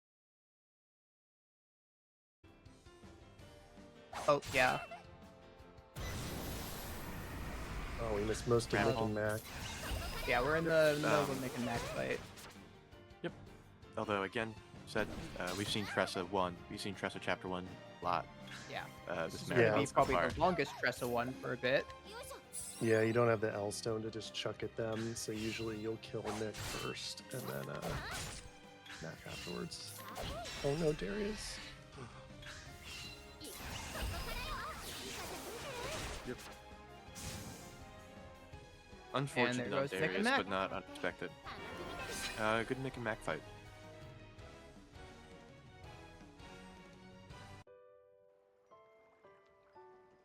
I know there's that new strat that skips Pirate's Pride. I'm not actually sure if it's faster or if it's just, like, safer.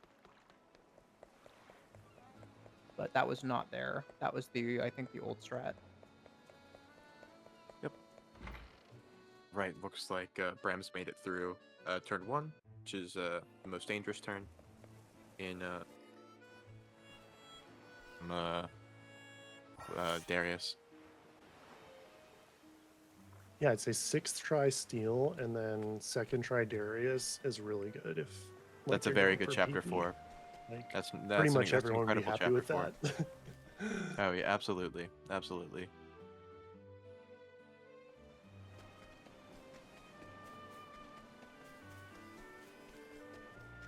And so this is going to also be pretty standard in terms of chapter 4 to what we saw with Black Slime. Yeah, it's just the chapter 4 is the Spanish tech. Yep. This is actually like the same strat we saw from who was on Team Boost? I don't fully remember, but it's the cover sidestep. Yep. Lax on boost using cover sidestep with Olberic.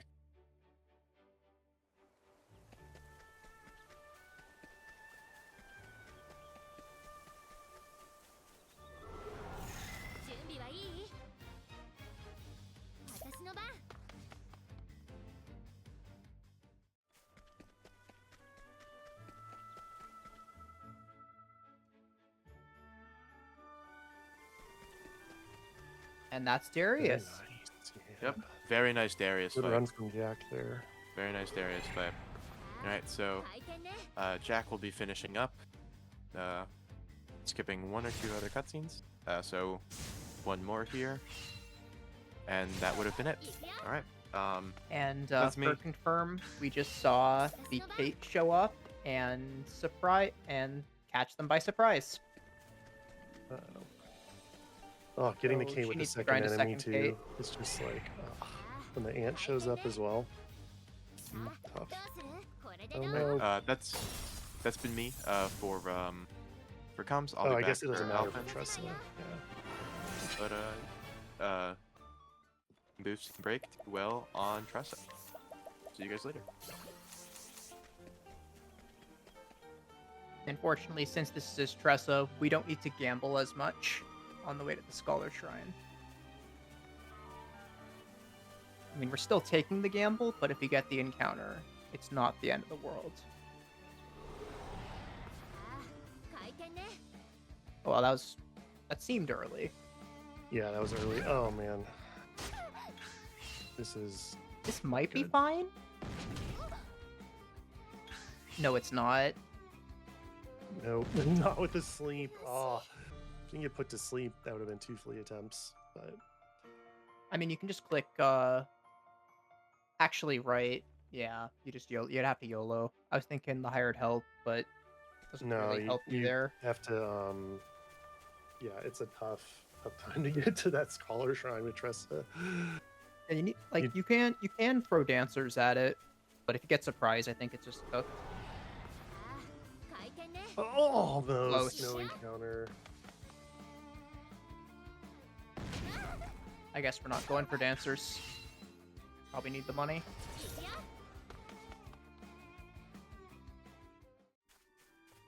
Nice. That's All right. perfect. We'll take that for sure. Was that second try? I think so, yeah. All in all, pretty good.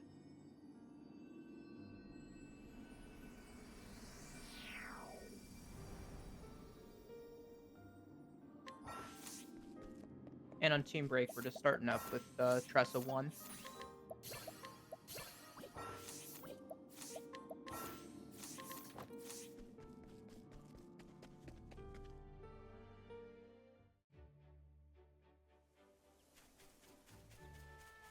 I guess Tressa's probably not going to be Scholar for late game then, considering she just learned the first 2 skills. Yeah, I'm a little rusty on this one, but it's pretty well tuned to just get through everything. Everything's so close together that you just blast through everything. Go right now. We're heading to grab some goodies in Forest of Purgation. I think an L-stone and some money.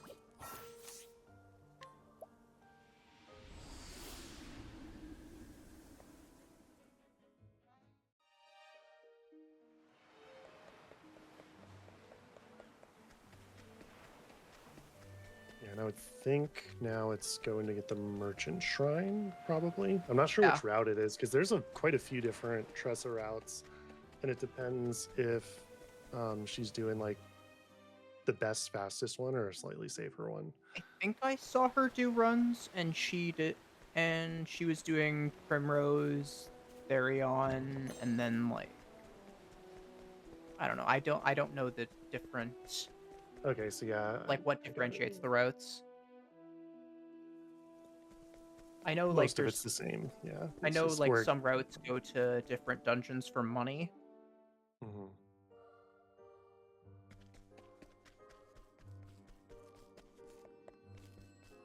Oh yeah, this one gets the Warrior Shrine. That's right. Yeah, I think it was like Primrose Warrior, Therion Merchant, Tressa Hunter. I think that Tressa sounds Hunter correct. is a good drip. That's a good outfit. I Agreed. like the Hunter Tressa. And Tressa's got a lot of good outfits.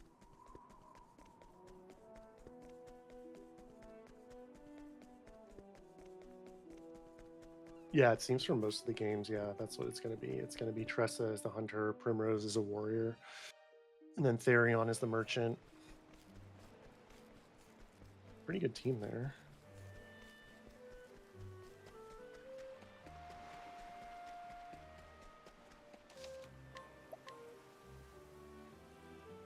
Here we're just saving quitting to reset steps, but we've probably seen that 10 million times already.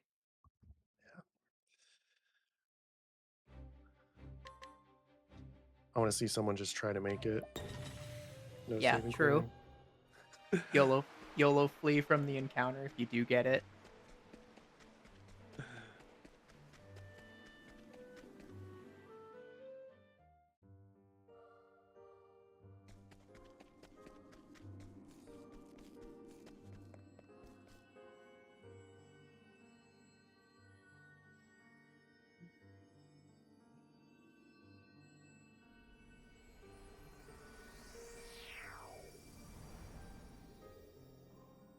But yeah, there's a reason Tressa's fast. Just Grand Port's already is such a great location to go to, and she already needs to go there. Not to mention, of course, the fact that she's a merchant, and we all know how good merchants are. Yeah.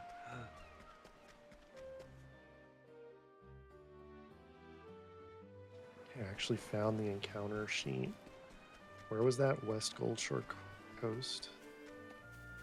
It's 3 pirates, if I remember correctly, like 3 buccaneers. Yeah. It's a fixed encounter.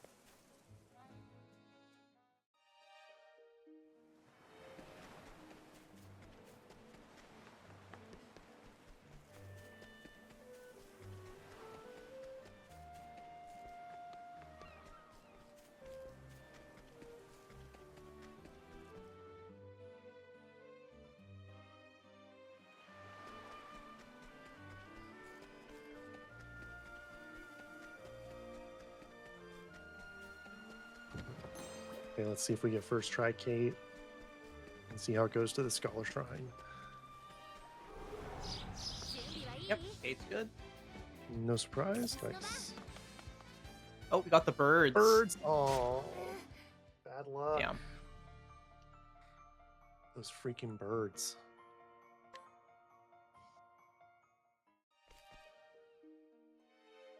Who got hit? Who got ambushed by the birds twice? Or like, who died to the birds twice? This game has safe strats. Fair. We got a Kate. Wait, we got. No way. Oh my god. And a surprise. Oh my Check gosh. him Rigged. PC. Pre-recorded run here. That's birds again. And a surprise. That's like that's the type of encounter Perfect. you get when you turn cheat engine on. You get the Kate and you get the surprise. Yep.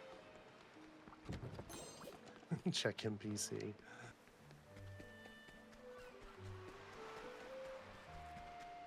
Depending on which part of this screen you're on for confirm, it's like a 10 to 15% encounter chance. So glad we made it that time. Yeah. But it's definitely You get it not a twice? free screen.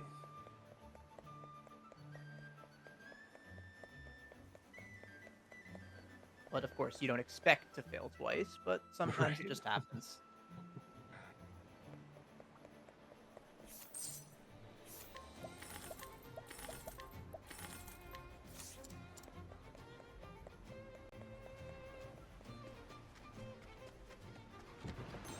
Pressed encounter.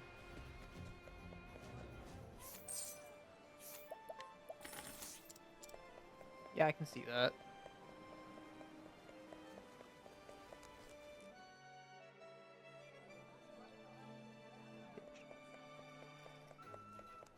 Yeah, if anyone's curious, Lost Core actually mapped out the encounter rates for all screens for all the routes.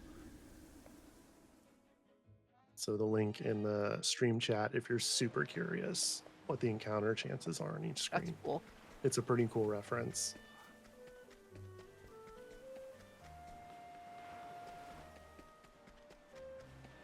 Be nice if there's something like that for 2. I don't think so. I don't think there is. I do think, like, I know in some of the routes there are some, like, encounter rates. Like, I think in some of Quadra's early any percents, he wrote, like, you know, if you walk here or such and such, you have this chance of getting an encounter. Yeah, not this detailed though, like to every screen Yeah, or of anything course. like that. And of course, 2 is different because walking and running actually does change something with evasive maneuvers. Whereas Yeah. in 1, you just want to run all the time.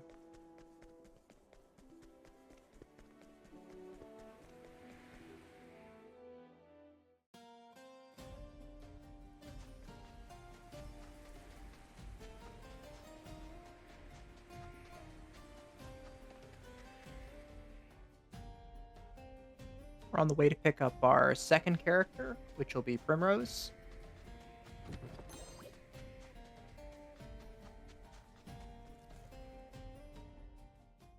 And they did a lot before getting the characters. I mean, I guess you kind of always do, but this seems like a while. for Tressa.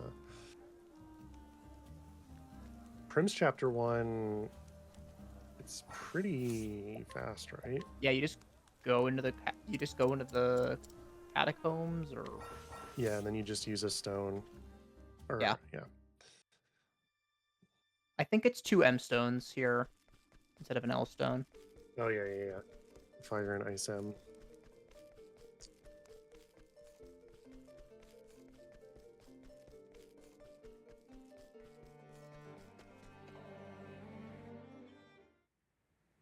No encounter. Very nice. 本番出番だいかがかしら Great turn order. 私の番これでどう I like how this guy brings his own chair to sit in the desert.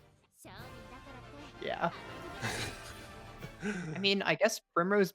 I guess Simeon's got a chair too. Primrose's That's boss is true. just like sitting, I guess. They have their ads just carried around for them.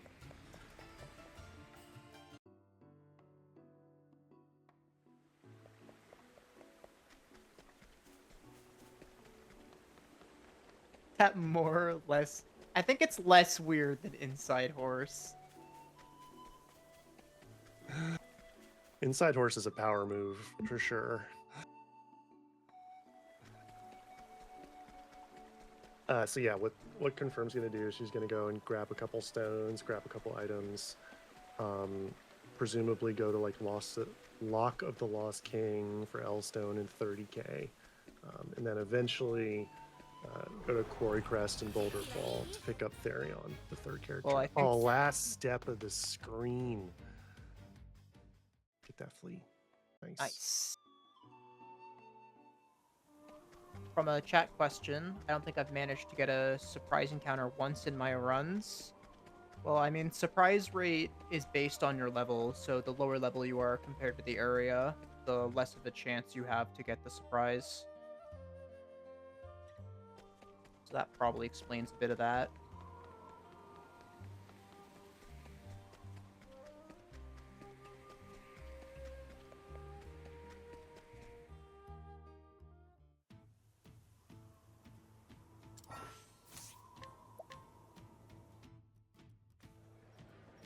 This is, of course, assuming that Octopath 1 and 2 use the same surprise formula, because it's just the 2-1 that's been data mined, if I'm correct. I think it's better to just get lucky. True. That was crazy, though, surprising and the Kate in that encounter. Yeah.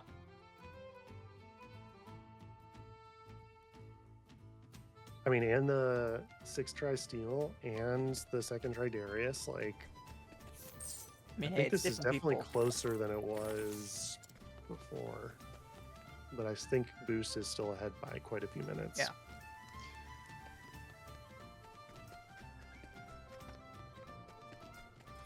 I mean, it's only just recently when we got when I think it was a month, decided to look into some data mining on like encounter rates and not encounter rates, sorry, surprise rates and flee rates were the ones to look into. That and accuracy. Accuracy and turn order too. It took a while for that info to come out. Yeah. I just knew it was like, try to flee, and you have a greater chance until you're guaranteed the 4th Yeah. try. That's like all I think operated that with. part was already known. The Yeah, part yeah. that wasn't known was exactly how your flee rate interacts with your level, Mhm. and that's the new stuff.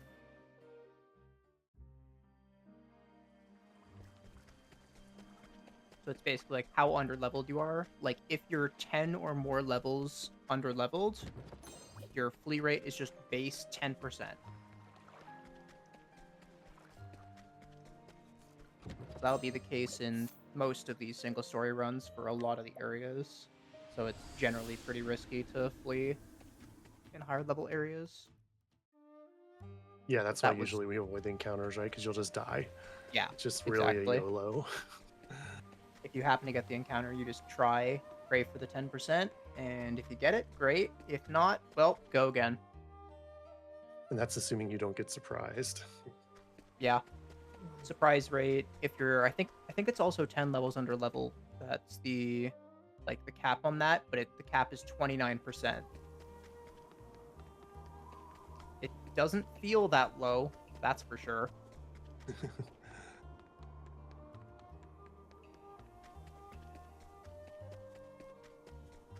Yeah, and then the way Evil Word interacts with that is it adds 50. So it goes from 10 to 60. Of course, we won't be getting Evil Word in this run, but it's really, really nice in the categories that do end up getting it.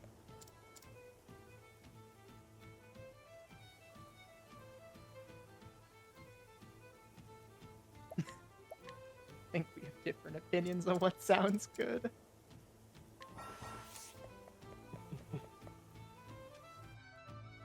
Okay, now we got our third party member. Final. Yep. Again, just run through here, and it'll be a couple L stone, or one L stone and one M stone against I'm Heathcote. pretty sure we killed the encounter in here with an M stone too. Yeah, I think there's like a bunch. You can use an M stone. You can save and quit. You can just try to flee. Yeah. Maybe break and flee too. Depending on the encounter, of course. I'm not sure. You probably can get multiple enemies. Yeah, like, I bet you these guys are weak to dagger, though. You could probably break them if you wanted to. Yeah. Or just do that. Oh, yeah, get the JP. 9-hole JP? Maybe that's routed in. Hey, it's really important for some runs. Like Olberic earlier, I was 9 JP short, so I had to go fight Cervantes. Oh, that's why you did that. Yeah, you didn't have enough. Yeah, you have to have 15, 30 JP. So you can learn leg hold on Olberic with 30 JP for the last one, and I was 9 short. So I had to fight Cervantes, but I accidentally unequipped first. So I fled, optimized, fought, unequipped, sold items and stuff. That's what was going on there. So I don't know. I mean, maybe it's just quicker to kill it in this run, but some runs, like the JP is really I know in the run I'll be doing tomorrow, there's like an encounter that you kill for like 20 to 30 JP, and that ends up being the difference. Oh, last step encounter for Sloa. Tough. Oh, and failed flee against 2 enemies. I hate to see it. Fail again. Is it too much to ask for slightly better odds? I mean, we take what we can get. I'm watching on multi-Twitch, so I'm watching Sloa's channel directly. Oh, okay. Okay, the maybe RPG I'll limit break. do that. So I'll be a little bit ahead. So I have like triple streams. So I got the 2 runner streams and then the RPG limit Drake stream, so I can look at the chat. That's the tech to know the future. Okay, let's see here. Let me pull that up. There we go. And give these runners a follow too, for sure. True. We're going to the Hunter. Flo has been doing quite a few Tressa runs and throwing PVs up on the board.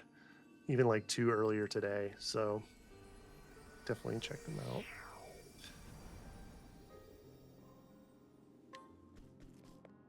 Yeah, links in chat.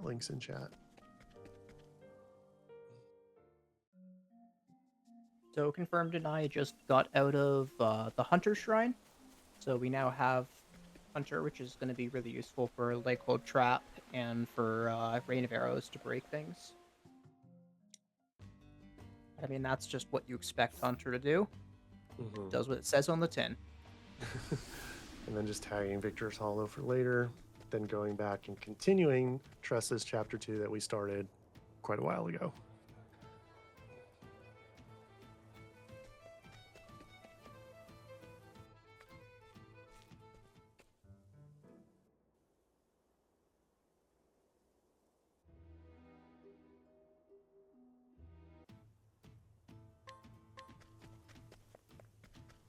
Hey, we're both in the same area. Surely we're not that far apart.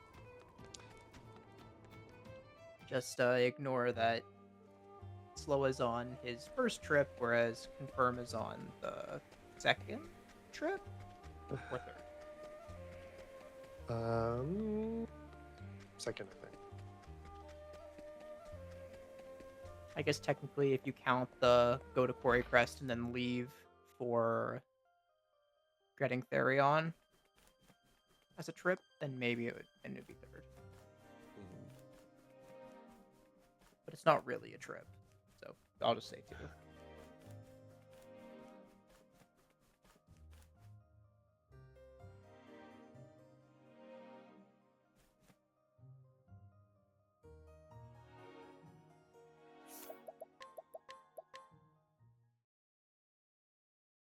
We're going to be reloading to reset steps because inside these Mance dungeons, steps won't reset when you go through a screen transition.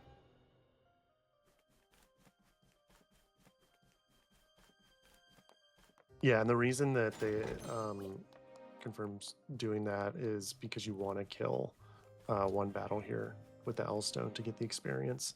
And she didn't get the encounter outside, which is, fine. But now needs to force one here. And is wondering if she should take off evasive maneuvers. Oh, good. Surprise. Not That's surprised. good. Very nice. Very nice. It's a good encounter there. Yeah, generally speaking, more enemies is good.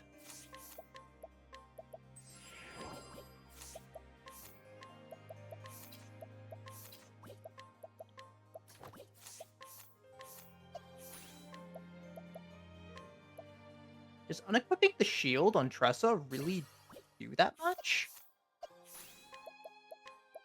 I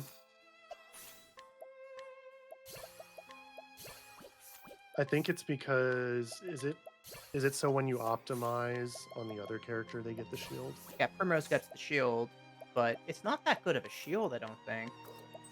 I think it's because it's all just so optimized to get everyone into like the right range. Yeah. Every hit point matters.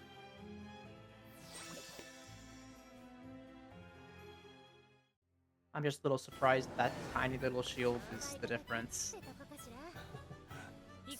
I guess we'll see. If they live by like 10 hit points. Oof. I don't think we have cover yet, so we don't want Tressa. Oh, yep, barely lives. Yep. There we go. That might be it. No, she's fine.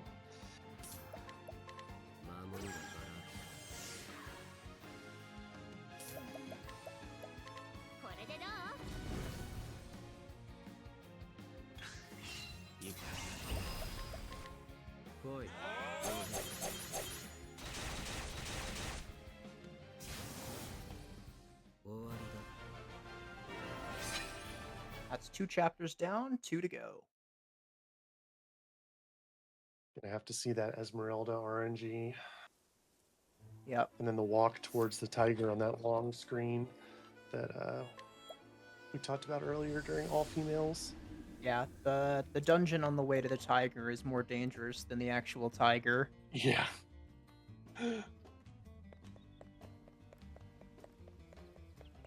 Yeah, true. That was a good Omar pattern. Omar can be rough if the ads get too many turns or target the same character too many times.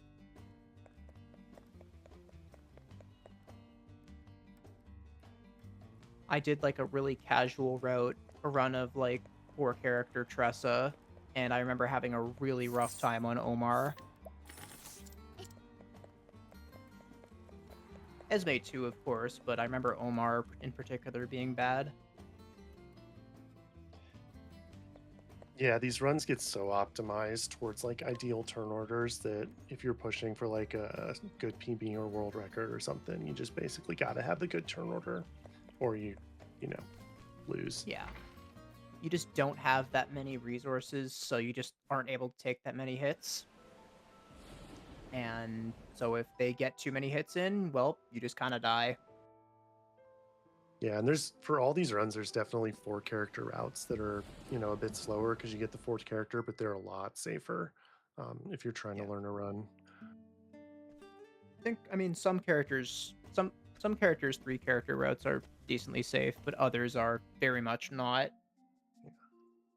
Like Ophilia 3 characters is safe as long as you leave Shrine and not summon gambling, but True.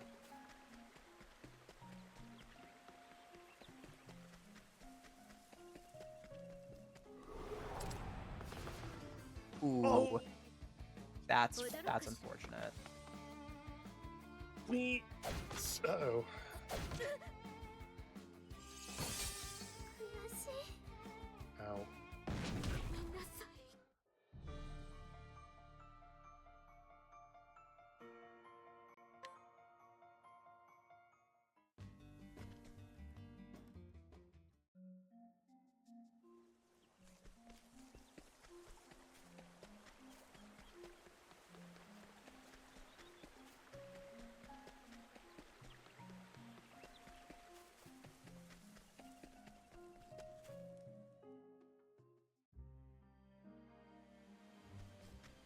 All right, back to chapter 2 as well.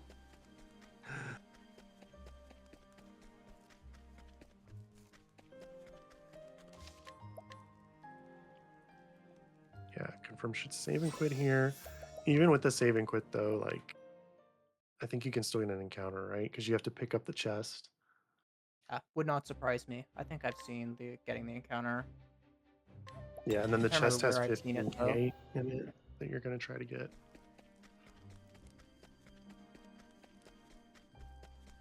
Yeah, that's one of the few chests I do know because Goldie gets that one too.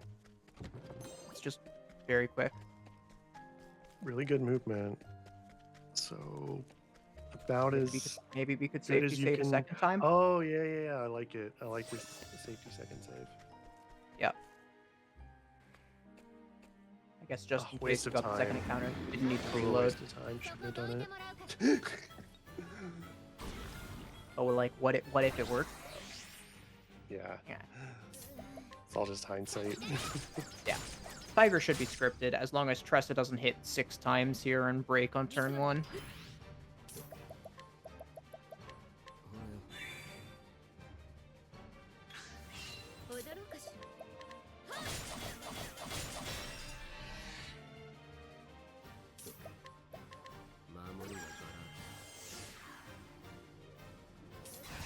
Oh wait, oh right, we're going for collect here. 95% of the time it works every time. I mean, me personally, I'd never fail a 95% in the PB. I'd never do that. I think there's another one that's like, I don't know if it's collect, but it's like more than 95% chance. in I some think there's other a category. 99% on this boss in Goldie, I think.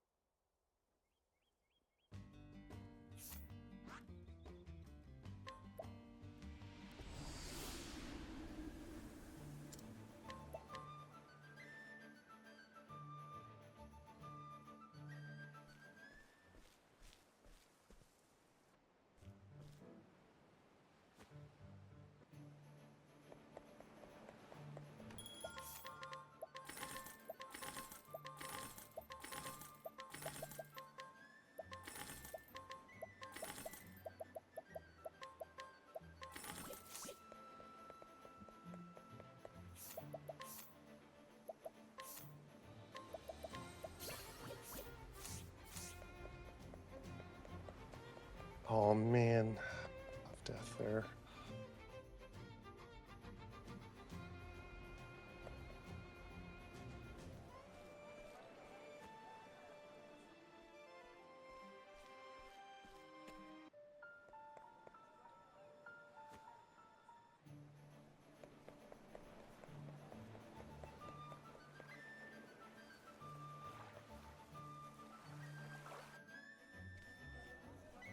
Oh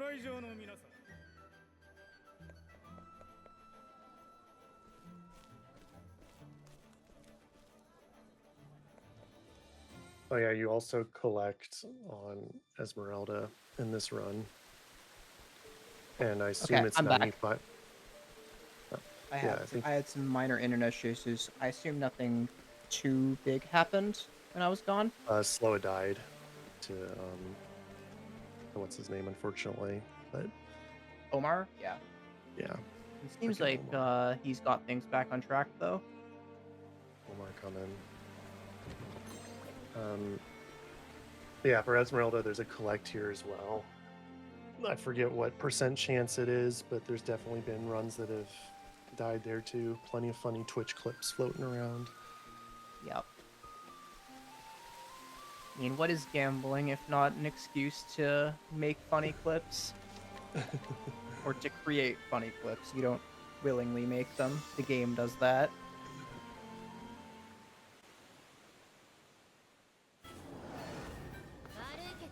Alright, Esmeralda time. Hit 4 times. Okay, good turn order. Oh, Just don't miss 5. Okay, wow. that seems good.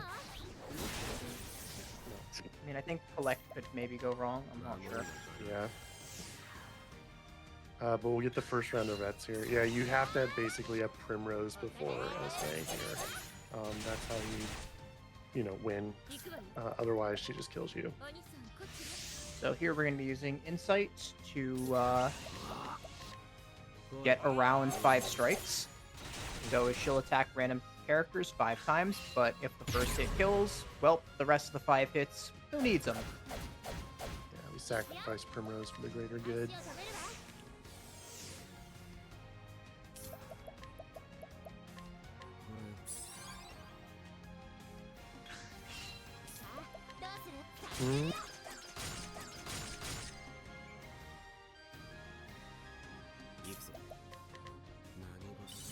Got the collect.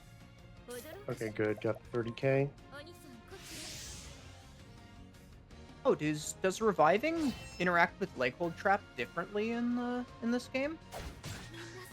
What do you mean? Like in Octopath 2, the revived character can be put anywhere, like just randomly. Whereas, yeah, their next turn order will be determined randomly, I think. But okay, so yeah, you need Primrose to get placed before Esme, right? You'd need that.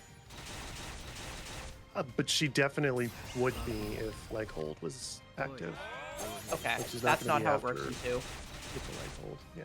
Anyway, that first insane Esme. Wow, yeah, first try. Crazy. Well done. That was a good run, honestly. Yeah.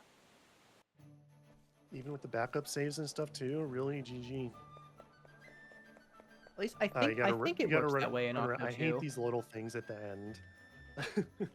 Like I beat the boss, let me do it, but you have to do this or an Ophi or whatever. Cyrus does this too. But really, that was GG. a very good run. Yeah. Very well done.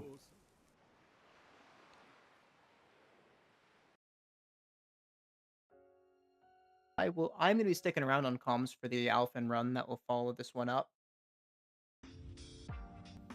And that's a good time. Well, for some people.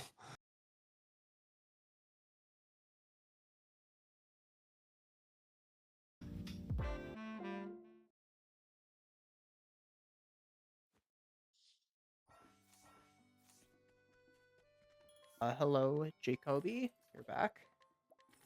Yeah, hello, I am back. I'm here to do comms for Alfyn. Yeah, welcome back. I'm going to hang out till Tressa's done, just for the funsies. I want to see how it goes for Sloa. Yeah, of course. Yeah. But yeah, you guys pop off about Alfyn.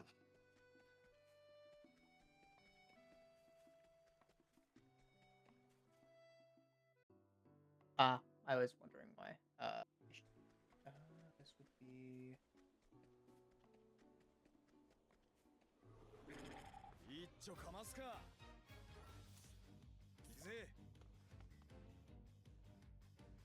Alright, so we should be seeing a pretty standard chapter 1.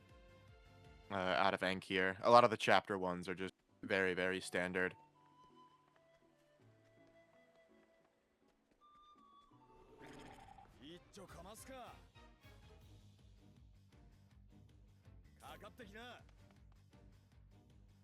Yeah, and just as chat mentions, Alfyn is very far away from Scholar Shrine, so he's got to make a long trek to pick up his evasive maneuvers.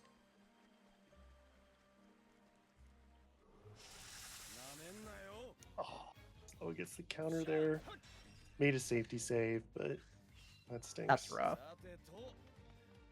So you got Yeah, 4 unfortunate. enemies, all your characters.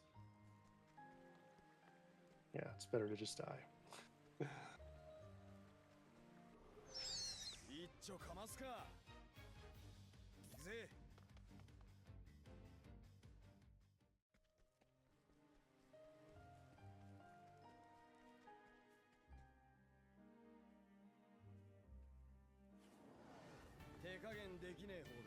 So we're coming up on first chapter boss of Alfyn here.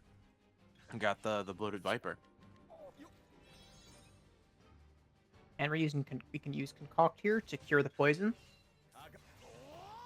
Yep. Other than that, this is, I think, pretty standard chapter 1 stuff. Yep. For those who don't know, concoct is the class ability, or the primary class ability of apothecaries, specific character, Alfyn. You have different two item potions that have different effects. Once you use it once, you'll be able to see the effects, but when you're initially making it, you have no clue what it is. However, we're speedrunners, so we know exactly what combination does what.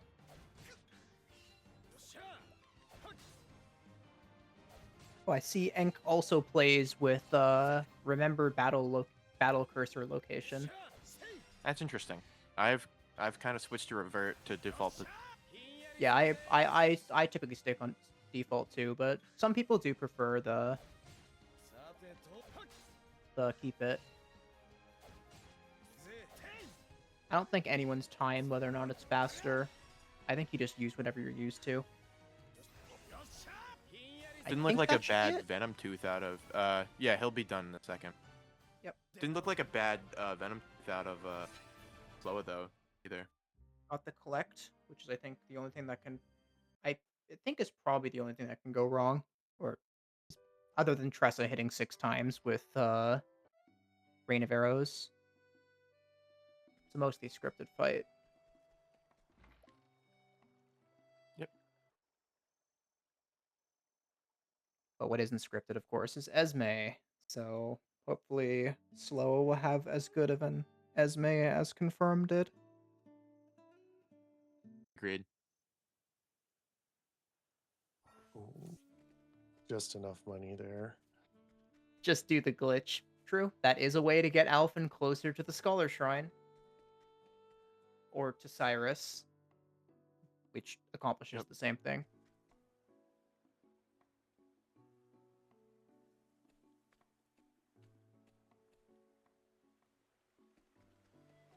There will be some glitched showcase. Oh, speaking of Alfyn glitched, that's why Arnaud mentioned it. Because they're going to be running Alfyn glitched tomorrow.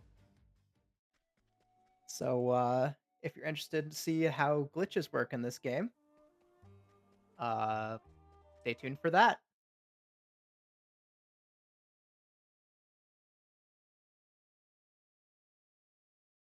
Yep. So Enk is running all the way to Quarry Crest. A note for tech boost just dark. Yep. I should be There back we go. now. Thank you. Yep. So we are going to tag Quarry Crest and grab Windstone that's up in Odette's house. Then we are probably most likely going to head to Scholarship. Yeah. We really want some way to kill a Kate And some characters are blessed with an easy M stone. Alfyn kind of isn't, so he's gotta go all the way to Quarry Crest for it. Mm-hmm.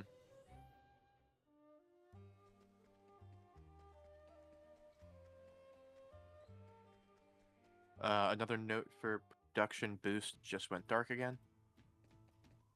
That's insane. I don't know Esmeralda how this keeps time. happening. It's my fault for Oh! fumbling them. Maybe it's fine. No, I don't think so. This is. I feel like maybe if Therion revived Tressa and then Primrose not had been the with one this. to. Yeah, I mean, that might have been it, and then you would hope for a break with. Yeah, you'd still with have to Prim. gamble, but I mean, maybe I don't know.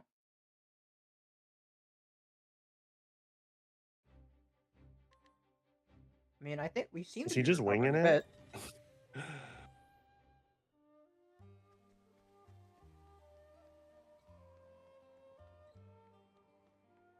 Could be interesting. I think what you do in this situation is you just keep delaying as long as you can until Prim is before and can break, and then just pretend that that's turn one. That's sort of the strategy. So you just keep reviving, you keep sidestepping, and eventually you hope that Prim the Warrior is before Esme and you break, and then you just kind of start there. Yeah. But Yep, unfortunate unfortunately, it game didn't over. happen there. Right. The game didn't cooperate that time.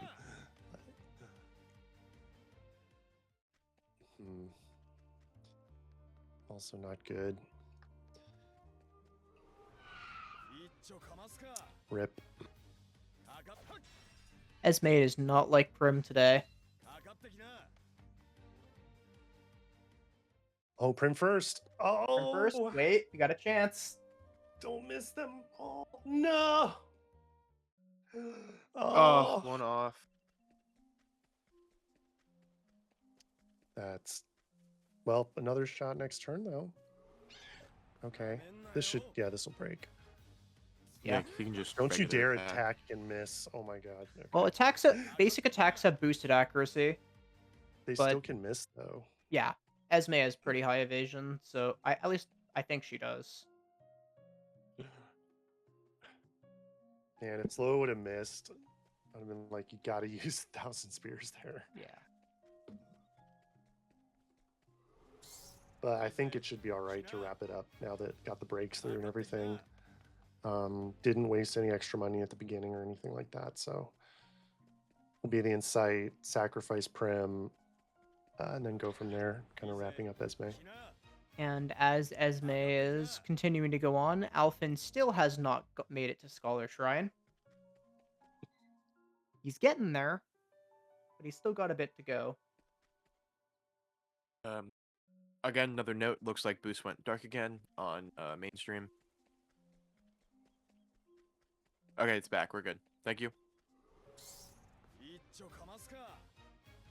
Oh my god, fail collect, no! No. There's a backup, though. Oh. There's a backup. It's Yeah, okay. Yeah, It's just slower. I think you just break again, right? Like you go for another break, and then just I guess, delay the kill by like 3 turns or something. Yeah, I assume Or slow. wait, no, you just delay break by a turn, go knows for this, collect again. hopefully. Mm-hmm.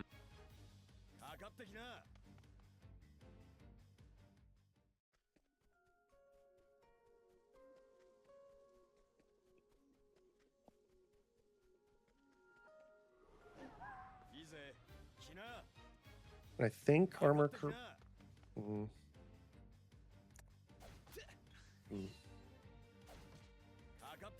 I think maybe would armor corrosive and then 2 vets been enough there, or would that still been short? Well, you need the money. Oh, that's don't have right. to You got to do collect. the collect. Yeah. So he's got to wait another break cycle, I think.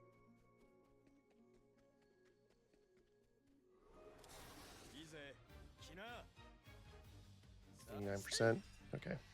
There we go. We got it.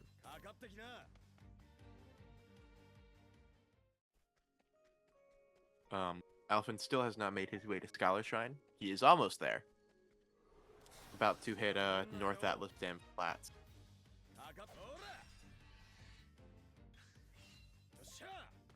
Um,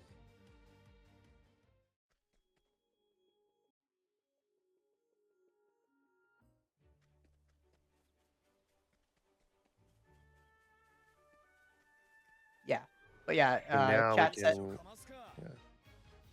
Yeah, now Alfyn can kill his Yeah. gate. There you go.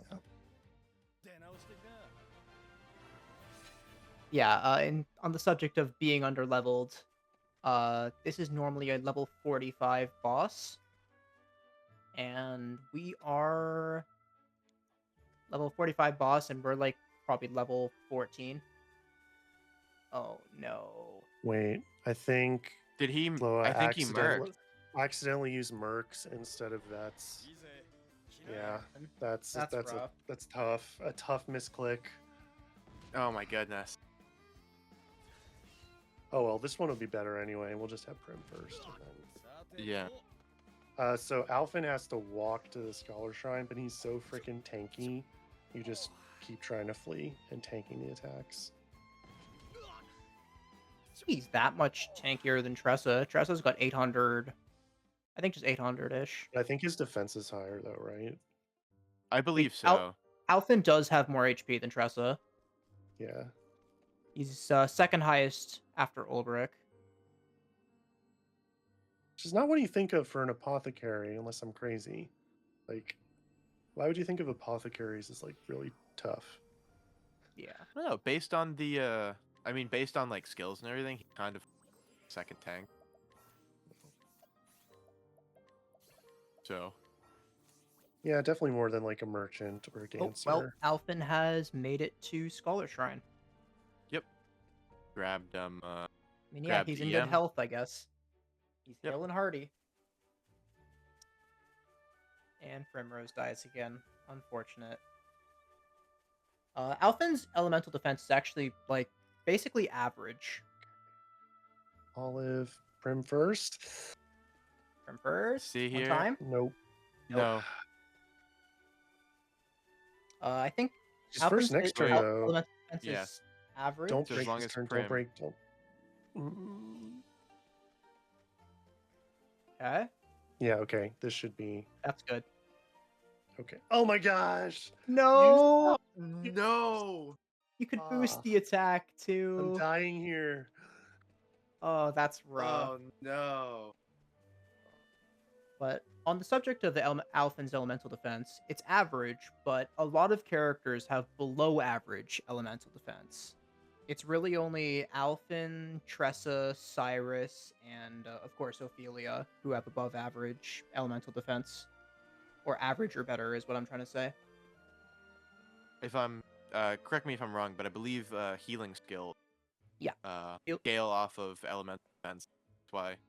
Yep. Namely, Alfyn and Ophilia have the higher Yeah. elemental defense. Exactly. Cyrus is actually second highest after Ophilia, so he's a surprisingly competent healer.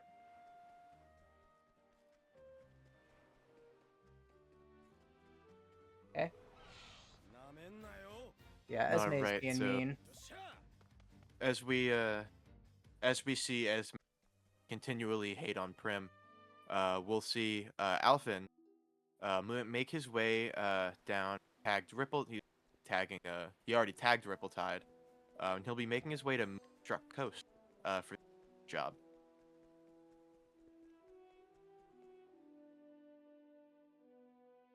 And similarly to Tressa, Alfyn also needs to go near this area because he has story in Gold Shore.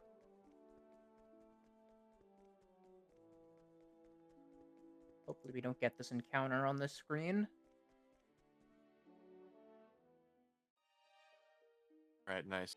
Got through.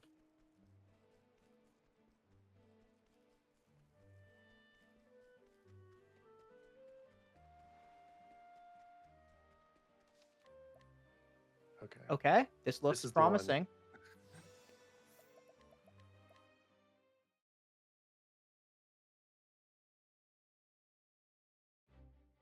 Okay. Phew. Oh, yeah. Here we Here go. we go. Good start. And we just need the collect to not fail. Wait. Wait, what? Did we miss input?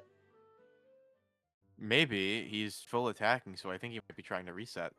Yeah, I think we misinputted somewhere. Mm, Brought to armor corrosive. it was just turn 1 though, right? Yeah. Do you armor corrosive Yeah. on turn 1?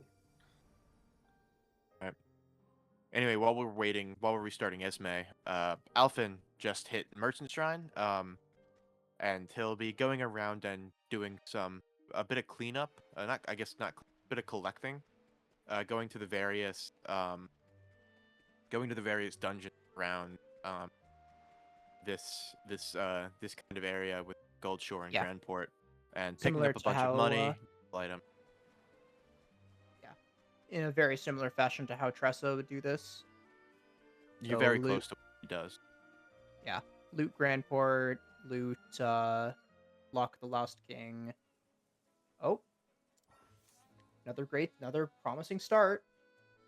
All right, let's see if we Okay. can finally. Okay, there's the armor corrosive. Hellstone.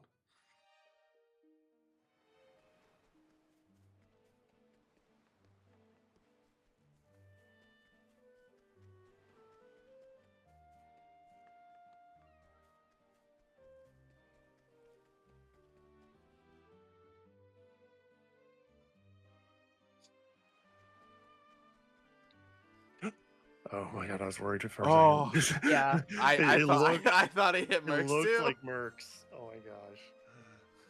Oh.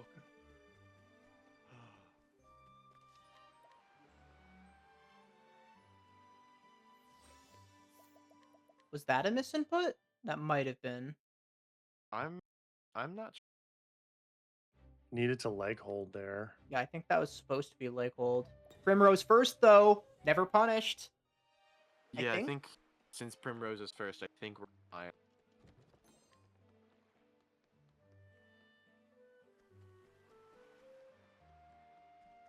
Yeah, Prim just dies to this attack. Yep. Collect. Yep. Collect. Right? Is the I thought collect should be the Oh right my move. gosh, no. Ooh. It is a coin flip. It is 56%. But the leg hold's gonna help out a bit. Yeah. Now that we got that there. Oh, yeah. Black screen on Team Boost Yeah, again. losing it out. As Alfyn is picking up his second character on it. Okay, nice. Up. Okay, it's back. Thank you.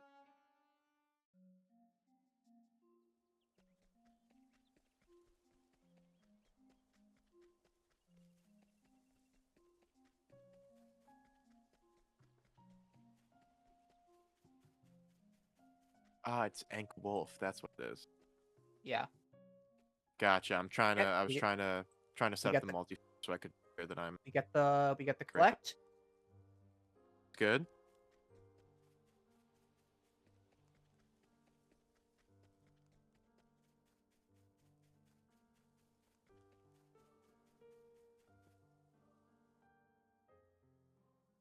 Alright, nice. And then armor corrosive. Hitting all those attacks and then- seemed a bit risky.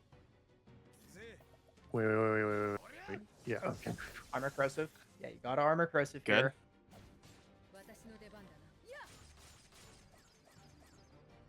Are we So good? yeah, Is probably this enough two damage? vets Mm, into I don't know if this is.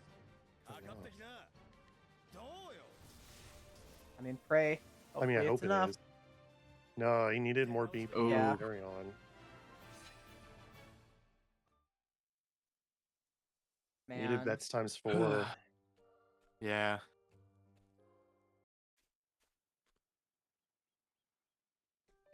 It's a tough fight. It's a Yeah, lot no. of RNG and a lot of Esme's really adaptation. tough. Like getting through it quickly makes it look easy, but that's a lot of practice and a lot of learning the RNG.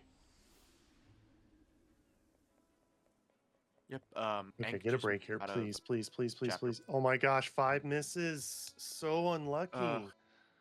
Okay, at least she attacked the character who already went, right? So that's good. Yeah. Attack Tressa, attack Tressa, attack Tressa. Damn. Ouch. And Alfyn Yep, has now picked up his third character. So this will be third and final character. So this is Tressa. And just like normal. Now that we got a large windstone, throwing that on Mick and Mac, that'll fight really. yep, instant kill. If you're asking about Team Break, they are level. I think Tressa's level 15. The other's a bit lower. This is level 45 boss fight, so we're a bit underleveled. Okay, this Primrose first. Okay. Primrose is first, Please though. Okay. don't be unlucky. Oh my gosh. All right. Wait. This I do Therion think should be able to break, or one Tressa of could break. yeah, and then Tressa Therion should armor cursive, use Tressa breaks. the wind L. Or Alrighty. I do think that we have switched over to Alfyn being second Alfyn on break being run okay, by we're Laurie. okay. Yeah, that's it's just really unfortunate. Yeah, it's a very tough fight. It's a very, very tough fight. Sometimes you get it first try, and sometimes this happens. Well, I'm out. GG's, dudes. Show us that good time with Alfyn. Of course.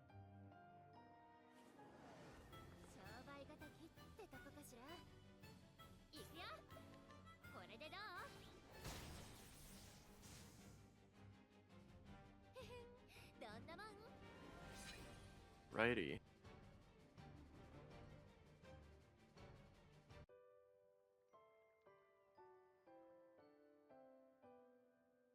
Okay. So, Ank just finishing up chapter 1. On Tressa. With, Laurie making her way into, Cave of Ryo, to, find, the bloated, Viper that we saw at the beginning of Ran.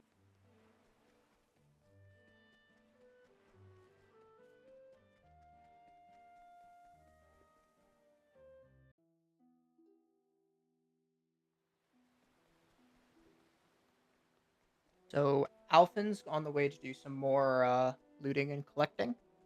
We're going to be heading to the Shrine of the Runeblade for some more money.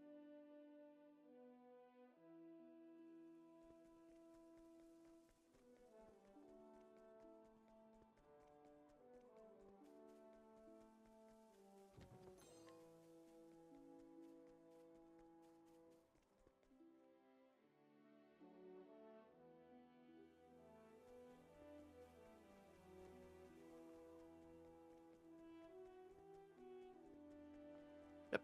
So we'll be seeing a very similar fight to what we saw with Ank, with Laurie.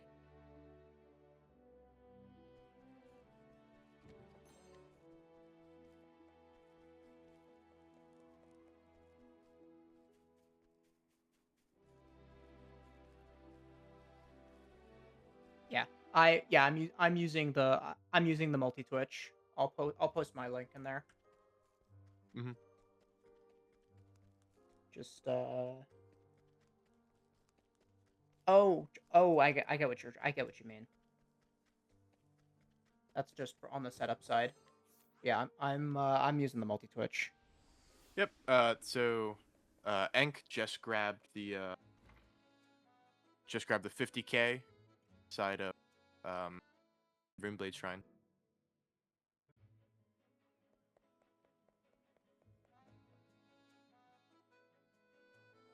And now we're heading to chapter 2.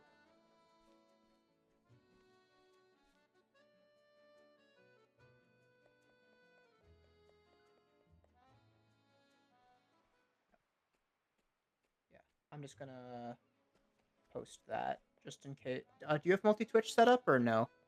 I do. Okay, so that's fine then. As swift as a snake. That would be apt.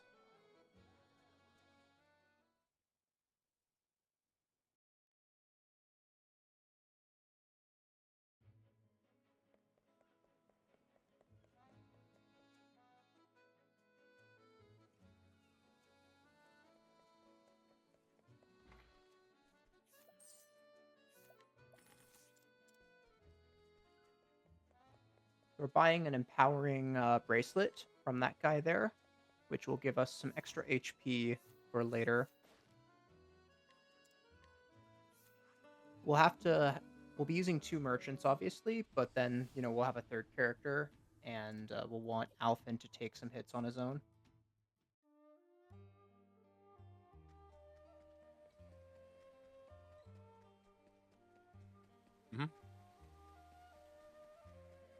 Yep. So we just went to Quarry Crest, and we're heading over to Orwell. I believe the location of Alpha Chapter 4, where Yep. we are fight Ogre. While we are over there, we are going to, on our way, we are going to hit up the Thief Shrine. Because we don't have Therion. We don't have Therion, and we also don't have any ways to gamble with summons. So it's just convenient to grab this now. So now we have armor corrosive access.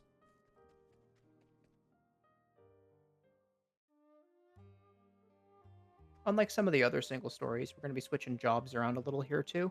So I think both Haunit and Alfyn will get Thief at some point. That sounds correct. Yes.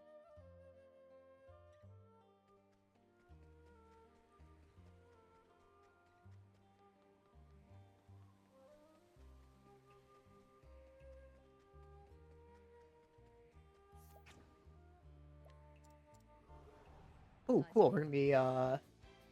Actually, this is probably just a step count reset. Oh no, we're killing this guy. So No. Taking this guy out is a quest. And it gives you gives you a bit of money. It's a decent bit of money for how you take him out with one. I believe it's a medium stone. Yeah, that was an M stone. So for what it is, you get a decent bit of money out of it. That was 11,000. Pretty good. Yes, very nice. Step reset on the way to Orwell, because the walk to Orwell is very dangerous. We're in, I believe, a 45 area. Yep. So very dangerous Even at our like level. categories like Galdera, if they don't need the encounter, they'll save and quit there to reset steps. Yep. So the provoke does the same thing while also getting you some money. Now that we've hit Orwell, we are running back to Rippletide, and we are inquiring Tony's mom because she knows the location of a Thunder L. So we're gonna grab that. We purchased a medium. We purchased a medium Thunderstone, and then we are moving to Goldshore to continue our chapter 2. And just to catch up on what Lori's doing, she is has just gone to Quarry Crest, so is still making that trek to the Scholar Shrine. Yep. So they just went into Derelict to get that Windell. Or the not the Windell. No, it was the Windem from in Odette's house. Windet's, yes, that is correct. Different. A lot of the runs will go here, but it's a toss up. Go into Derelict, or they'll go into Quarry Crest, just about whether they need to tag it or not. And yeah, coincidentally, we come back to this area a bit.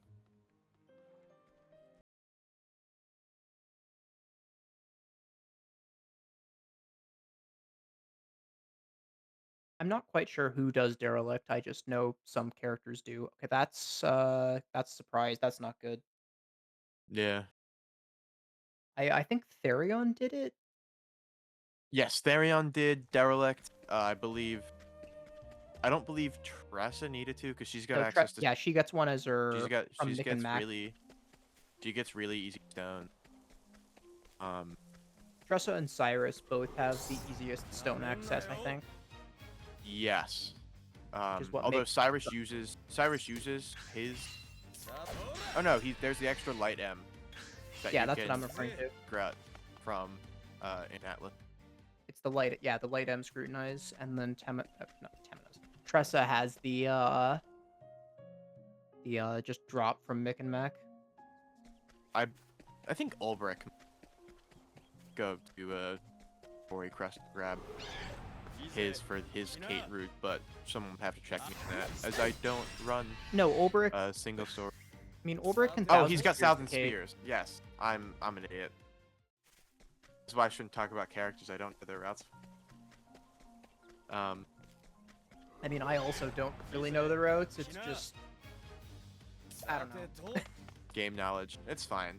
All right, we see Enk in Vanessa, the Chapter 2 boss fight. Around 28,000 health or so. So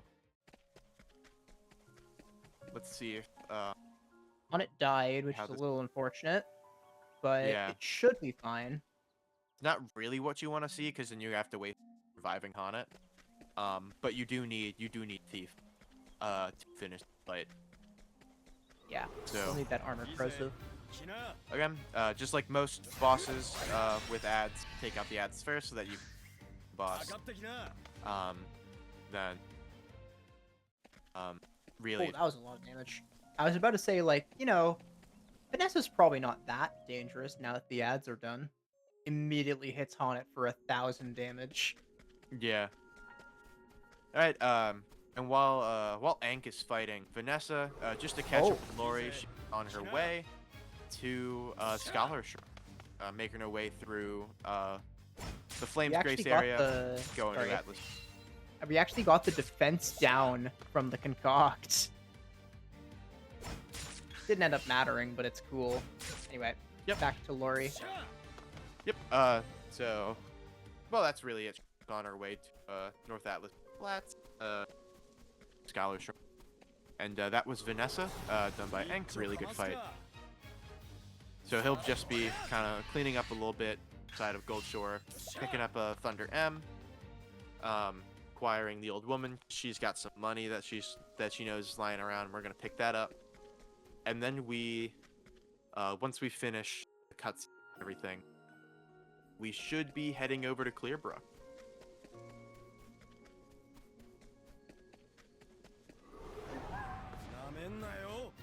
Yep, we got another large menu here where we're going to be teaching a bunch of different skills. Alfyn's going to get armor corrosive, Honnet's getting leg hold trap, sidestep, and hired help.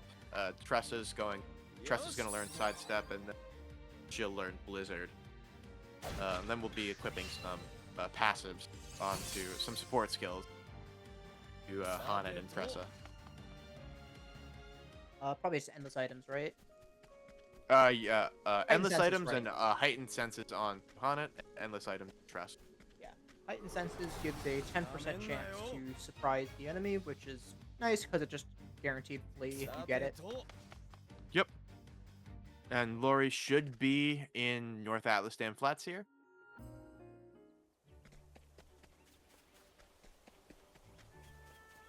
Enk provokes this guy to get a step count reset. Yep. All right. So she is running with Kate mod, so she'll be using the Death Stone. Take out the Kate here and the Ant. Love to see it when we have the stone. Just tiny bit of extra JP. And that Ant dropped 6. That's kind of nice. Yeah. It's Wouldn't always nice expect- to see when you actually get. You wouldn't expect these early game encounters to drop so much, but 6 is Yeah. nice. It's a very nice amount of JP for what it is, for the encounter that's there. We see Laurie getting hit by the encounter on the way Surprise, to hate to Scholars. see it. Yep. Could still get the first try, flee unless this sleeps. And it Yep. sleeps. Sephoric Strike, putting Alfyn to sleep. And So it blinding misses twice. So, there's realistically, no we chance, will no chance to up. if it attacked Alfyn, it would have woken him up, but Yep. unfortunately that did not happen. And so, going back over to Ank while Laurie's trying to make Scholar Shrine, we see he's in Saints. for chapter. So he's going through. He's going to be picking up a bunch of stuff. He's buying some items, namely 2 palms, an M and a medium and a large. He's going to be getting a wind M. And then he's heading back to Clearbrook to grab an essence of pomegranate, sleepwood, and then he'll be heading back to Saints to start to continue the story of chapter 3. And we should right, just yeah, be we heading use, there until we should just be heading there until we hit the boss of chapter 3, Gel. That essence of pomegranate will come in handy during the ogre eagle fight in chapter 4. Yep, it's a essence of palms are Alfyn's concoct is very, very powerful. It's probably one of my favorite unique mechanics in the game. But there's so much you can do with it. It got heavily expanded in Octopath 2, which I very much liked. But I like how Octopath 1 and 2 both handle cocked. Can't say anything for 0 because I haven't played it. Yeah, but 0. I'm In sure case it's you're very curious, there's no concoct in 0 because learned something. the characters don't have like specific passives, or rather, like they don't okay. have like a specific talent. Sweet. They're generally a bit more bare bones kind of thing because there's 36 of them. Gotcha. Yeah, I gotta get around to playing 0. It's something that I'd like to. It seems it's another Octopath game, so I know it's great. So we'll get around to it. Yeah. So Laurie, while we were talking, Laurie did make it to Scholar Shrine, learning Blizzard and the step up electric attack. I forget. But the 2 skills to learn evasive maneuvers to make her walk down to Ripple Tide just a bit easier. So Alfyn, or Enk is fighting Miguel. Yes. Hi. Miguel's scripted. Which, Miguel's as long as you're not I believe Miguel, you can't really. As long as you follow the script, you're good. I don't think there's any turn or. So as long as you follow the script, you. Yep, I believe we should be seeing the end of the fight just right here. That should be it after Alfyn uses a Soul Stone. And that, yep, there it is. Good fight of them.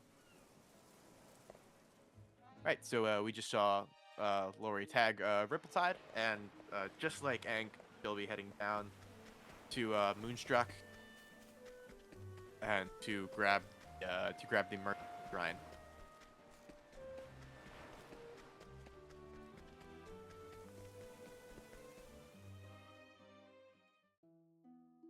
All right, so we're just gonna be selling a bunch of stuff.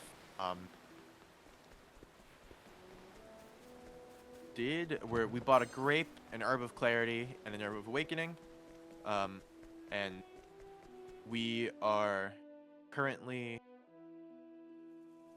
doing our skills menuing. So Alfyn learns 3 apothecary skills to get port skill, Hale and Hardy, which I believe is a 500 HP increase. Whatever amount of HP it is, it's a sizable amount of additional HP on his max HP, which is just really, really helpful for survivability.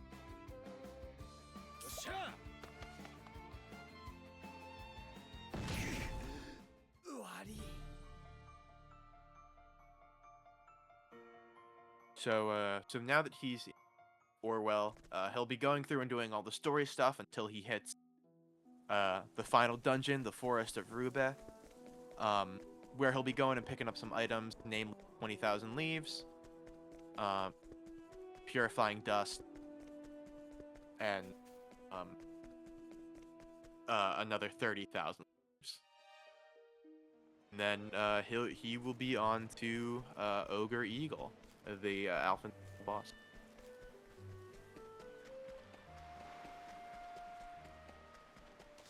My internet went down for a bit. My bad. It's all right.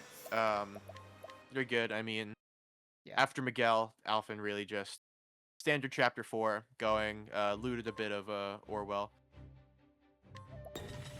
Learned Talon already, that was really it. And Laurie's on her way to a merchant shrine.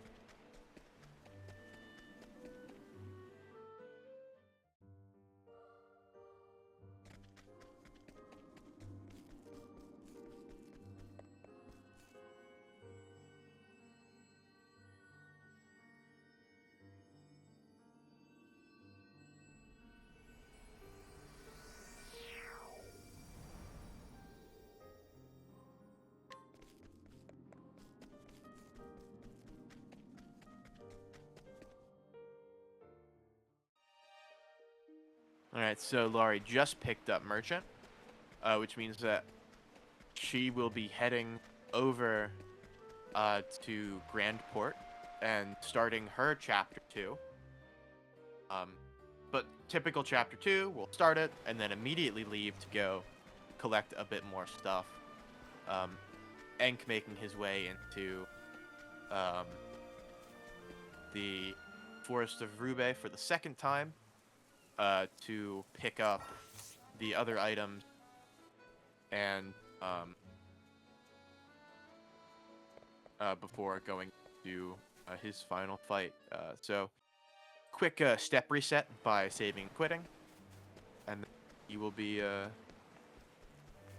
heading in, I believe.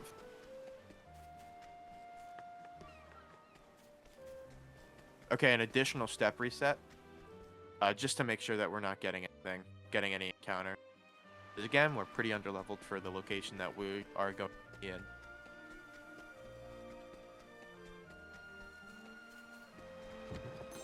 Alright, and Laurie going through and grabbing all the money, and I believe she grabbed the item on the way to Grandport. Yes, Okay. Yes, she'll be grabbing as well. Yep. Just like Hank did earlier. All right.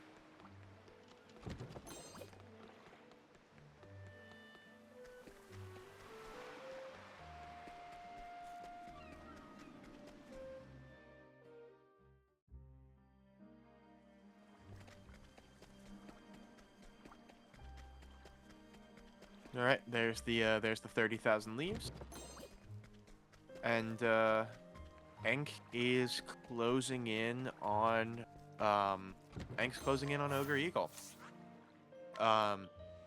So affectionately referred to by Quadra in chat as Ho-Oh from Pokemon. They do look pretty similar. Both are rainbow birds that primarily have the color red design. But yeah. Chewy, do you wanna talk a little bit about how the Ogre Eagle fight can? Yeah. The first few turns, obviously, things can go wrong if the Ogre Eagle inflicts you with some nasty status effects, because he does inflict random statuses. Or, kill characters too. But if the first few turns go well, the fight should be fine, which is a running theme you'll see with these final chapters. Ooh.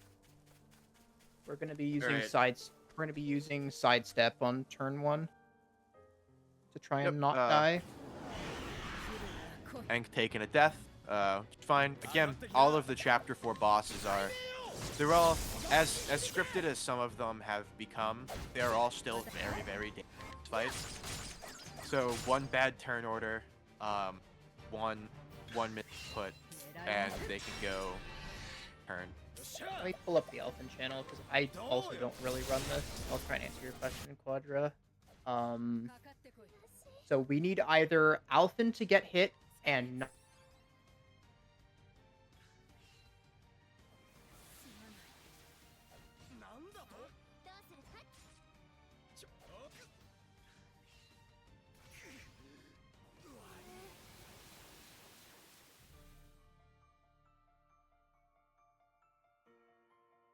Fortunately, that's not what we're seeing. Mm-hmm. Yep, but you cut out a little bit there, Chewy. You want to Oh, re-explain? yeah, sorry. My little bit of internet that? is... I'm monitoring right now, but it's not doing great. I'll have to fix that You're good. after this comes off, but We anyway. need Alfyn to get hit and not die, along with a couple other.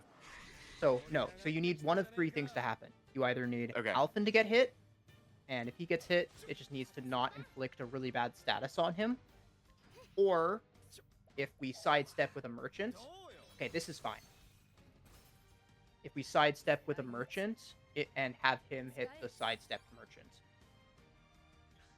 Okay. There's also a third answer where if Tressa gets hit, but then gets rezzed and somehow goes before the boss, that could work too. Yep. All right. Looks like we got through that turn 1 pretty fine.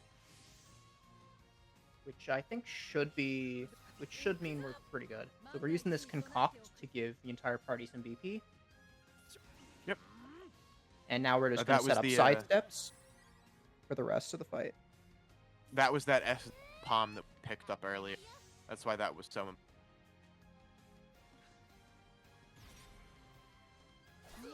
This should be a 9-turn fight. Yep. There's a couple different ways that this can go. Just between turn order. But all of the turn orders should be scripted. Realistically, it's the main variation are whether Alfyn is last turn 9 or whether he's not last. So that's kind of the variation. So the second break, we're going to be just using veterans to take off a good chunk of the boss's health.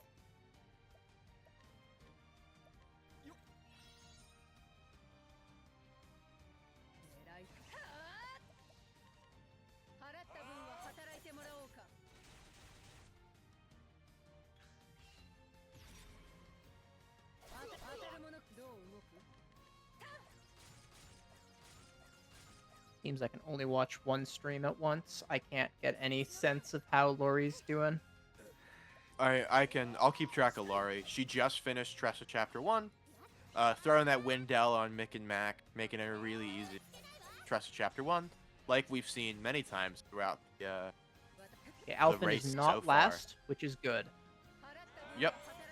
Alfyn not being last is a bit of a better turn order, rather than if he is last. But it is fine if the fight is still completable if Alfyn is last. Yeah, it's basically just how much do we have to gamble for the collect. Mm-hmm. But I don't think we had to gamble that at all. No, I believe if Alfyn's not last, the collect. One more sets of vets, and it's done. Yep. So time will be coming up for Enk shortly, I believe. I believe there's 7 cutscenes that he will need to skip before we move on. GG's to Enk. That was a really good run. Couple of deaths on Ogre Eagle. We'll be staying around again. on comms until Lori finishes, but after that, we'll be heading off. At least I'll be heading off. I'm not sure about you. Yes, I will as well. Oh, yeah, it's Alta and Laxline that'll be on comms for Prim. Yep. They'll be on comms for Prim and Cyber. All right, so Enk has finished, so we'll be moving over to Uno. We'll start Primrose Single Story for Team Boost. All right, so checking back in on Laurie. She is in Runeblade Shrine, picking up that 50k from this chest all the way back.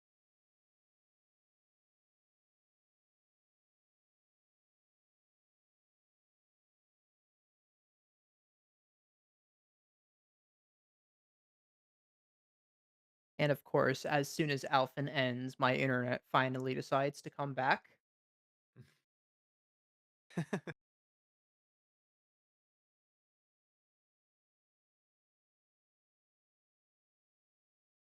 Hello. Hello. Hello. Welcome in, Prim Commentator.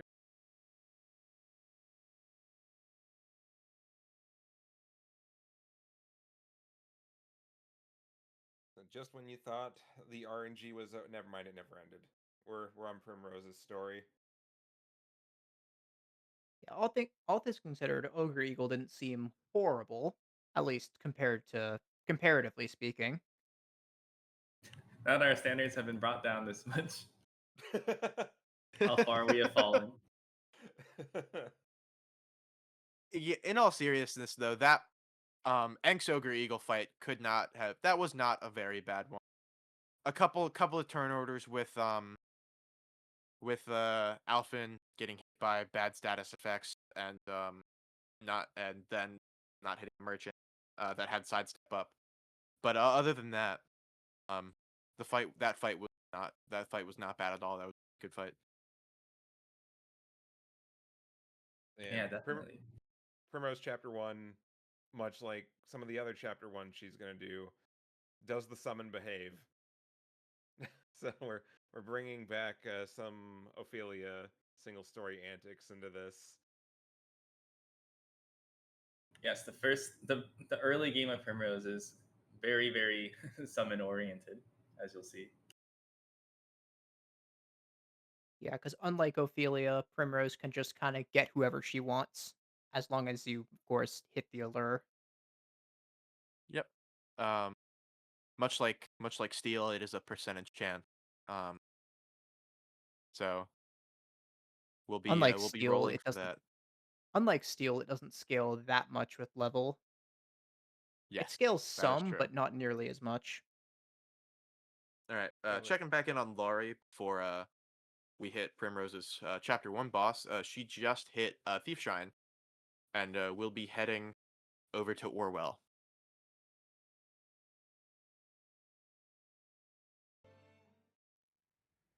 Nice. So for this first boss, Helgenish, we've seen him before. Basically, we're gonna break the ads, and then we're gonna summon, and we're looking for Flurry. If you remember that from the OP story, the more flurries we see, the better. There's one. Yeah, the ads killed immediately. You love to see it.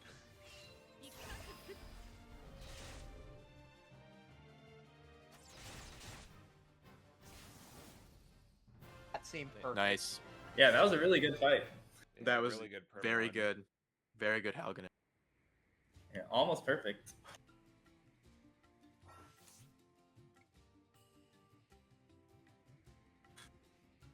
Laurie made it to Orwell without many issues. Sorry. Oh, no worries. Who this guy is? No one important. No one important until tomorrow, anyway. Yeah, so Prim's going to be walking over to Atlasdom. Prim is the only run where, besides Cyrus, I guess, where getting a Kate doesn't dramatically change the run. I think that the two runners are going to be using Kate mod just to make things a little easier for the EM grind. Yeah, but there's no specific Kate route. Yeah, I remember I remember they were asking about missing on Rufus, and I was like, "Hey, if you get Kate mod, you never miss." And it's like, maybe we should do Kate mod. Yeah, just take out a little bit of the RNG on fight. And of course, Whistlewood can be super rough, as we saw earlier. This is true. I think the funniest thing about this game is just how much accuracy matters in niche situations. And whenever you see a route pick up an accuracy item, it's like, I wonder how much pain was caused before this was picked up. Yeah. It has gotten to points in some of my Therion runs that I have looked getting a sharp nut because of how often one of the hits of SP Steel will miss. Laurie's side. She's heading into Vanessa now, so we'll see how this fight behaves. Yep. Turn Again, as we seems said pretty earlier, good. yeah, Vanessa's not too bad of a fight. There's not really a script for things. But really, you want to break the ads.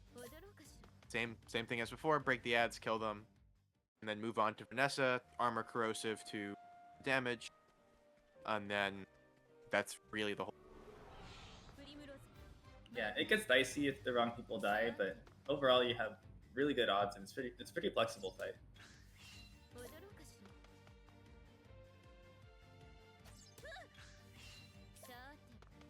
Primrose has an unfortunate trek to Cyrus simply because with just Dagger, she doesn't really have the way to break too many enemies. I mean, she could use Dark, but that's kind of slow. Yeah, decent amount of the magic attacks have a decent bit of animation that it's not worth going for the break in some situation. Yeah, Especially if you get the enemy where it's like, yeah, it's got 2 shields and it's weak to Dark. Yeah, that's 2 separate animations. You don't have a dark multi-hit attack.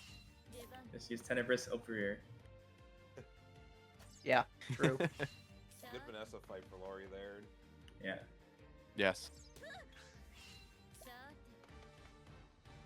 So we're on our 7th run in the relay here, and for the folks at home, you may have been noticing a pattern with all these, that everything flows through Atlas Dam. And it's kind of the same situation in Octopath 2 as well, except everything flows through Cape Cold, because that's where the Scholar is. Yep. In both games, it is both the shrine, although that's the guild in Octopath 2, not the shrine, and the actual party member. Primary job is Scholar. They're both kind of grouped in that same area. Yeah, though in 2, it's really only solos that go for the guild over the character. Because picking up characters is just so much faster in 2. For it is the RPG speedrunning experience to either be running around on the overworld or in a battle. Or in a menu. True. Any menu enjoyers? I think we're all menu enjoyers. Yeah. While they're running around here, you know, something was brought up while I was at SGDQ that all Mario Party minigames are either menuing or movement. You got a point. Whoever said that was on to something. I mean, but, like, what if it's mashing? Like, what's that? That's menuing. But menuing, movement, or RNG. True, actually, So, yeah. Because of that, Mario Party is a JRPG. Yep. Fair. Dude, you're so right, actually. When you're rolling the dice, that's just RNG in the It's overworld. turn-based. True. All right, next big event, Mario Party Marathon, JRPG.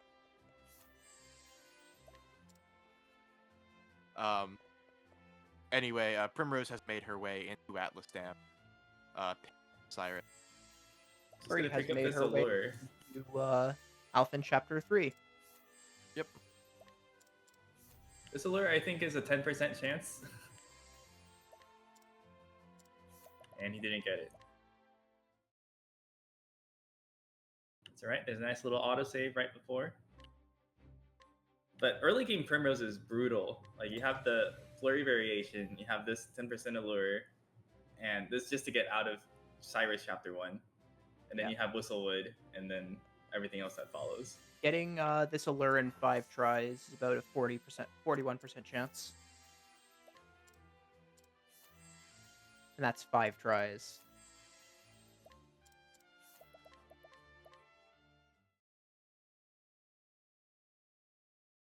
Yep. We are checking back in on Laurie. We're just doing a bit of cleanup before we go through and actually fight Miguel.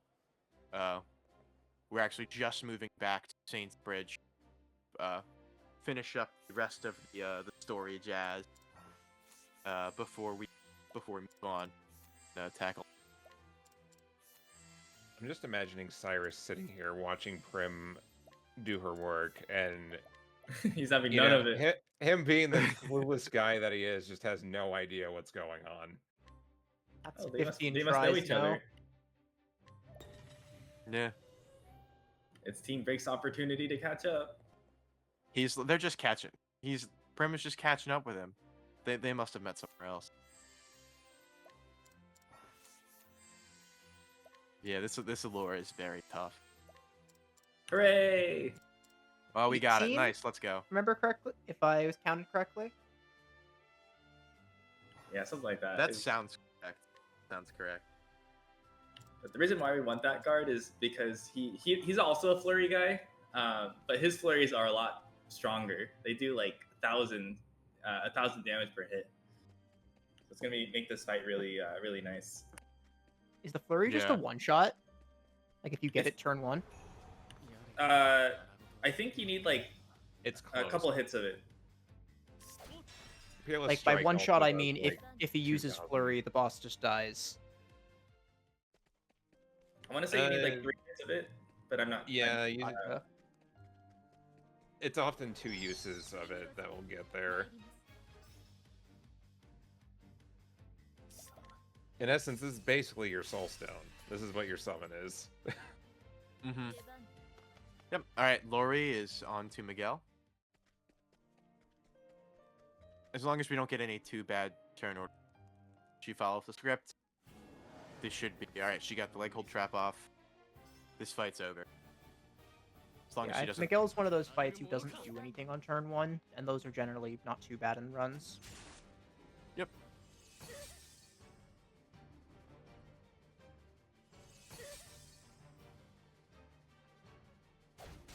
Pointed shot, not the move you want to see.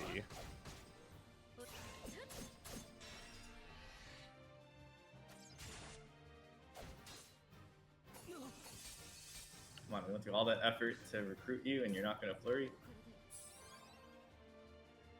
This really is the Primrose experience. There we go. There we go.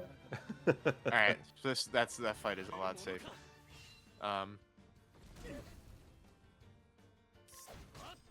It's like Lori's making. Just finished up Miguel.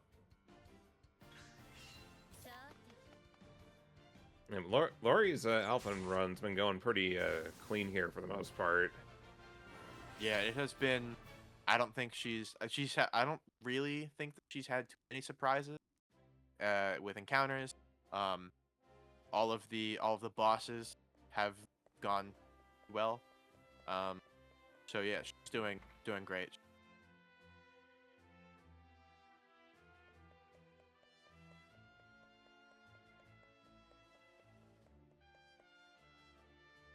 She's stocking up on herbs in case Alfyn gets hit with a nasty status effect on Ogre Eagle.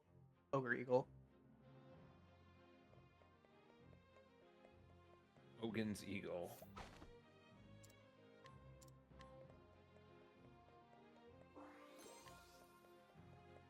As we said earlier, there's really 2 things for that Ogre Eagle fight. Alfyn can either get hit and not have like a too bad of a status effect, or Ogre Eagle can hit a merchant that has a sidestep set up, and that's because when sidesteps up, you dodge the whole attack, not just the damage. So any effects the attack has are gone as well.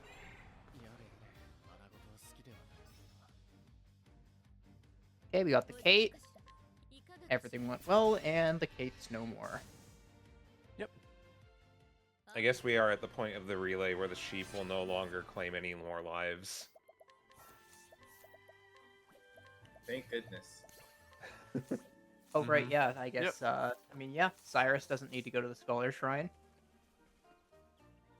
I think we've lost count on how many lives this sheep has claimed today.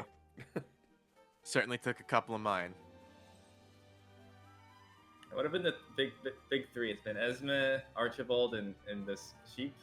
Yeah. Yep. Darius was kind of bad too, no? Oh yeah, that's true. Oh, we don't remember. Yeah. We'll need a Is this revenant counter for tomorrow. 36%. Rough. Oh yes, all this just to get to a 36% screw. Well, you got it. Yep. And he failed the Then he 84%. fails the 84. Oh no, That's crazy.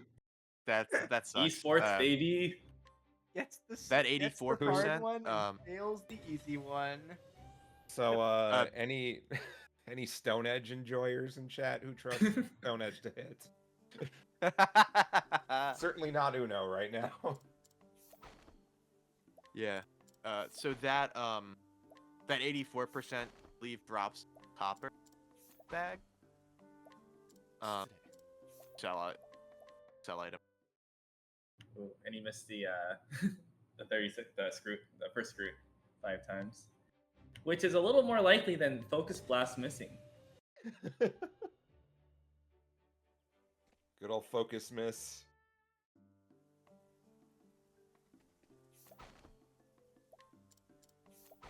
You can all tell that we very much trust Pokemon percentages to do what they want. So now Cyrus has 3 chances, and he gets it first try, of course. Let's go. I click the moves in when on my Pokemon when I need them, and then I expect them to not hit. So true. That way I'm pleasantly surprised when they do. That's why the only moves I use are Shockwave, Aerial Ace. Swift. Those are the only moves I use. Yep. All right. Checking back in with Laurie. She is in the Forest of Ruba. She most likely headed towards that 50K. I don't think she had any. I don't think she went and got any money, so she should be heading over to grab that. And then she'll be going over to Ogre Eagle. I genuinely forgot this chest existed. It has been quite a while since I did my completionist playthrough of this game. Forgot there was even a second exit to the screen. I relearned where a lot of stuff was when I was doing 4-job fiestas a few months ago. As it turns out, there were a lot of soul stones that I were just walking by and I never knew about, which was useful to know for backups in Galdi. Yeah. That's nice. I remember, I think recently, I was like, I think I used an extra pomegranate in my run, and I was racking my brain like where I could find an extra pomegranate, and I eventually was just like, okay, I'm giving up. I don't think I have anything, and then I realized I didn't actually need an extra pomegranate. I just had a spare. It do be. And like then that. later I realized there is a great backup I could have used, but I didn't think about it at the time. It's real. All right. Oh, okay, that seems pretty good. Laurie. First. Yep. Oh, Alpha yeah. Blindness is great. Blindness That's is not one bad. of Yeah, those we take things those. that we don't really care about. Yep. Uno heading into their Mick and Mac fight. It's just Windell, or I think Thunderel and Thunder. Summon. Oh, sometimes they summon. Yeah, Firestorm.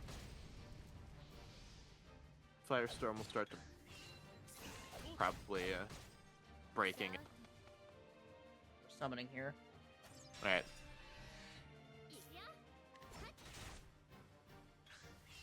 Go for Flurry. Yeah, just Oh, well, that kills too. yeah, just finish it off with the dark. Prim has a very high elemental attack stat, so he probably planned for that. I believe she's tied with Ophi for second highest, or they're very close. Oh, to Alfyn each got other. crit. Oh, ouch. Unfortunate. That's rough. Isn't that just emblematic of what's been happening to Team Break today? Yeah. This might be recoverable, but I think they can still. I think Laurie can still clutch the fight. It's gonna be a bit. Does she have Ruina Seed? I see a Runa Seed. Oh, She's got one. is this the time to use it? I mean, the Runa Seed I think is scripted at this point. It's just Armor Corrosive is supposed to be up, and it's not.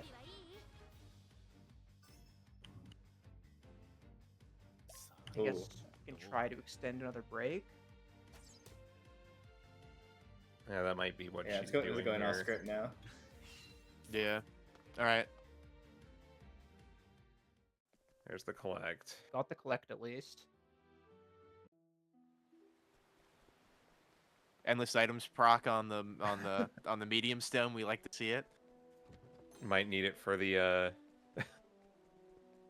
for weaknesses.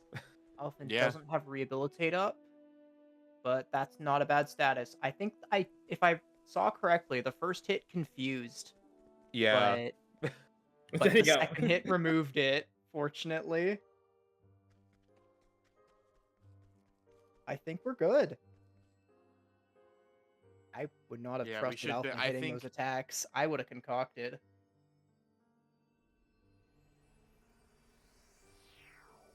Hmm.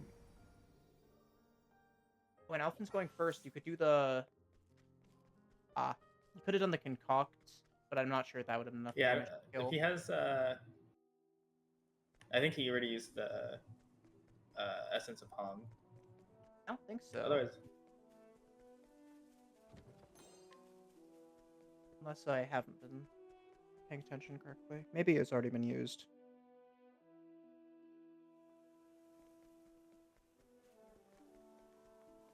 Bye, I Alpha. can't tell if that's good or bad.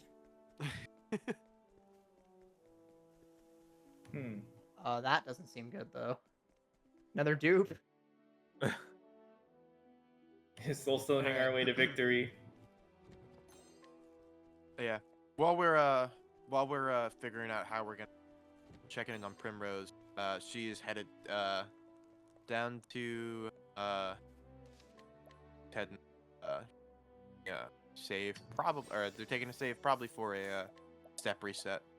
Yeah, they're gonna go loot, or they're gonna tag over a hole, of course, because that's where Primrose's chapter 4 is, and then I think they're gonna do some extra looting around this area, go to Runeblade and all that.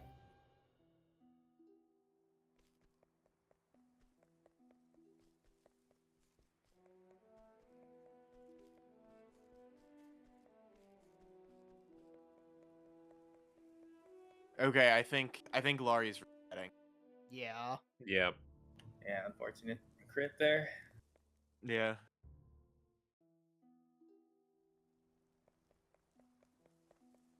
Yeah, it was close, but Yeah, that was for what happened. That was a very good recovery.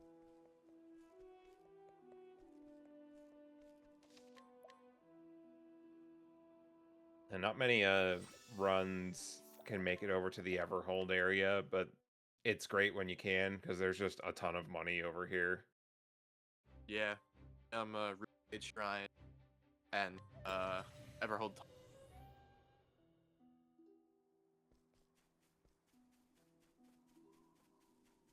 Ooh, out.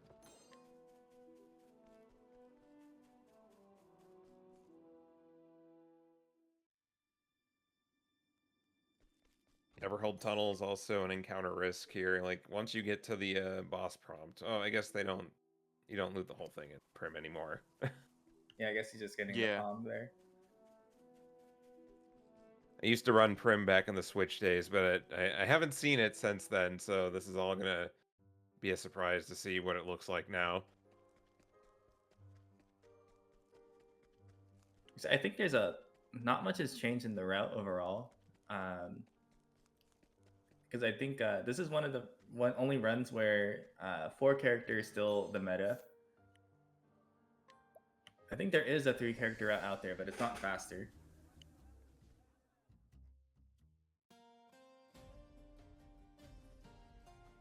Primrose used to have the dubious honor of being like the most random run in the whole thing, and then all the other categories just said hold my beer and just started implementing more and more cursed things until we are where we are today, where every run is cursed in some form or another if you're grinding for optimal times. But not to scare anybody off that might be interested in running this. Like these games are fun to do runs of. So if you are interested, we have a lot of resources on the Discord. I honestly think this is one of the best RPGs you can start with if you are curious about running RPGs, but maybe don't want to have a big commitment to some of the longer games. All the single stories can be done in under an hour. Or in even in Octo 2, some of them can be done in even under half an hour. Yeah. Yep. Zero as well has some very fast runs, also around half an hour. Yeah. Laurie failing the collect on Ogre Eagle twice now. That might throw a bit of It's a like wrench. 6%. Yeah, the first collect attempt was a free turn, so it's just like, well, see if I get the 5% kind of thing. All right, gotcha. I was not aware of how many vets she had used at that point. So you're all good. Checking in back on Primrose and Uno. Uno looks like they're down by Boulderfell. Probably over there to pick up Therion as their last character for the route.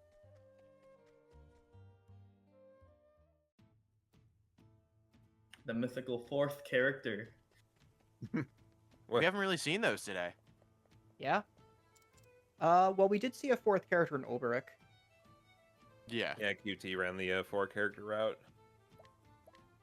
Yeah, we're sick and tired of 3 characters. They've had their time to shine. Though to finish off this relay of RNG fun and nonsense, we're going to end with Cyrus, who is probably the first run that got mega cursed as far as strats go, which is going to be on display with Bewildering Grace. Honestly, I can't wait for it. There's something about how low is cursed these... Ogre Eagle? Very low. Okay, well that works. Low Yep. enough to do that. GG's to Laurie. GG's Laurie. Well played. GG's. Anyway. All right, so we got about 7 cuts. We got 7 cutscenes for. With that, Four we're rules. gonna be me and Jacoby are gonna be passing the torch over to Alta and Lax. So we're heading off on comms. Yep. We'll see you guys tomorrow.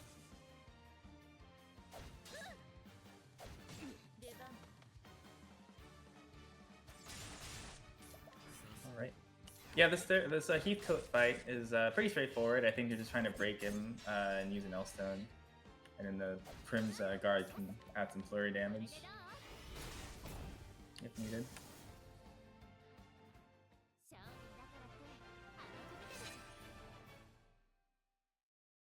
And now that Laurie's done with her Alfyn run, we're gonna be switching over to the next runner for Team Break, which is Legor of Egos.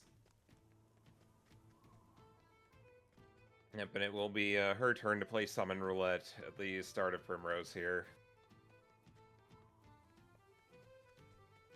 Surely the guard will be persuaded to join, but within 5 tries.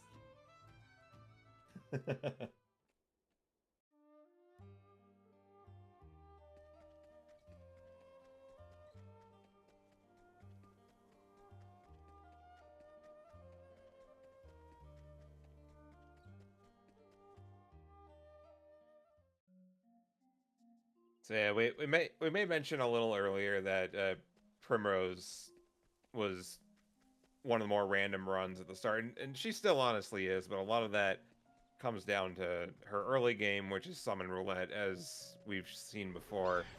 And she's also the only Chapter 4 that has 2 phases. So, and both of the phases are quite difficult to deal with as far as turn order and stuff. Yeah, they can both go off the rails quite quickly.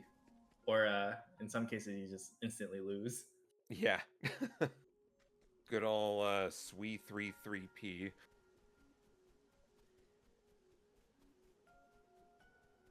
Yeah, but thankfully the mid game is pretty fast and pretty consistent.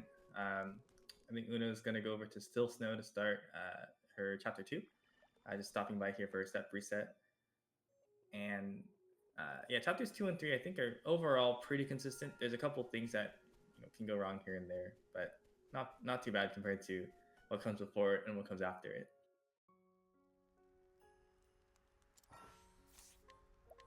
Yeah, I'm not sure if this is still the case, but I feel like I recall Chapter 3 has like very niche circumstances that could be bad, but Yeah, I think the wrong people can die. It's not completely scripted, but but it also just kind of highlights how nice it is having a fourth member in your party because you get a lot more to work with. yeah. Also, Udo just failed 5 scroots again. Oh no. He loves the title screen. The screw is to get it's 48%. It's to get the option to buy empowering rings in the store, so you can have a little bit more bulk to your party. Yeah, often the most efficient way to increase survivability is just stacking HP items. All right, 7 times the charm. Also buying some Herbs of Clamor because Simeon loves to silence you. That is the point in everybody's casual playthrough where you realize you have no way to remove silence. I had Alfyn as my main character, and he was in my party, so I was able to concoct my way out of it. You knew how to use concoct?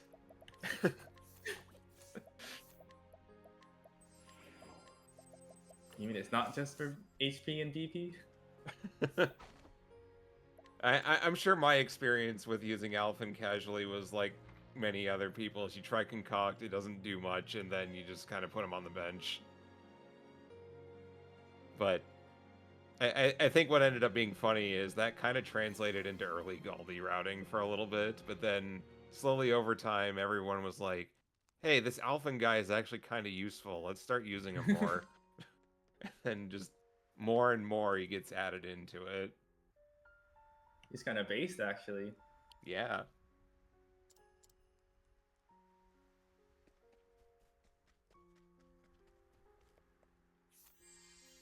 My Legor is able to make it out of Chapter 1 alive and is on her way to Atlaston.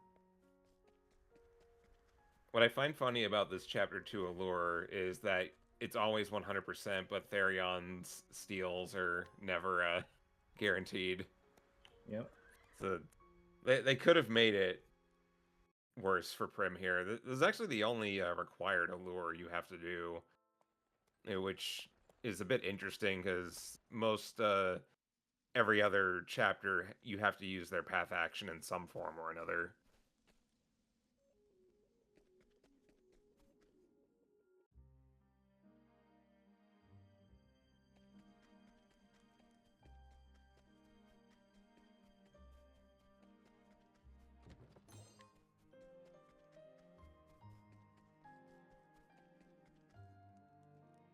Honestly, forgot there was a Shadow M there.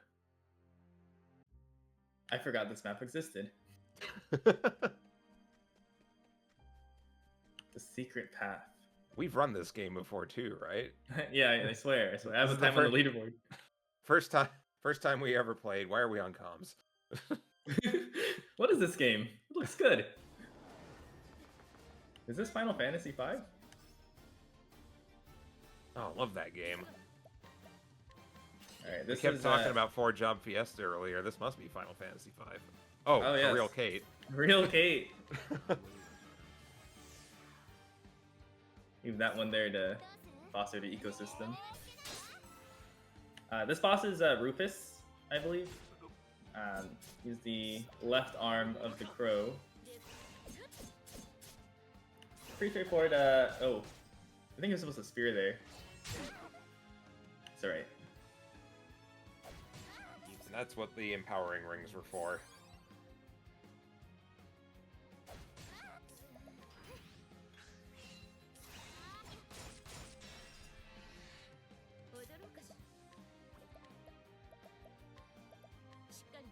Yeah, it's pretty straightforward recovery. You just kind of heal people up as needed, and you can always delay the break. They don't hit too hard like the other stories.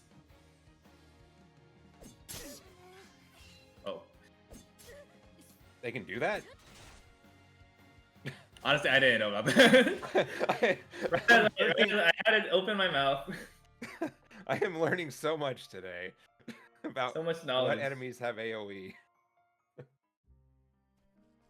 Yeah, I didn't know those ads in Archibald have have AoE. That's alright, we get a do-over.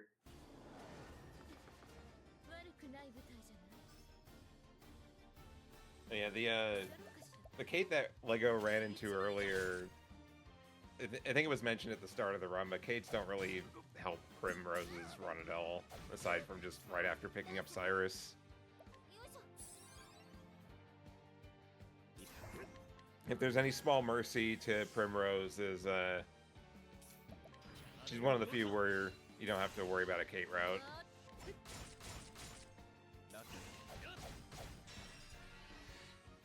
Alright, now he's broken.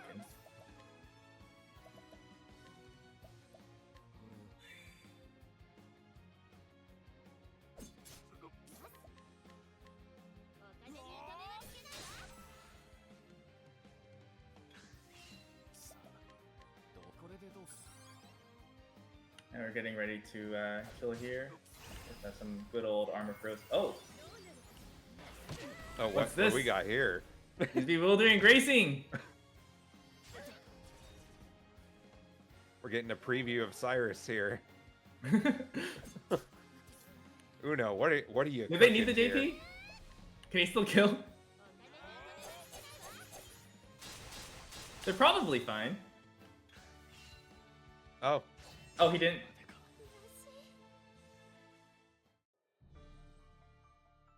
It's probably like an M stone or something worth of damage. Yeah. But imagine.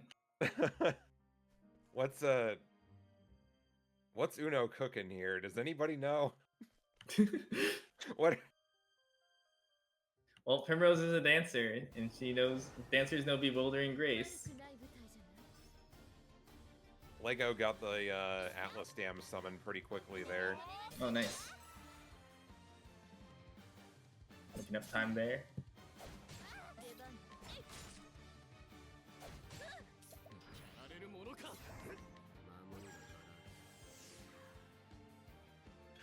I mean, I guess Hang Tough would be pretty useful against Simeon.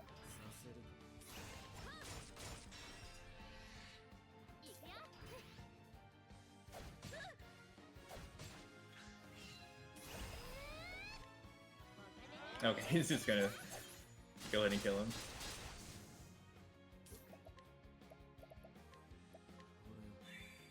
Yes. Yes. Ooh. Let's see what happens. The ground explodes. Ooh, reflective veil.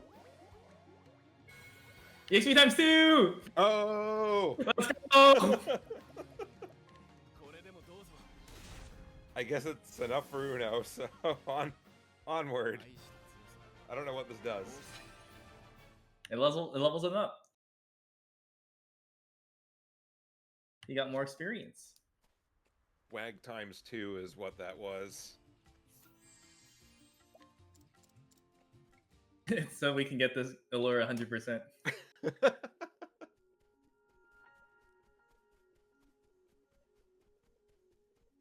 You know, that's really just one of the things that I appreciate about these games is just there's just so much brain rot you can go for because of BG, and you can just do it. Whether it's just in the speedrun or casually, it's just they're always tempting you.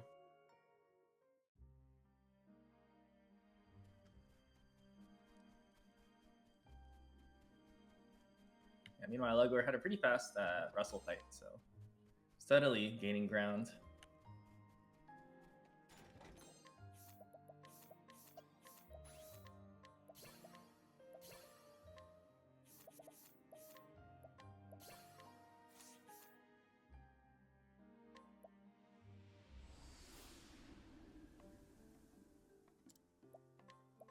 You know, Uno's gonna start chapter 3.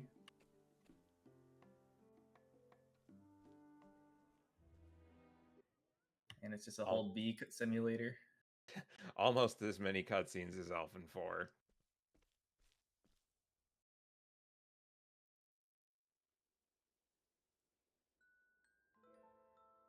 Heading She up the meets North her, Atlas Dam Cats to get her Kate. No surprise, very nice.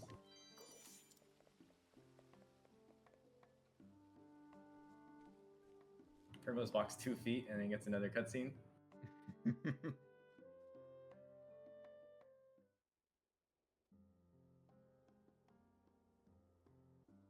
In this chapter, she meets her longtime friend Simeon, who's not suspicious at all. Well, you know the track record for a white hair character in anime that gets introduced later on. He's so nice. Seems right. Seems like the right person for Primrose. See the Scroot on a Lego screen.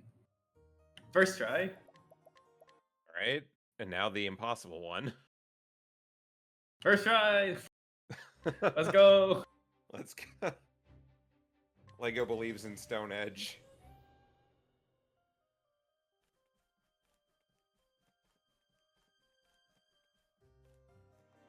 There's a chest in. Go ahead. Is there an encounter risk in Obsidian Manse? I feel like there is. I think if you reset the screen, it's okay. I think there might be a small chance. There it is. Oh, yeah, I just had to say it. I think this is the one where once you change the transition to the next screen, you can go backwards and reload the save there, so it's a little more safe. Yeah.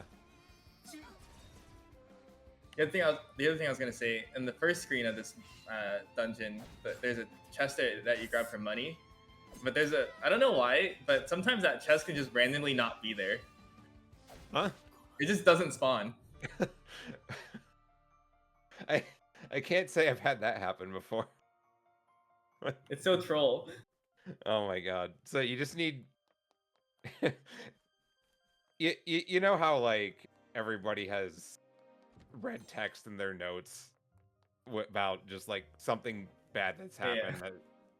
Yeah. Make sure to clip the forbidden dagger. Yeah. I wonder what that is for that chest if it disappears. Yeah, I forget what the backup is. Just figure it out.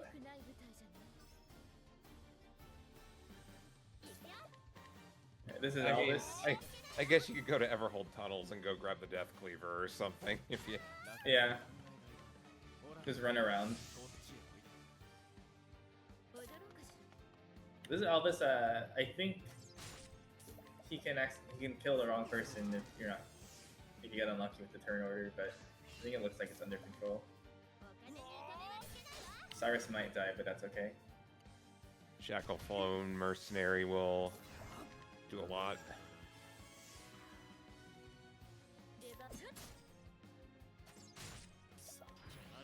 Okay, and the summon is for this fight specifically. You're aiming for a turn 3 break, I believe. He's doing it again! Completely recovered! Oh, look at that. So much strength. Who needs palms?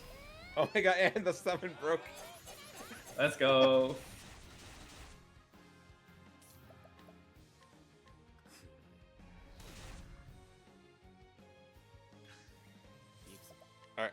Are we gonna see BG on Simeon for the flex at this rate? Each phase gets its own BG.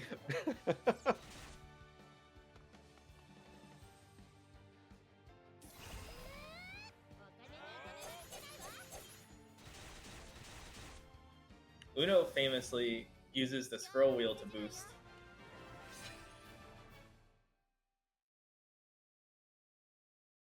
I was like, dang, that's a really fast iron health.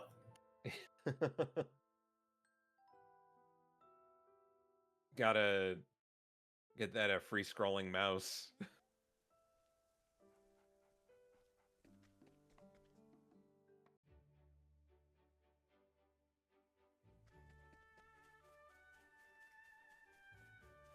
It's like a purgation loot right here. Yep. we're still working on exploration here. It's getting Warrior Shrine and on the way to Everhold.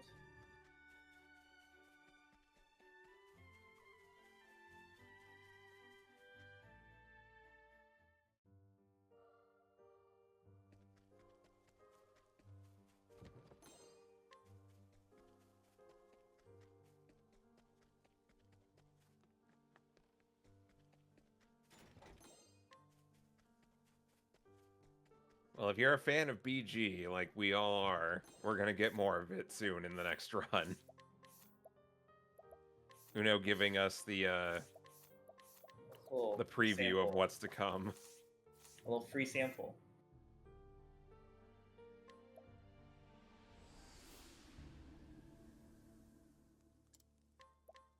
And now it's come to the infamous Chapter 4. It'll be a bit till we actually get to the boss, but as Alter mentioned, it's 2 phases, and both phases can they can go off script quite quickly. So you need to know the fight very well to be able to adapt and maximize your chances of winning. It's really, really fun once you get the hang of it.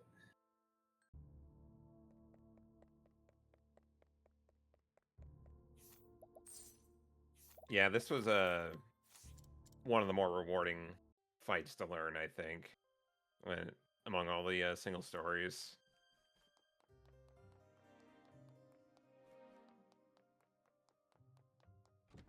What are some other fun fights?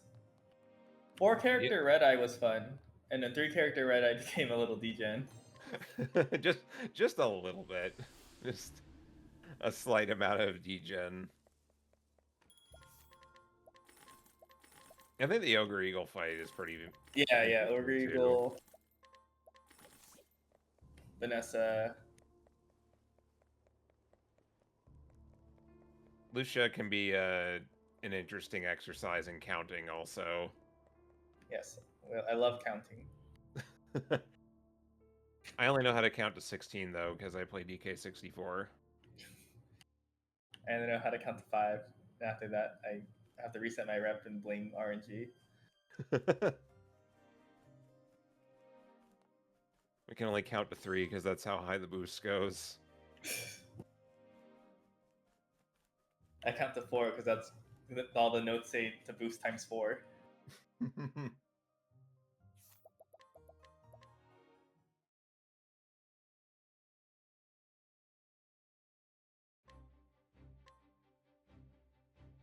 Galdi's really fun once you get the hang of it. The boss fight. Yeah, you just have to give up all all notion that your run might finish after 3.5 hours, but it is a fun fight. Just don't miss.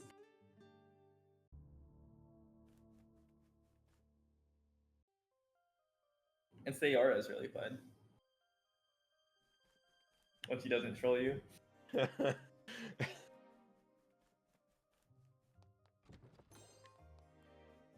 I'll sometimes do the Alfyn concoct to protect from status, but I did find out in that fight if you do that before she uses physical reflection that she might do something different.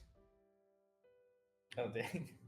So, I think she uses the move that increases her turn order, so if you've already used your like hold effect, it's not great. She's sentient.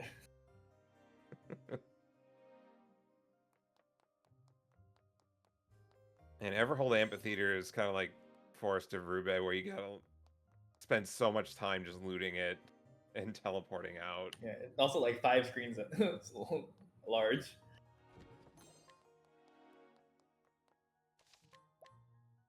All right, so this Simeon Phase 1, he's accompanied by 2 ads. The male puppet is really dangerous. Ideally, you want to get a shackle follow-up on him. If you use a sweep and he's not shackled, I believe you instantly lose. Or sweep, or I should say it as sweep! But does XP times 2 change anything? Ooh. We'll find out. He got the shackle off, so that's nice. And then the goal is to break everyone on turn 2. Ooh! That might have mattered. Yeah, it looks like it did. Cyrus firestorms, and then we try to get Primrose before Simeon so she can dagger, and then Tressa before the puppets so she can use bandits to break. And from here, we are going to Armor Corrosive on Simeon, and then use one side of Vets now along with Soulstone to kill the ads, and then we'll get set up for the second phase of this fight.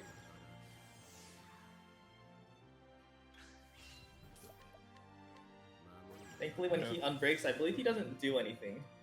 So you can pretty much just prepare for the... He changes his weaknesses, I think. And then... Simeon strikes a pose. He loves posing. Can't believe we have more bosses with chairs than we do horses. How good is just wanting to be like Simeon?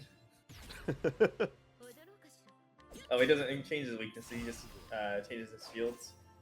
But you are able to have time to steal the Shadow Stone to be able to help you out resources for the final fight.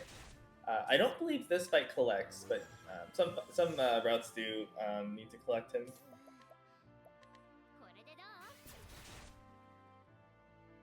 And it should be pretty smooth sailing to go into phase 2, unless he wants to BG. No. Hey, you still gain experience in this first phase. Yeah. What if you hit XP 100? Sorry. We'll set up for phase 2. Phase 2, it's I think the win rate tends to be a little higher because there's no auto lose like getting wiped on turn by the sweep. But basically, you're setting up for a turn 3 break. Usually with Primrose, usually when around 4 shields on turn 3. You can use things like Therion's daggers or HP Thief, or Tressa's dancers, or just Primrose's dagger attacks. You're basically trying to revive people, heal, and just get ready for the break on turn 3.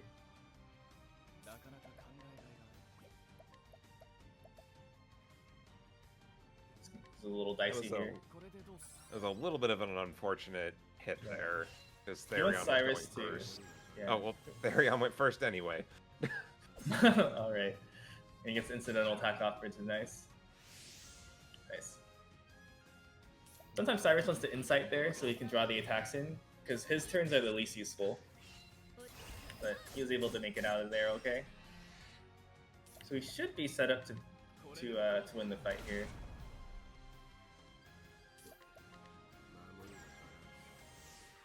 And with one merchant, Una will have to do one more break to get there.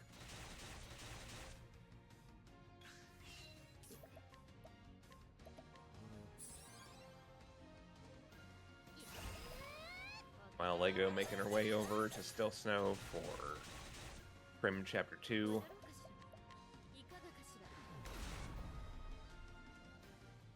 Wonder if we'll see more BG. What if they agreed to it before the run? And we just found out now.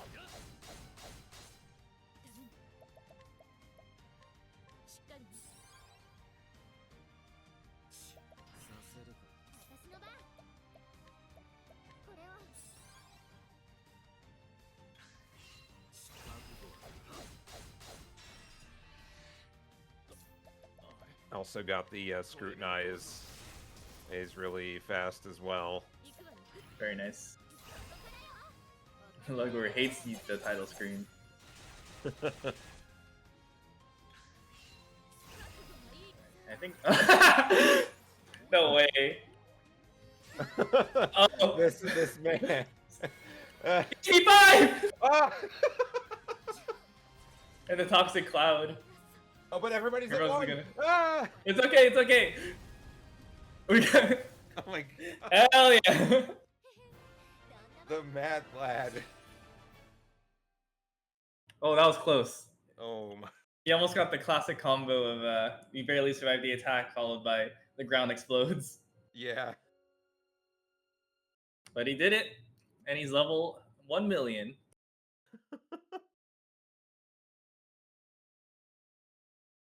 All right, very nice run from Uno. We have Legor catching up. She's on chapter 2. Has a lot of really good pace actually. has a really good luck with the allures and scrutinizes and everything. So Yeah, the fights went pretty well despite being a big fan of the title screen.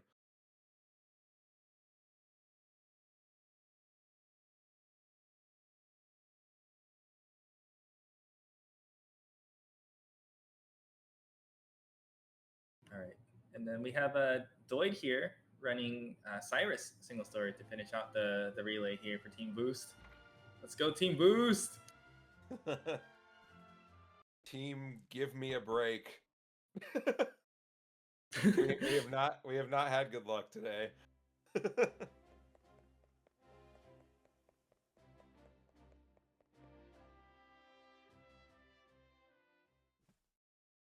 Uh-oh. Suck.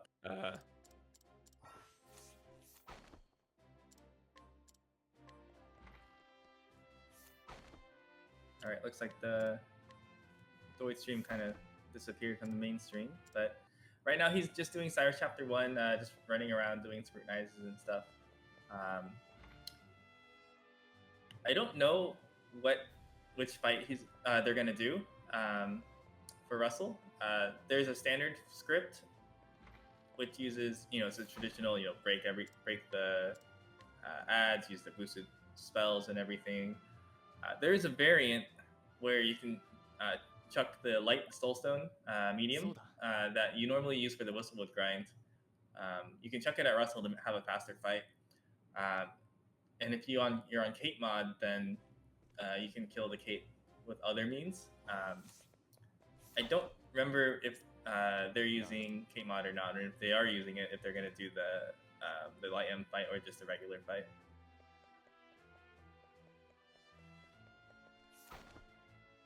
And I think the regular fight is different from when I last ran it, because I remembered, like, at least in early versions of the Cyrus fight, that the ads were a damage range in Fireball. But now I think Soulstones are just chucked instead. And a pretty clean Chapter 2 for Lego. Lego doing pretty well for herself here so far. Yeah, definitely. Just a super clean run to help catch up some time for Team Break. I should also note in Chapter 1 for Cyrus, there's two options when you're buying equipment to do the traditional fight. I think Doid bought the Quartz Rod, which gives a little bit more elemental attack. There's also an option to buy a weapon, the next weapon with a little less elemental attack, but using that extra money to buy some extra armor. Makes the fight a little bit safer in terms of healing, needing to heal. So it makes it a little bit more consistent, but has a lower ceiling.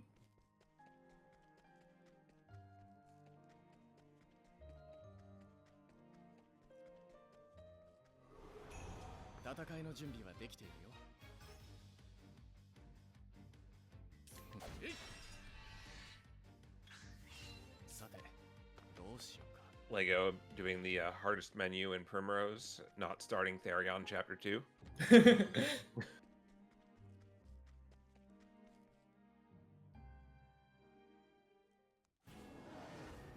Devastating. Almost as devastating as accidentally listening to the Traveler's prologue. Oh, it's all happened to us once. Sometimes your brain is like, I'm gonna press up this time for some reason, and then you are stuck.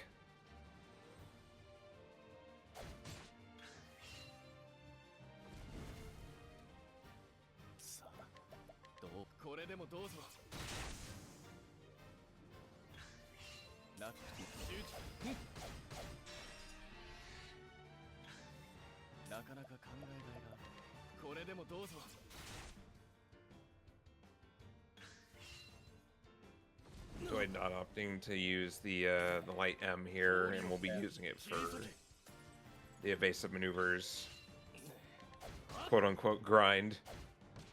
Yeah, it's probably smarter.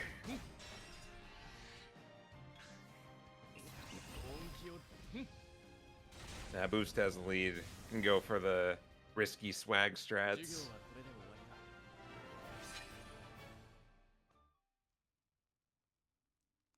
get a small ice soulstone for their troubles. Huge. Oh, Lego got the encounter in chapter 3. Look at the fleet. Trust. Oh. I still believe. It's more blinding birds. Yeah, that's what we want to see. Yep.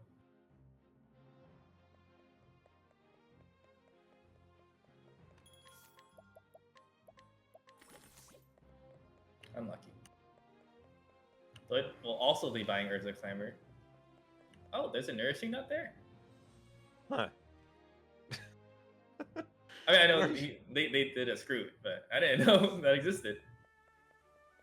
We learned so much watching other people. This is a learning experience for us all. Okay, good. The chest still exists. Okay, so Dwight is using Kate mod. So they'll kill the Kate with the light pen instead of doing some jank small stone nonsense or lightning blast.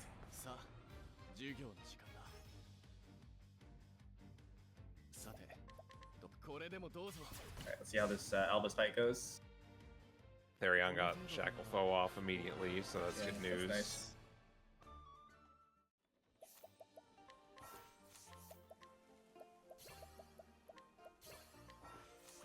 Yes, Lloyd is using Kate mod.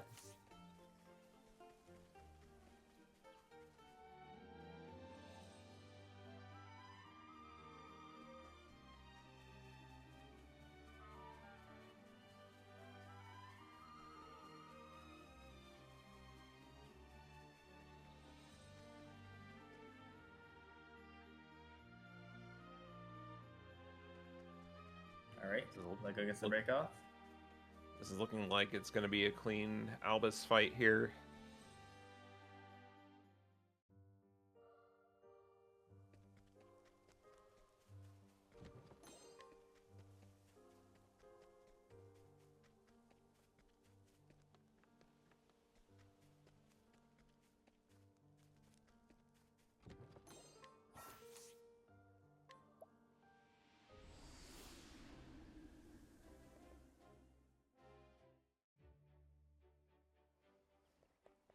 And that should do it for Lego there on Chapter 3. Yep, there it is. Clean fight. Just had one unfortunate encounter there. It's hard to get through one of these runs without something going wrong. Yeah. Like, you mean I can't get the perfect RNGA? that's on the first run? you gotta pay Tressa for that. She demands a high price tag. She knows how much those world records are worth.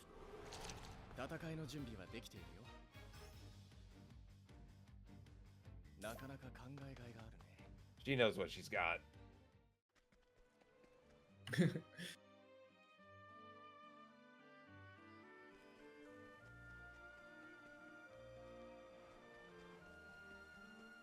Yeah, anybody that may want to try this for themselves, in a getting owned by the game is just kind of part of the experience, and it's almost just, you know, everybody's got their stories. It kind of just brings the community together a little bit in a way, because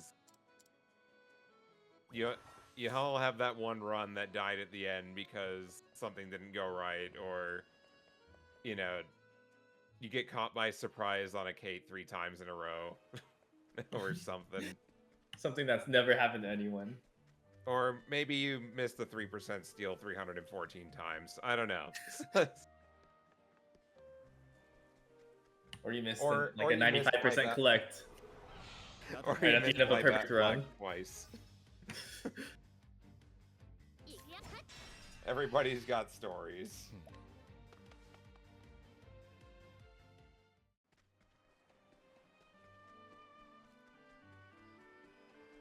You can walk through those chairs. That I am learning so much.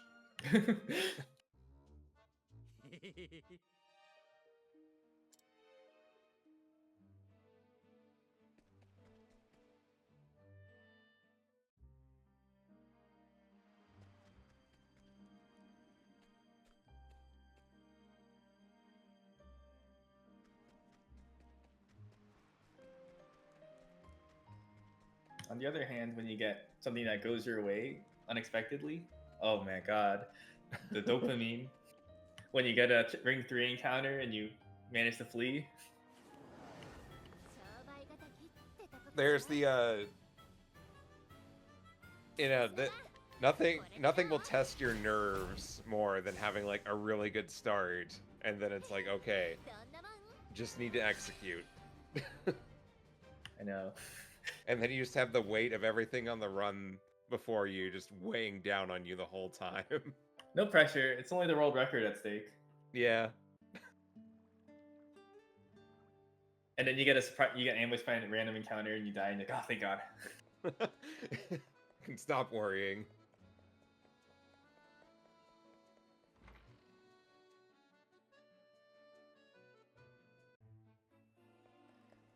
Doid picking up Tressa here, which every run does, unless your name is Zazu. Hey, I can think of a few runs that don't pick up Tressa. Oh, Chet single story, Cassie single story. Hold up. Patricio single story. Hold up. Master of Fame.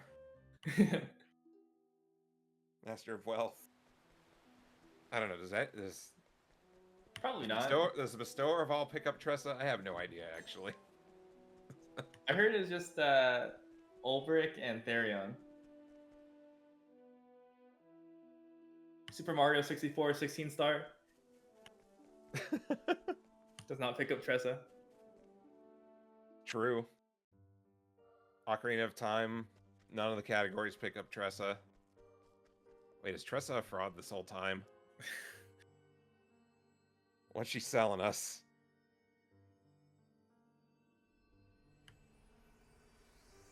Not everyone can appreciate her talents. Ali shows up in Aladdin, though. True. Tressa, Ali's in more games, once again besting Tressa.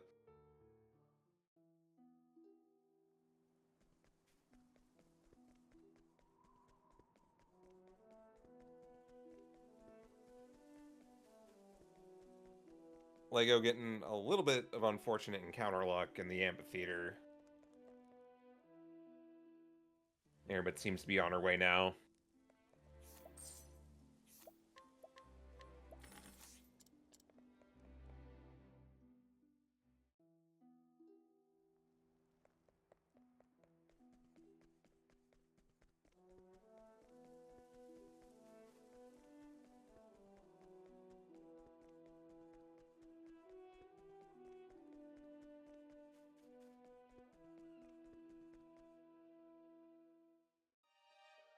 Cyrus still picks up 4 characters, right? Yeah. I cannot imagine doing Lucia with 3 characters. Yeah, I was thinking about that. It's just like, yeah, that would be a big ask for 3. Maybe in the 108th year anniversary. Well, then we'll be on 2-character Tressa or something. Yep. Okay, Lego also gets Therion able to shackle the puppet. Also barely lives. I think that's a win. Yep, that should be. Simeon sits back and enjoys the show. Wow, Simeon behaving. Well, we'll see what phase 2 says. Yeah. Can you think of any better turn action than just sitting back and enjoying the show?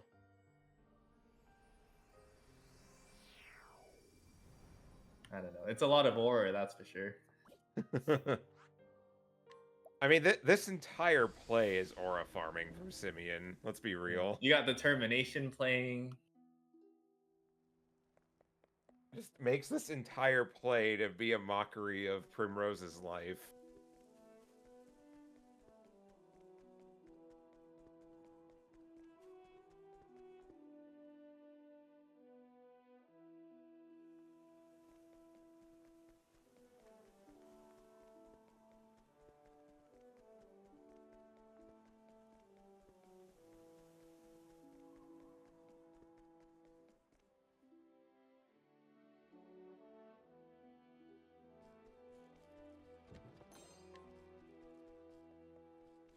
think Dort's making their way to Everhold Tunnels.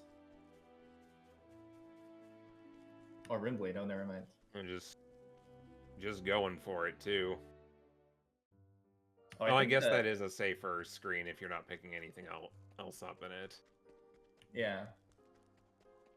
I think the one of the original routes, the non-BG route for Cyrus goes to Everhold because I think they need some extra resources.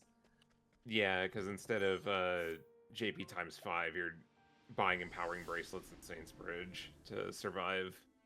Yeah. All right, phase 2 for Lego. Let's see. Oh, I don't think that's good. Let's see how she can recover. I think this is still recoverable here, but Yeah. it's It's dicey.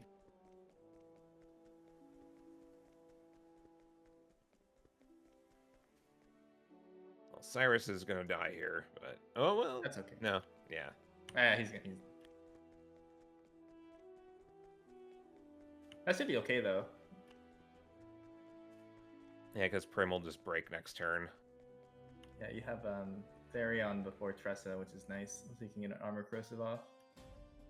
I think even if you don't have this, you can always do 2 bets on the second break. There's a little bit of flexibility, but it is nice to get this. But this should be a win.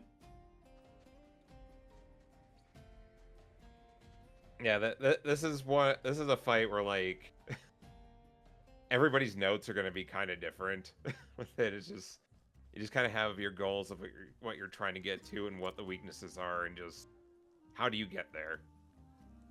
And that's kind of what makes learning some of these chapter 4 fights really rewarding. Yeah, I think Dahlia's notes for this fight just say good luck. Yeah.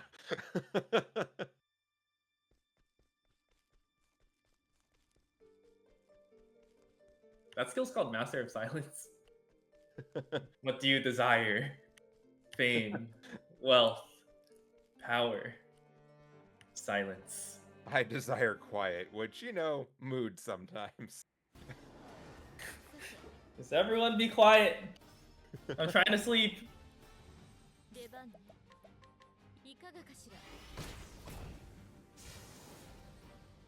Oh! Oh no! Oh no! 10 leaves? Are you kidding?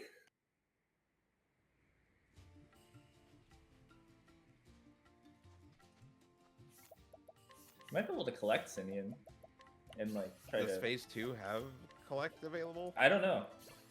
I know phase 1 does. Actually, maybe not. Oh, that's unfortunate. And Simeon takes forever to kill you too. Yeah, because he just silences you and then.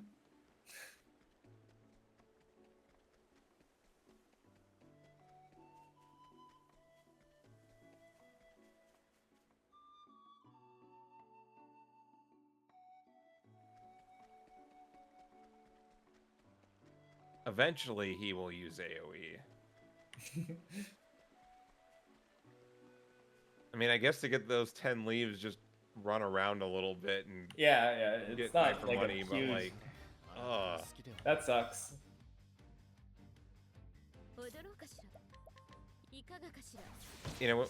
When we've done these relays in the past, usually the bad luck is spread across the teams. Yeah, so like, it evens out at the end. In theory, it's supposed to even out over 7 hours.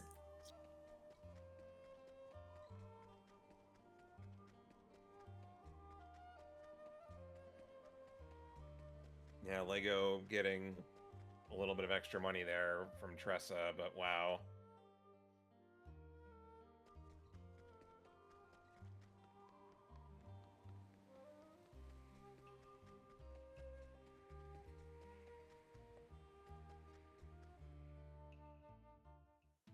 All right, let's see how second try goes.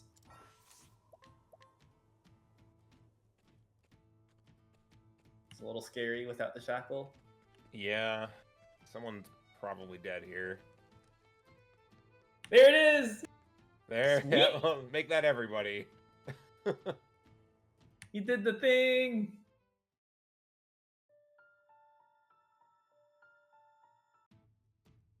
So, on Doid's side, we're about to get to the main event. So, Wait, I think they need what to recruit Therion still. oh yeah, you're right. I just saw chapter 2 started. And got Unless excited. Doid's cooking up something fierce. Which, you know, I at this rate, Honestly, people are pulling out all the stops for the meme routes today.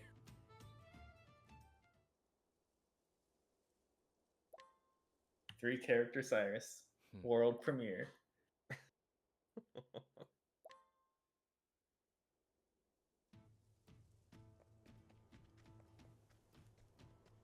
Okay, they're leaving Horror Quest.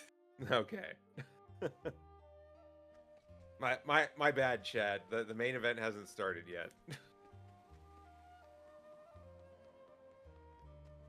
Oh, there's Cyrus start. Another sweep. Oh, Cyrus Yeah. survived.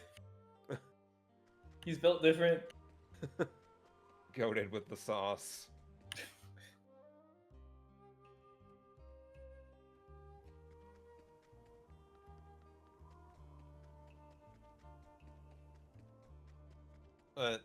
Now you see, I was still correct, because when I said time for the main event, that was the line Primrose was using.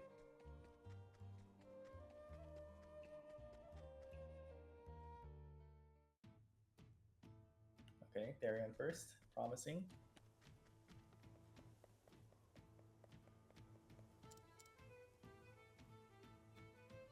Ooh, Oh my. that's not good. I think that's a loss. Yep. Because Tressa needs the BP to be able to break them.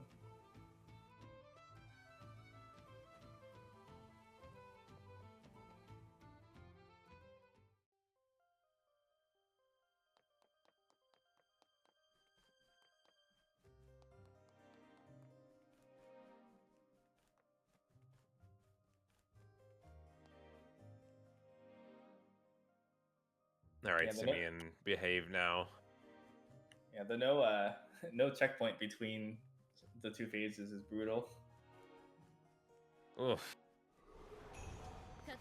This is the Simeon we know and love. I was gonna say, you know, I was a little surprised that he was behaving so well. Back to business as usual. 10 leaves, that could have been just like a discount somewhere, just... Or just like suboptimal movement somewhere. Yeah. Right, Shacklefo start. And that was only because she needed to use hired help dancers. Oh yeah, you're right. Some fights you get away with it without it. I think just the way the turns panned out, I think she had to use it.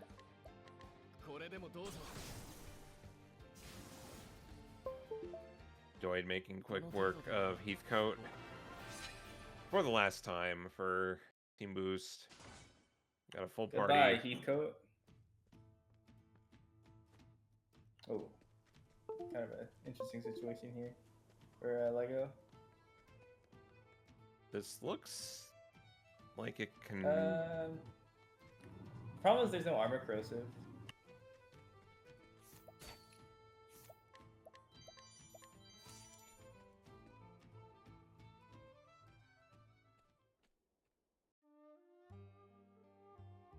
Getting the That was break. interesting.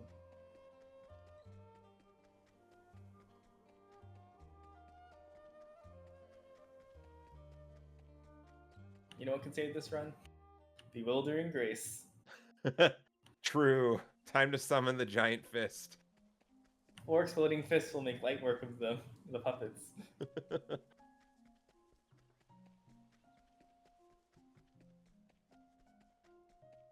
Oh, this might... Oh, yeah. That was Yeah. Good.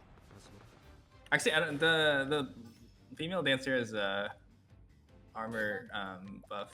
いかがかしら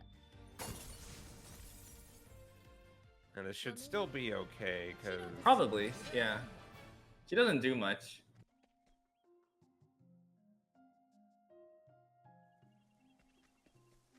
Dwight getting away from the, oh wait, no. I thought that was the Victor Talo encounter. Never mind. Yeah, very, very good improv in that fight. Yeah.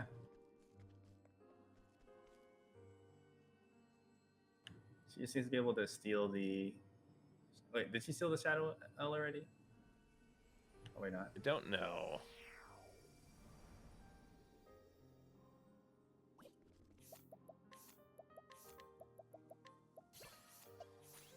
Doing teaching the important skill, Bewildering Grace. The main event. We're inching closer and closer.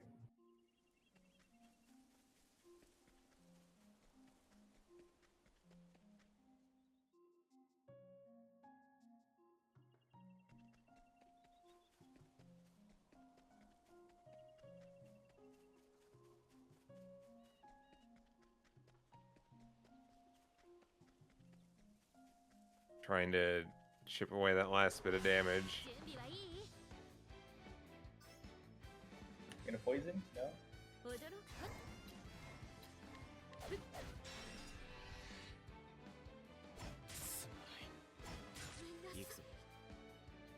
Kind of an awkward damage situation here. Yeah. Lloyd getting an unfortunate encounter here.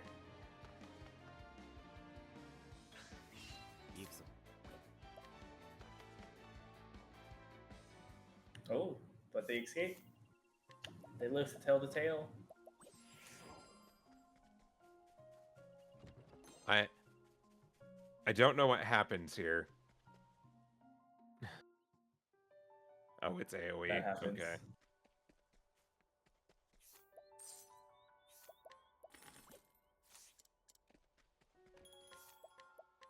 Okay, Simeon, we get the idea. You're very strong and powerful and scary. Why don't you just give us a bone here? Set us free. Team, give us a break.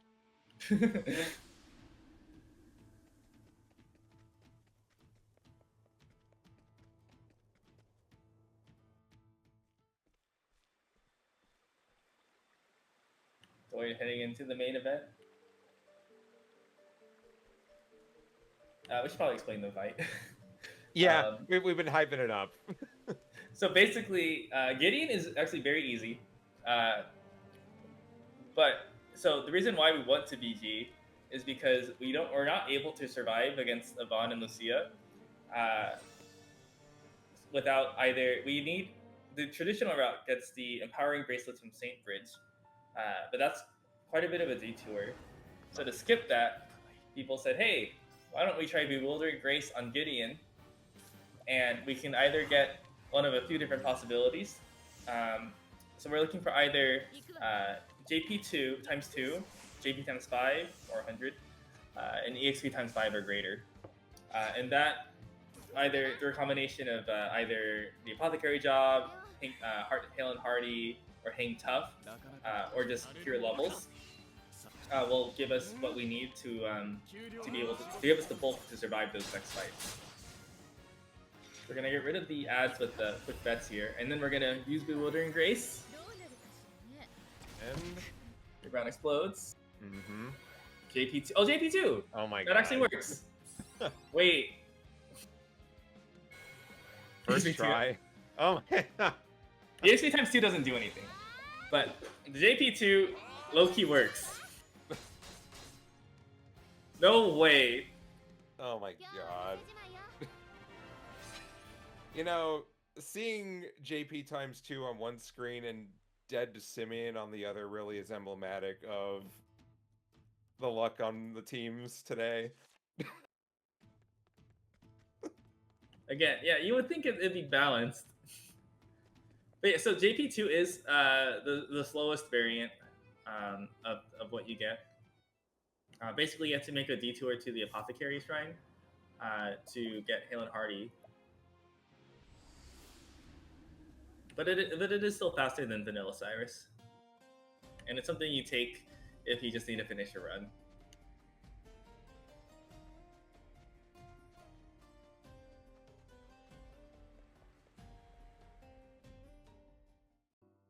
Wow, the puppet loves sweeping.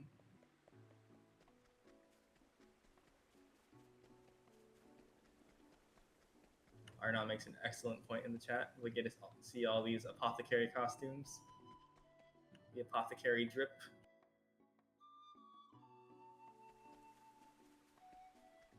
Prim's got a good apothecary outfit. So does Tressa, for that matter. She always looks cute in the hats that she gets from any of the jobs. I'm personally partial to Therion's apothecary outfit. I don't even remember what it looks like, so I'm gonna find out here I know. together.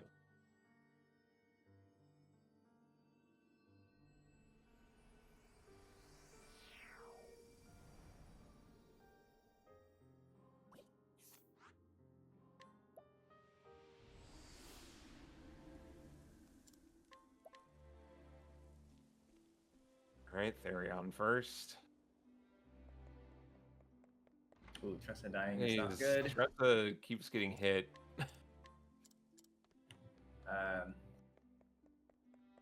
see what happens here. This could still maybe work. Just gonna try for it.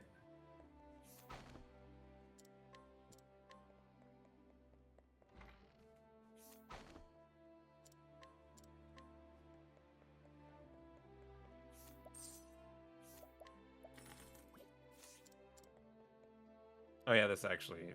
Yeah, this works here.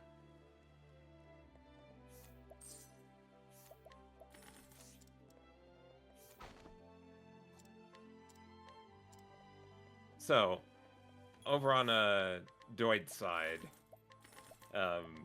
Cyrus Chapter 3 is pretty infamous no matter what the category it is. Yvonne is a very annoying fight because, much like many other fights in Chapter 2 or 3, he has ads that go with it, but these ads can use AoE.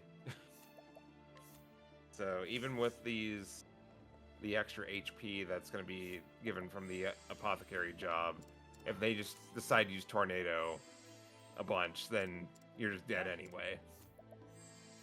Yeah, it's crazy that in a route with BG, Yvonne is still the worst fight.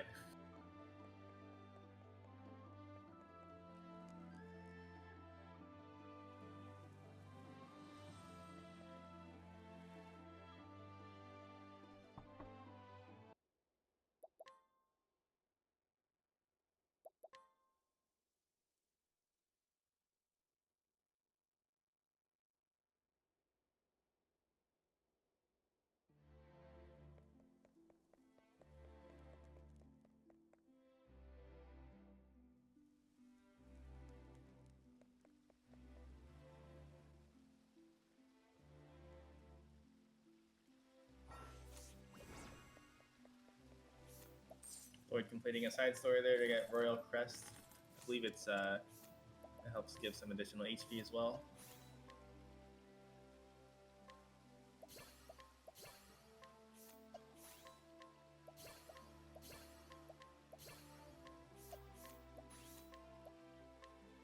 Oh, looks like Lego's able to break all of them. This looks good for Lego.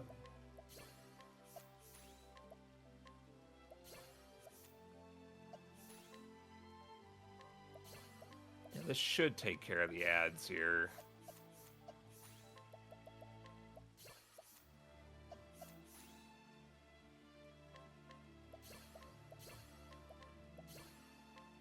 So it's doing a menu here to, give everyone HP for the Hail and Hardy, give certain equipment and such, so that everyone has that little bit of extra bulk needed to tank some of the attacks coming up.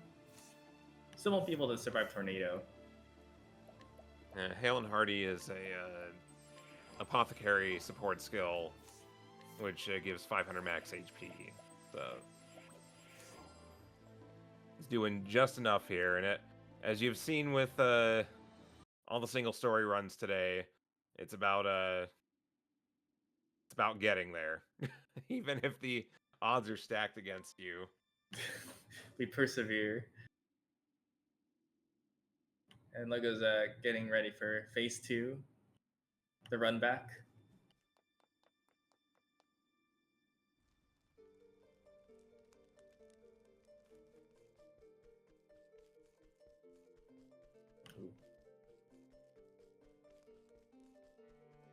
I set up Mercs here for some extra defense so they can survive the other attacks.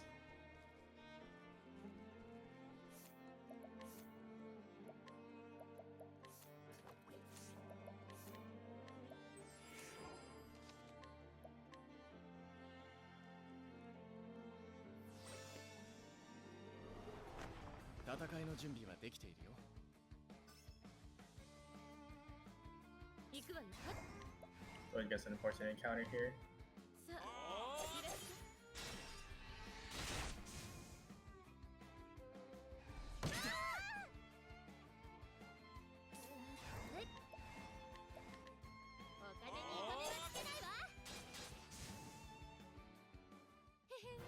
We're showing them who's boss with veterans. That was just enough to kill.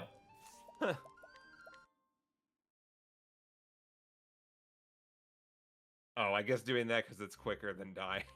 Yeah. the strats. Big brain. And you get a flex on him a bit. Teach him a lesson. Alright. Now let's see what happens with Yvonne here. So we're hoping that the ads do not use Tornado. Which is a big ask. Which I think they can survive like maybe one hit of Tornado. Ooh. But a second Tornado would be deadly. Okay. Ooh, that's interesting.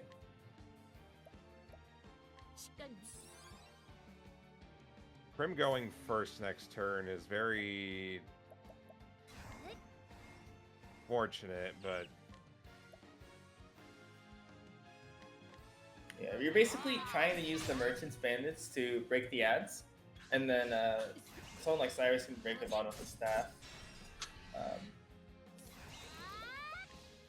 Or dagger, yeah. And Lego has defeated Simeon. She got the run back, got her revenge. Just like Primrose.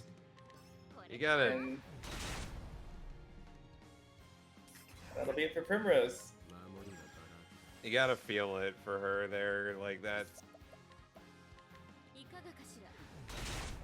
Yeah, she was so close to getting a first try perfect Simeon.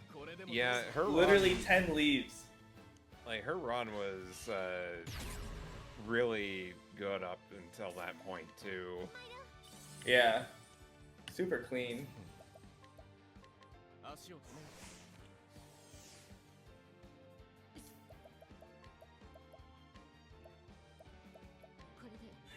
All right, we are on the final game for Team Break here.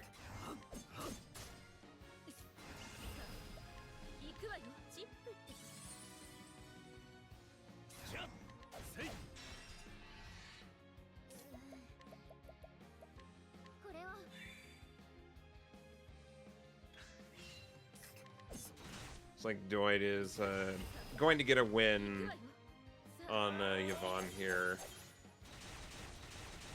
Even if Yvonne unbreaks, he doesn't do anything on the first unbreak.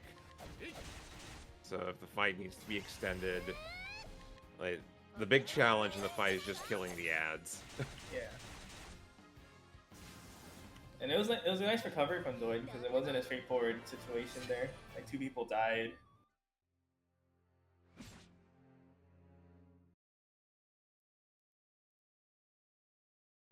Yeah, it's as much as we've seen bad luck can have an effect, like there is still room for improv and skill expression, especially in the longer categories of the game where you're not at risk of dying to single attacks. In some cases, anyway. Yeah, Cyrus is an interesting route too, just because of all the different variants you can get from BG, and being able to know all the routes and what to do once you get a certain role. Definitely a lot of depth of knowledge that you need to be able to get a good time in Cyrus, or you can just get lucky. Mm-hmm. Just the evergreen Octopath strategy, just get lucky.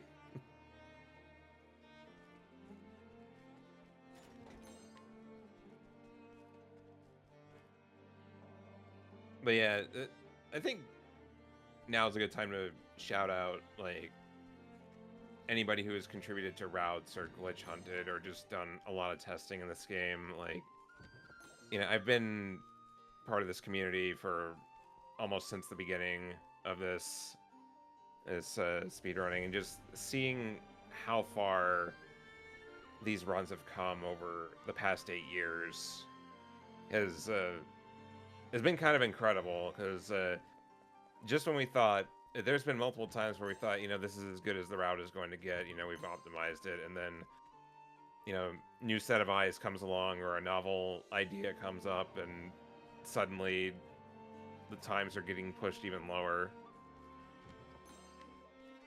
Yeah, I remember when I first started running, people were gradually beginning to find like 3-character routes. It was a really exciting time because I was like, oh yeah, these routes all look pretty good. And then people are finding like faster and faster things, cutting out more things, making things a little bit more jank, but but making these runs like super lean.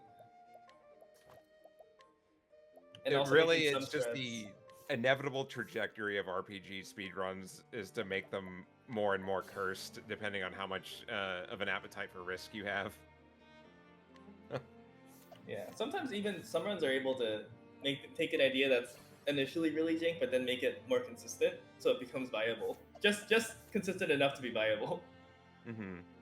It should be noted, like when Mamgar first proved that the JP ×5 route was possible with Cyrus, like, that was the only known combination that works. Like JP ×2 wasn't considered enough.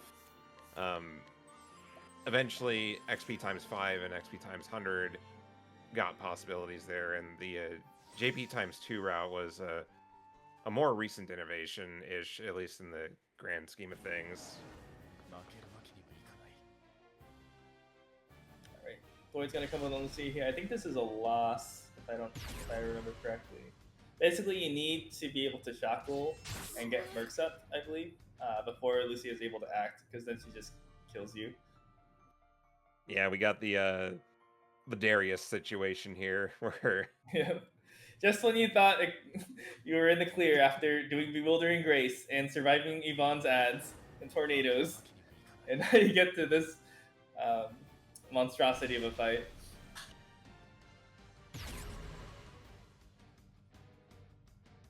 And this is where our Nog comes to catch up.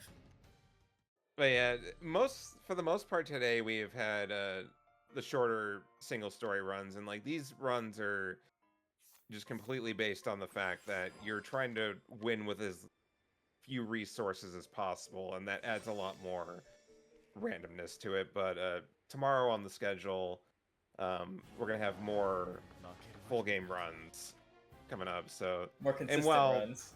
Yeah, they're more consistent because you have more to work with in levels and stuff. But that doesn't mean that they're free either. They all kind of have their own nonsense in their own way, which will be apparent tomorrow.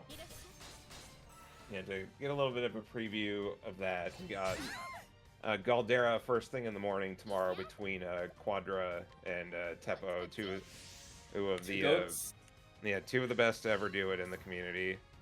And we've also got another Galdera run from Octopath 2. Sneaky is going to be running that at probably one of the more unique runs in all RPG speedruns that I've seen, just because it's a category where you're looking to defeat the super boss, and you can do that without having beat the game.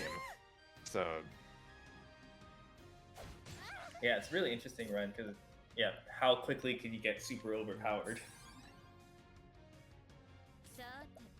Anyways, for Lucia, we should talk about the fight a little bit. Basically, Yeah. she has 30 shields, 3-0, and they're all physical weaknesses, at least for this first phase. We won't see a second phase. Basically, Doid's using a combination of Thousand Spears, Rain of Arrows, other attacks to be able to slowly whittle down the shields and set up for a break. Also, some other strats, Lucia tends to hit really hard. To circumvent that, obviously, we have the bulk. We have some healing items as needed. And we also have Tressa as a warrior. I think you've seen this in earlier runs as well. But being able to use Sidestep and Insight to draw attacks to her is a really powerful combo. And it lets us kind of evade some of her more threatening single target attacks. Yeah, and some of those single target attacks are nasty, like Wallop causes unconsciousness, so it's really good that you can avoid it there. But once you get Lucia in this loop here, you can kind of just bide your time, whittle down the shields, and then eventually you're going to set up for a break turn.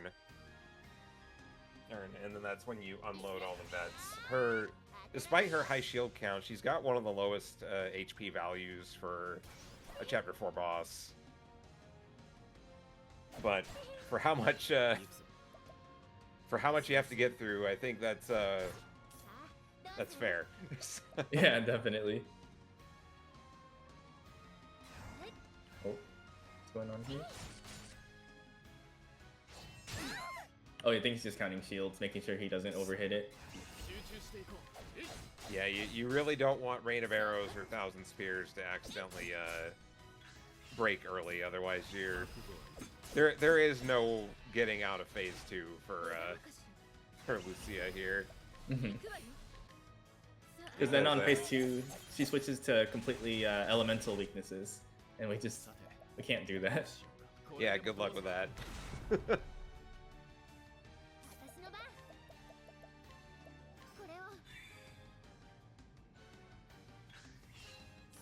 And we're just gonna wall up on her. Unlocking 3 vets is enough, I believe.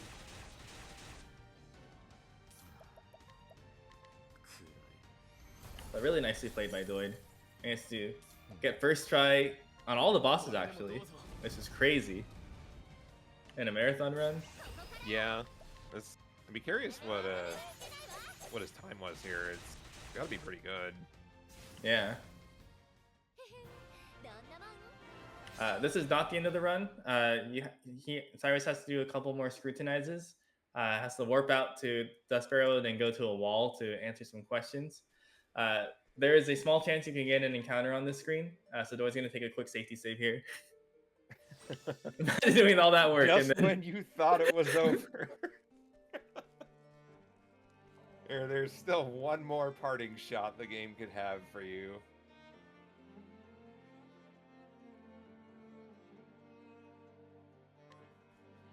You know, it's a moment like that where it's emblematic of saying something like, "This game sucks. I love this game." We wouldn't have it any other way.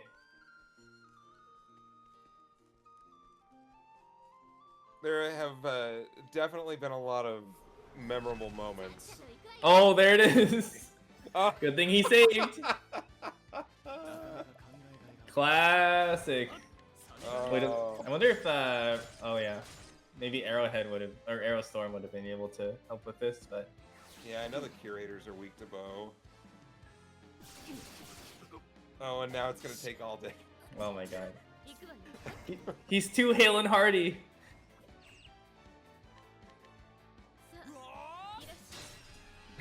Don't have enough money for more bets. Should have collected.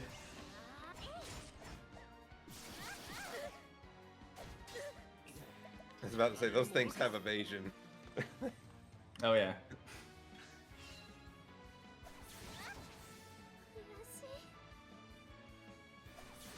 Imagine being on world record pace and this happens. Oh god. My soul would leave my body.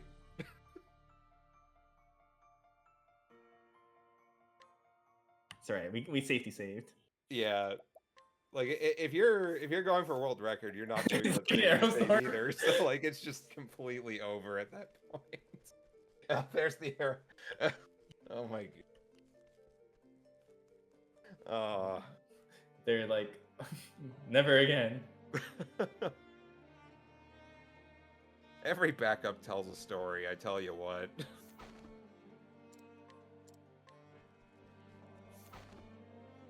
On every future run, they're gonna learn Aerostorm preemptively. I'm sure you got the JP for it.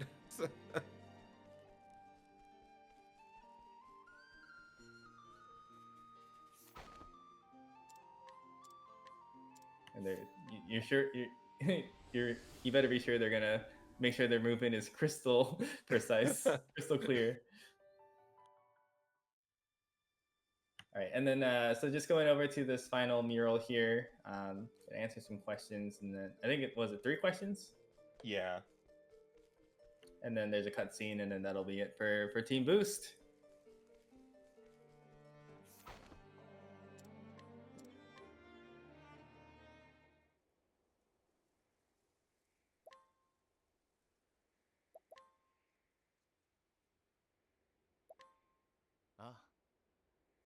But of course, and that's time for Team Boost. Of course. GG to Team Boost. GG to Doid. That was a Boost. good run. Let's go, Boost. Team, give us a break.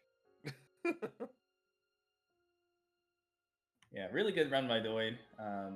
They're able to navigate all the nonsense. Game just had to give one last parting shot before ending. Also, sorry, for some reason I thought that was the first try Lucia, but then I remembered I think Lucia did a couple sweeps before. It was like third try or something. But still a really good run. Mm-hmm.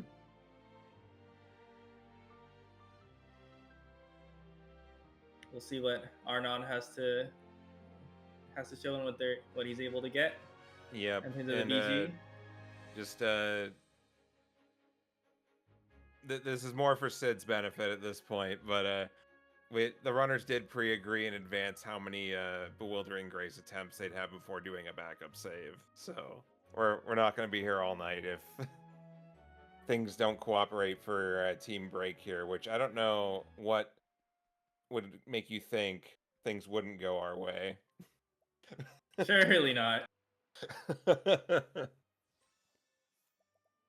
Doid got first try BG, so I'm pretty sure Arnon's going to get it too. Yeah. Maybe they're using BG mod.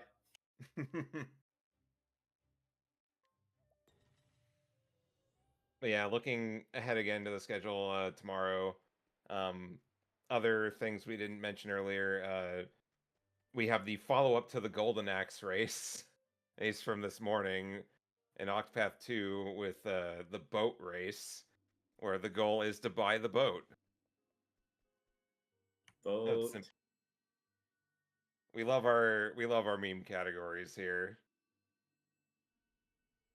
Got a rogues race, which is kind of a variant on the half game category women race from earlier. Rogues are all the people that have the path actions that can fail. So it's Cyrus, Honnet, Therion, and why is the other one escaping? Primrose. Yeah. So another interesting bit there, and we've also got Chewie doing all extra battles for Octopath 2, which is any percent where you beat the game, plus the extra battles that they added in a later patch where you fight against the original Octopath 1 travelers, and also a harder V-Day fight, which if you've done that fight casually, hoop boy. It's a monster. They said they heard the criticism that Octopath 2 is a little easy, and they were like, hold on. Yeah, it's funny because Octo Zero is getting a similar patch for the super boss also that you'll be able to re-challenge in the arena. So I'm interested to see what they added to that. And then to conclude the what do we got here?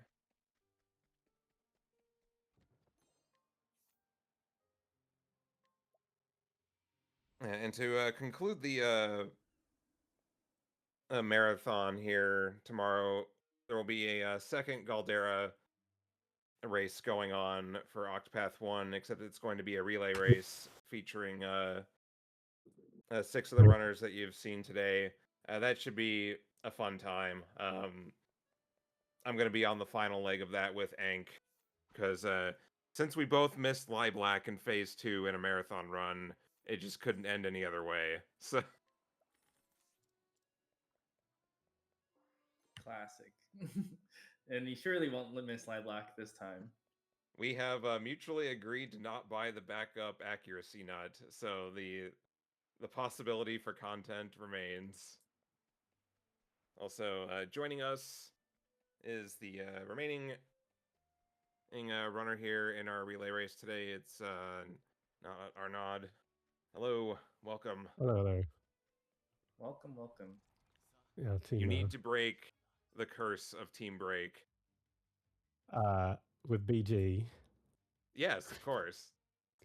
It's going to be the world's first EXP 100 run. I have literally never rolled it. Well, there's a first time for everything. I don't think it's in every copy of the game, because I've never gotten it either. That would be amazing, though. Unless your name is Jello, and you get it on... Oh dear. For those who don't know, I think Jello was doing, what was it, an all side stories race? Yeah, it was like the last run he did on Switch before the PC version came out. And then he was on Galdera. He BG'd and got EXP 100 on Galdera. No way. Yeah, the entire party was level 80 or so by the after the fight, and it also made the rest of the side stories free because they were all 100%, and for all the percent chance things. Right, that's nice. So just a completely legendary moment in the history of speedrunning in this game.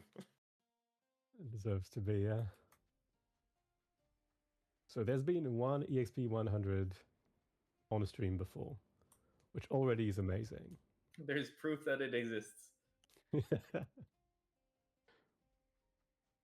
We're about to get a second. Yeah, sure. Right, I'm jinxing it too much. Right, so now you're getting Primrose here, the third character.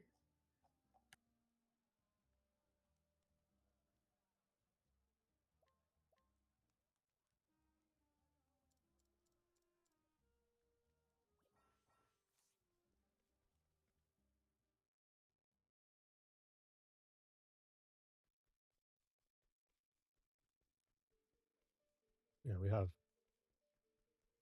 have Stone Owls, so there's not much to this fight. The fourth chapter 1 fight is a bit harder. Yeah, I would also, complain oh, go ahead. I would say I would complain about my encounter luck, but I've always lucky on Stone Guard, so everything's fine. That's the right attitude. For me, if a single encounter doesn't go my way. Prim 1 is low-key kind of cursed, just because getting through that screen without an encounter, even with, like, optimal movement, is, like, not favorable. Oh, it's more than 50-50, I think. It's likely enough where I get mad if I get the encounter. Yeah. But it's not so infrequent that it actually it happens a fair amount of time. It is. And then, of course, you can't flee from it. That has happened.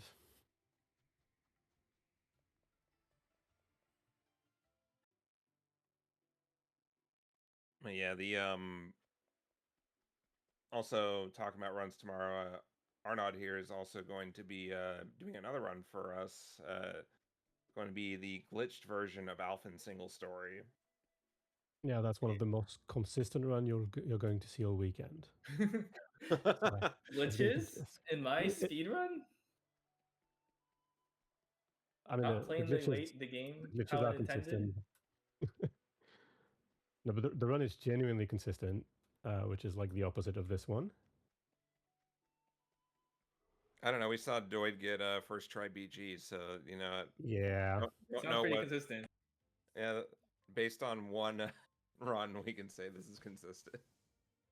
100% Yeah, of the we've got time. a fairly fast Ivan and Lucia, which is far from guaranteed on JP times 2. Though the encounter after Lucia was unfortunate. That's why we save. Yep. In PB attempts, you wouldn't save. It's really rare. But when that happens in a showcase, it's important that you have saved. It is not. Because that fight is long. It is.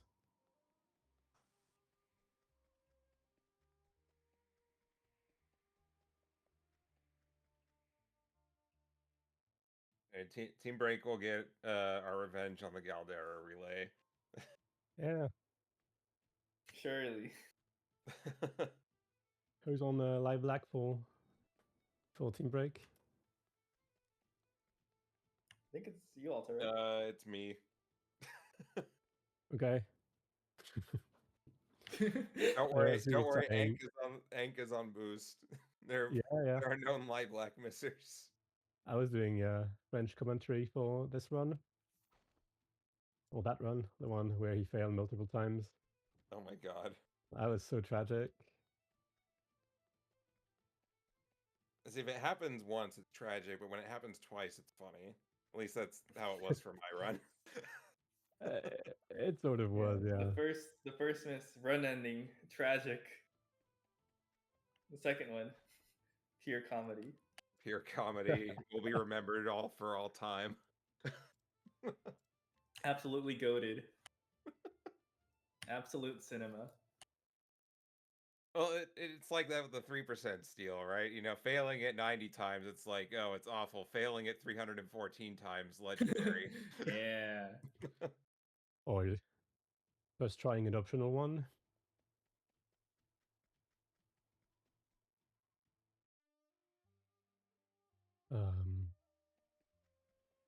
Yeah, I know where I'm going.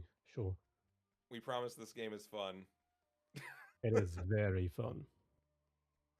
Like, something we haven't said a lot is there's a few elements of this game that makes it so that we can play the game at such a low level.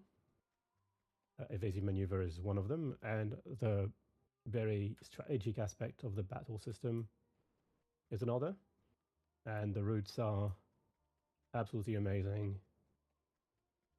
We're just understanding why we can beat Chapter 4 bosses at level 15, sorry.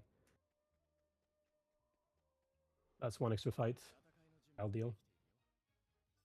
It's just so interesting, so impressive. Yeah, you get so many tools and so many ways to just like play the game and express yourself in a casual setting and also in the speedrunning setting. Right. There's a lot of flexibility. You talk to anybody who's played this game, like everybody's casual playthrough is probably looking different than yours just because of how open it is. Like the most recent friend I watched stream this, she's the kind of player that tries to see if she can get away with everything. So she was just throwing herself at high level areas and then just so proud of herself when she found high level equipment. Nice. Sounds like a future speedrunner. Yeah. I offered to teach her. So as an illustration of that as well is the glitch run for Alfyn that I'll be running tomorrow for most of you. Is very different from the one we've seen earlier today. Is it true there's no spending an hour walking over to Scholar Shrine? There is none of that, yeah. Wow, we got to see that.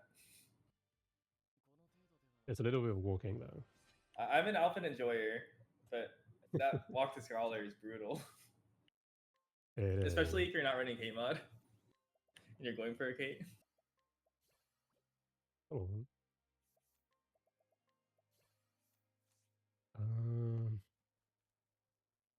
should be fine. What? I don't know which button I pressed. Okay.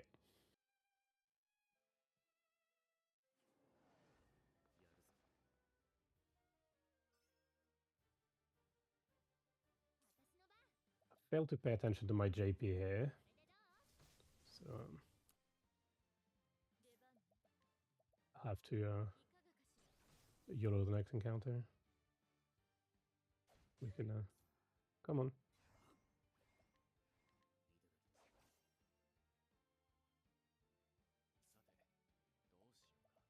Oh, there's Teely's extra. It can help on Ivan, so. Or you can skip a bomb M later. Yeah, if you need like an emergency, if you lose your BP on BG or something. Yeah. Yeah, so I can use it. So you can use one in Gideon, and if you have not rolled JP times 5, you also have one for Ivan in the route. But with an extra one, you can always have one on Ivan and speed up the fight a bit, which is difficult if someone dies on Ivan, which they usually do. Getting the collect in time can be a bit annoying, so it can save a break to have a bit of extra energy. Maybe I'll go over that when we're there. Ivan is a intuitive fight. You don't get to have a script. It's almost full improv. It's all vibes. Yeah. So I need a fight here, and that might be bad. We'll see. Worst come to worst, we have solutions.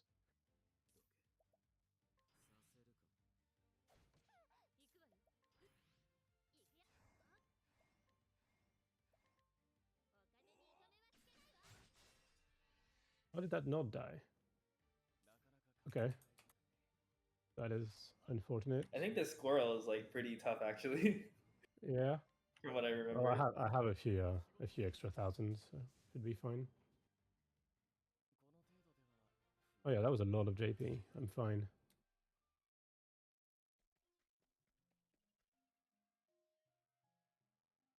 Yeah, I think that it's not like I think the rare encounters the boar, but yeah, the third squirrel is like pretty uncommon too.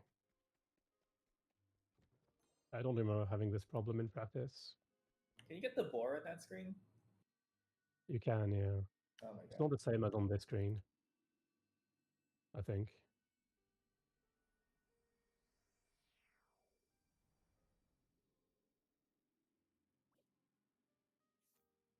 Okay.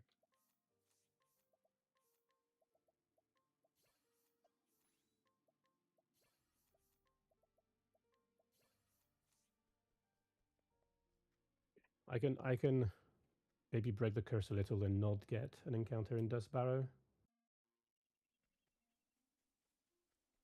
Usually don't get one. So no, it was unlucky with this one.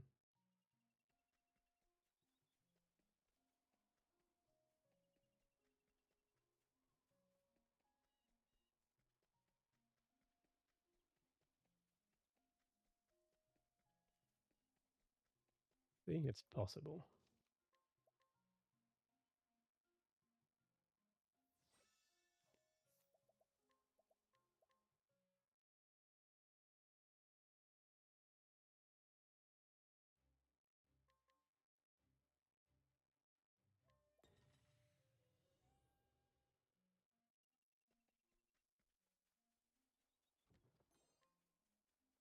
We're fishing for a little bit more resources, and we'll go back to Gideon in a minute.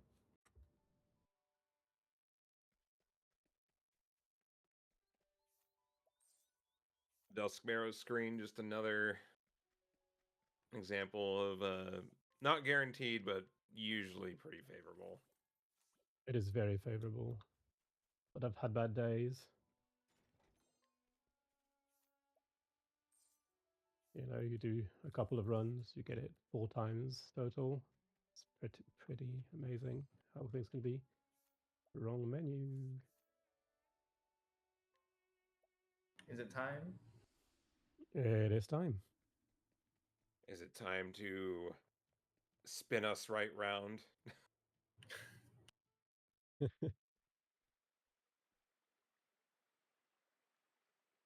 Hopefully I get something else at JP times 2 so that you get to see something else. Yeah, that'd be nice. We've already said it's XP times 100. Yeah, it's Oh, yeah. already That's predetermined. true. I don't know the route, so it's going to be slow if it's the case, but I think you just have the levels to tank in that situation. yeah, there's a couple of menus to do. Well, at least there's a single job menu, I think, and yeah, I don't know. Yeah, I don't remember. I've never looked. I glanced at it, but not with any hope. I never wrote it down. Because that requires expectations that it'll happen. Exactly.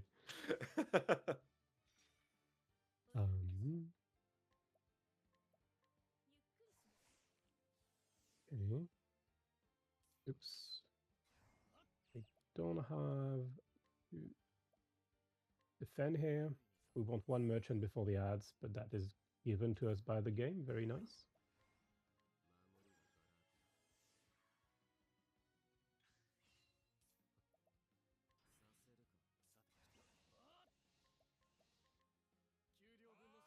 Okay, here we go. Come on, game. All your transgressions can be forgiven with an XP times 100. Okay, well. Oh my goodness. No way. I'm so sorry. So we'll see the apothecary again. That's one too many vets, but whatever. Do you want to just you have a safety save with JP5. Yeah, no, we're very, very late, so so I think it is wise to just yeah, take we it. just gotta take it. Two first try BGs is Yeah, you guys, wild. you don't know what you've missed. It's really pretty well behaved if you're ready to take the JP times 2. Yeah. Oh, I don't have the minimap anymore. What button is the minimap again? Right bumper. Yeah. It is. Where am I going? We are going to Sunshade. Get the apothecary thingy. I got tilted for a second. Right. Forgot. Yeah, actually, have to go to Apothecary Shrine. Yeah, that's the cost of get the job. So when people grind PB attempt, they usually don't go for JP times 2 after a while because it's a bit slower that way. I find it's a little bit more consistent than EXP times 5, but that's the first one you drop. It allows as well to have donate BP on Tressa, which skips a steal, and it adds up. And almost all PBs are JP times 5 anyway. After a while, it's difficult to beat because it's very consistent. Grinding good times on this category is yeah. It gets a little aggressive, yeah. And the one time you get some good luck, you throw and you're mad at yourself. Yeah, you got all the pressure on you, like, oh, I can't mess this up. Yeah. This is my first JP5 in weeks.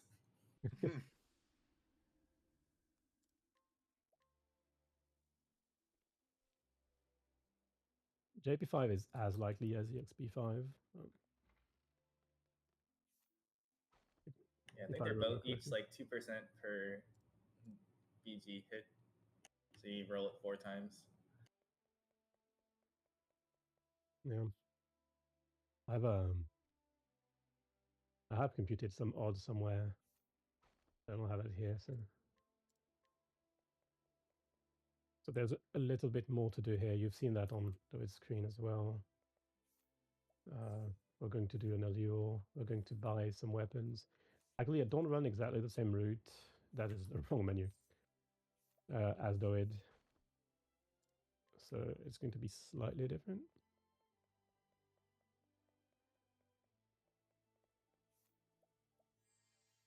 First time, pretty good. It's a 50-50. Never in doubt.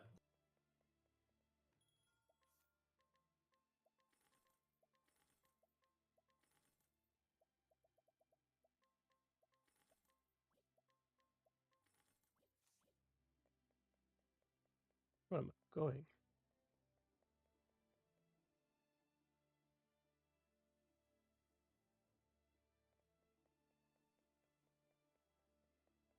Yeah.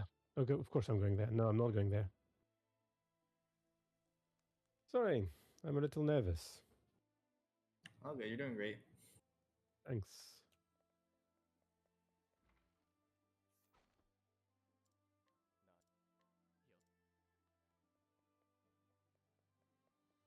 What was the plot behind this chapter again, other than you get locked in that basement? You're chasing a book that you've read about but has disappeared from the library in Atlasdam, I think. And Yeah.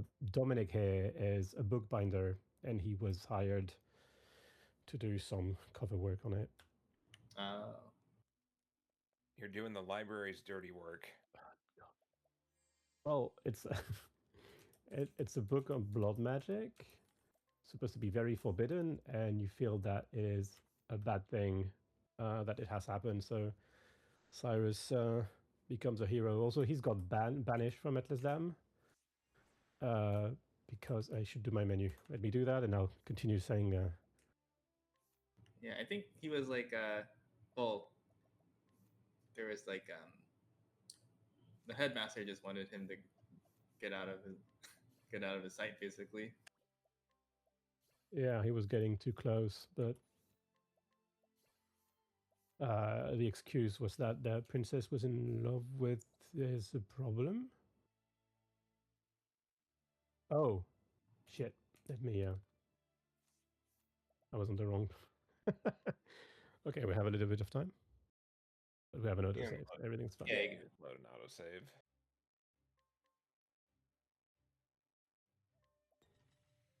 Oh yeah, it was like Therese, one of the students. Like they spread a rumor about him or something. No, that Therese is the other one. That's her assistant. She's also in love with him, but the princess is clearly in love with him as well. And like Cyrus is completely oblivious to that, but they use that as an excuse to get him banished because that just is something that can't happen.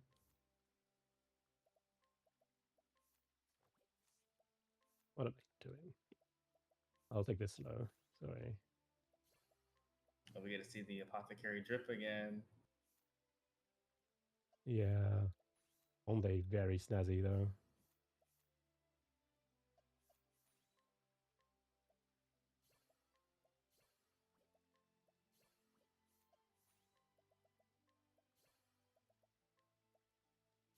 Apothecary as well.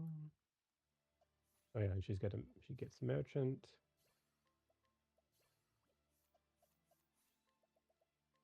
And we're just going for Hangtop here. Helen Hartley, sorry. Yeah, Hangtop is the other one. JP5 learns Hang Tough, right? Come again? Yeah, JP5 takes Hangtop, yeah.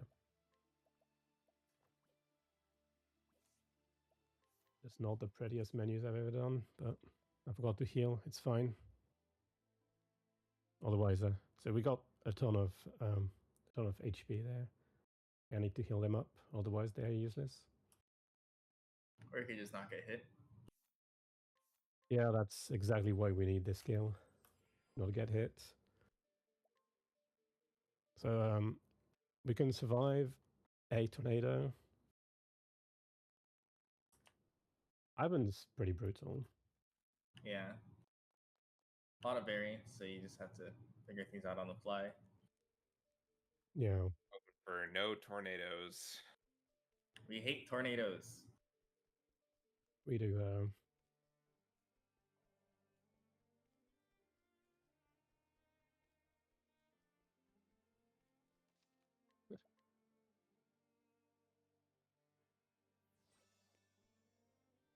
Okay then. See what we get.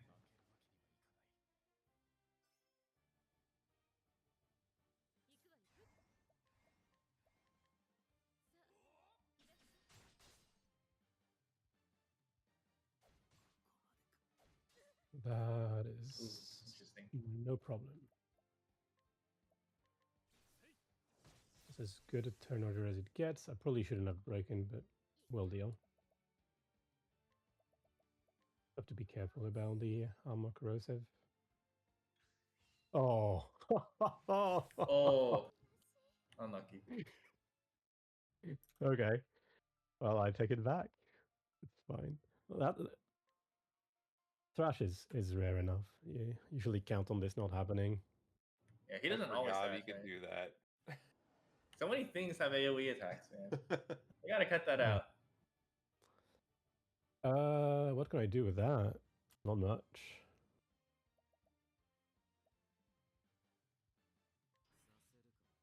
Everyone leaves a tornado. It can be fine, but no. No, that is not salvageable. Oh, that sucks. It just happens.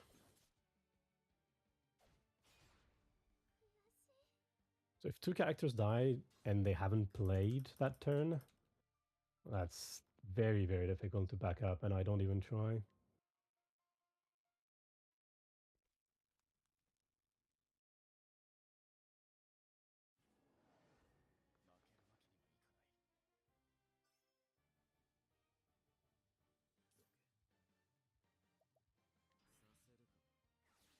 No tornado, you were saying?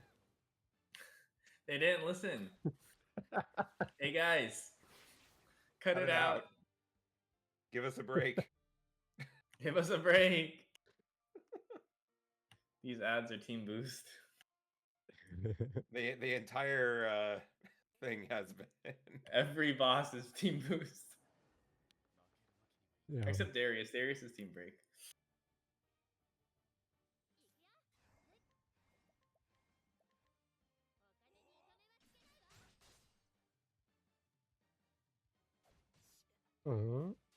Okay. These are ways to go that way.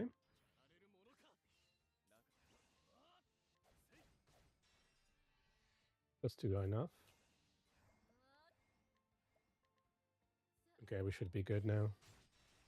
If I don't mess up. Nice. Like, at this point, if I lose, it's probably my fault. No, it's the game's fault.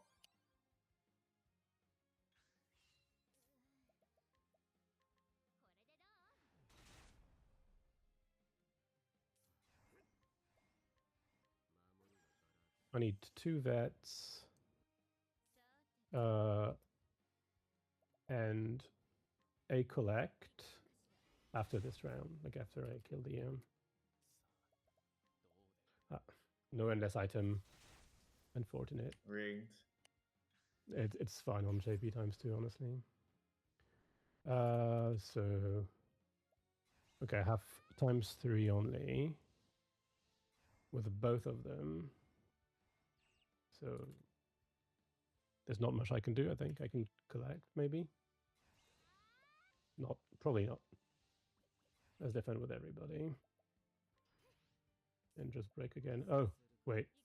He's not broken. I'm an idiot. That's what I need to do. I will not break.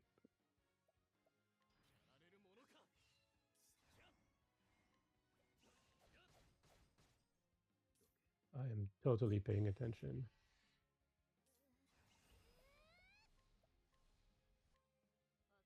Okay, we're good.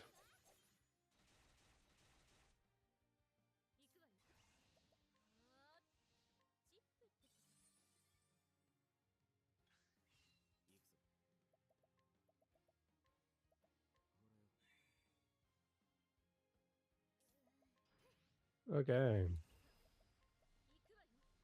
Very nice. One more chapter to go. Yep. I'll be silent during the fight for Lucia. Yeah, you gotta But, focus. Count your hits. Counting is yeah. hard.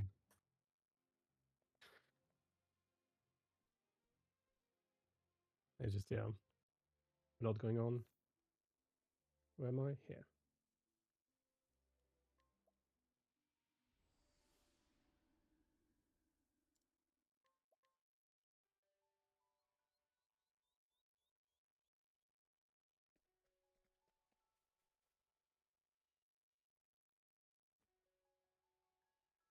So on Lucia, we'll need to have both Therion and a merchant, so either Prim or Tressa, play before the first sweep, preferably Primrose. Okay, yeah. And so we're going to give some speed boost to both of them, Prim and Therion. Maximize the chances. And survivability will be ensured by Tressa's cover. So that's going to be interesting too. Yeah, there's an Elstone here, and we go get the chest at the bottom, so this one is mostly free. So and this item is not like strictly necessary on this route.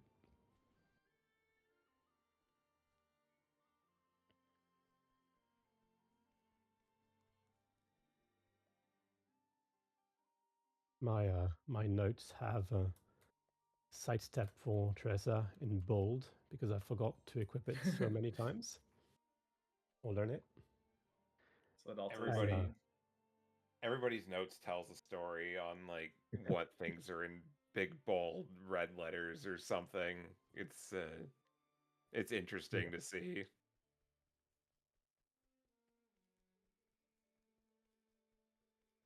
I think my favorite one that I have put in notes, it's in Galdi for Alfyn Chapter 3, where you have to inquire that one, the first inquire that you do in that house on the first screen. I have walked by it so many times. And you gotta progress the story. Yeah, that's what my note said. It's like, inquire the lady, it's part of the story, come on. You can be nicer about it. Please inquire failed the lady. I failed enough times that I need to be mean to myself about it. I haven't forgotten it since then, so it's working. If you could please inquire the lady, that would be great. Thank you. If you would kindly. Would you kindly? Yeah. I'll get Bioshock about it. I forgot to heal. It's fine. But if you don't, you die.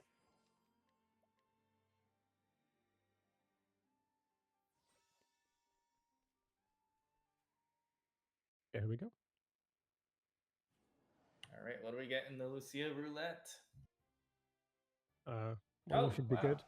Crits can turn kill order. us. It's not guaranteed.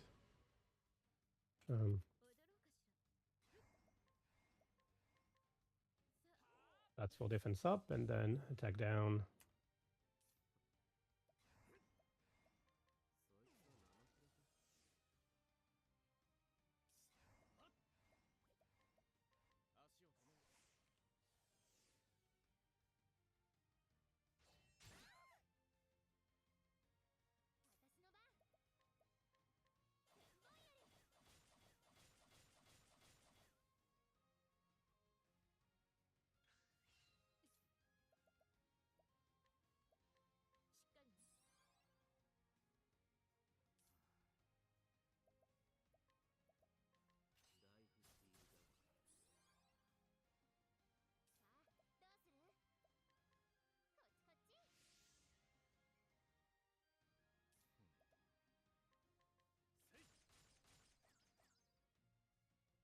Yeah, thanks to the leg hold trap, we're able to heal up and basically fully recover from the attacks that she does the previous turn.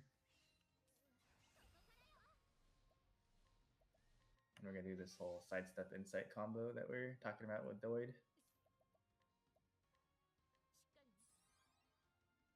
And it's just a matter of being able to count how many extra hits you get so you don't accidentally break her too early. Yeah, we're a bit ahead. 3 hits ahead.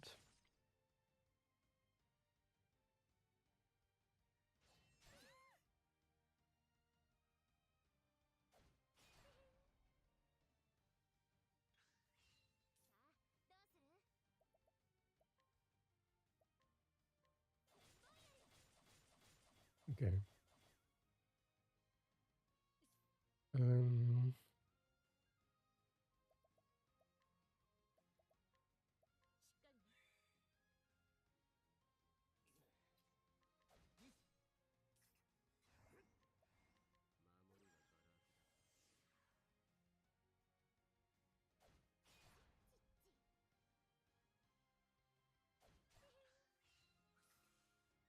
mm,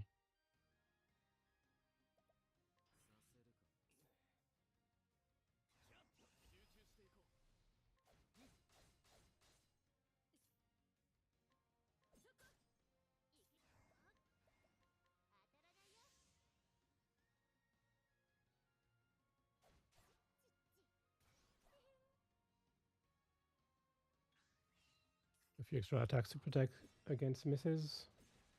Can never be too sure. And now we were able to wail on her.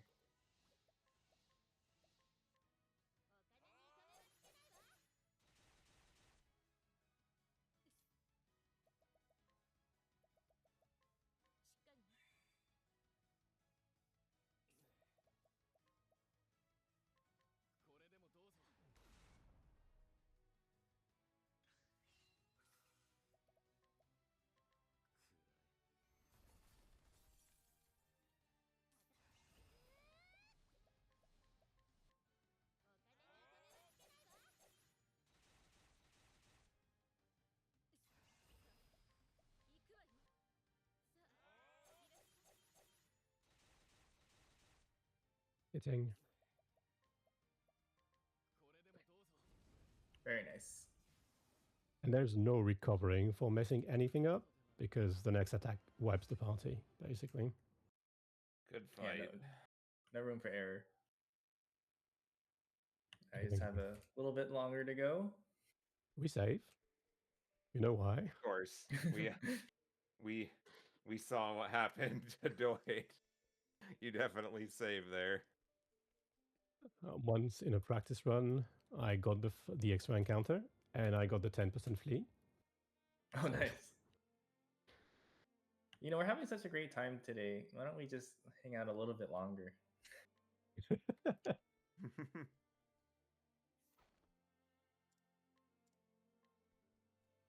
And once I got an encounter after the Dust Barrow teleport. Like on the way, on the way to the mural. mural. Yeah. Yeah. Like, I didn't even know it was possible. But we were fine.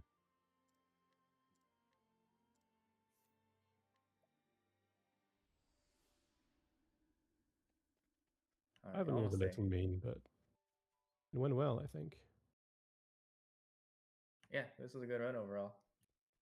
First try, BG. Was that first try, Lucia? Yes. Nice.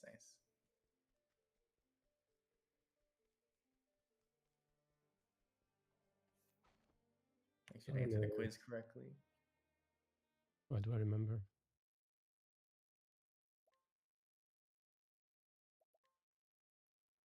At the end of this cutscene, time. Poof. Woo! GG. Thank you. And that's What the a end ride of our today relay. has been. A lot of people are going to go to bed now, I think. Yeah, that's probably what's gonna happen here. But you know, thank you all for watching us here today, and thank you to Sid for helping restream Yeah, thanks for the Sid. later part of this and all of the relay. And also appreciate everybody just being understanding of the tech issues that we had here it's never fun when things don't go as expected, but I think we managed, and just thank you all for that. But the antics do not stop tonight. We will be resuming the stream in about 5 hours from now. We're going to be going offline, and we will be kicking it off with Quadra and Teppo with the Galdera run for Octopath 1. So thank you all for watching, and we'll see you tomorrow.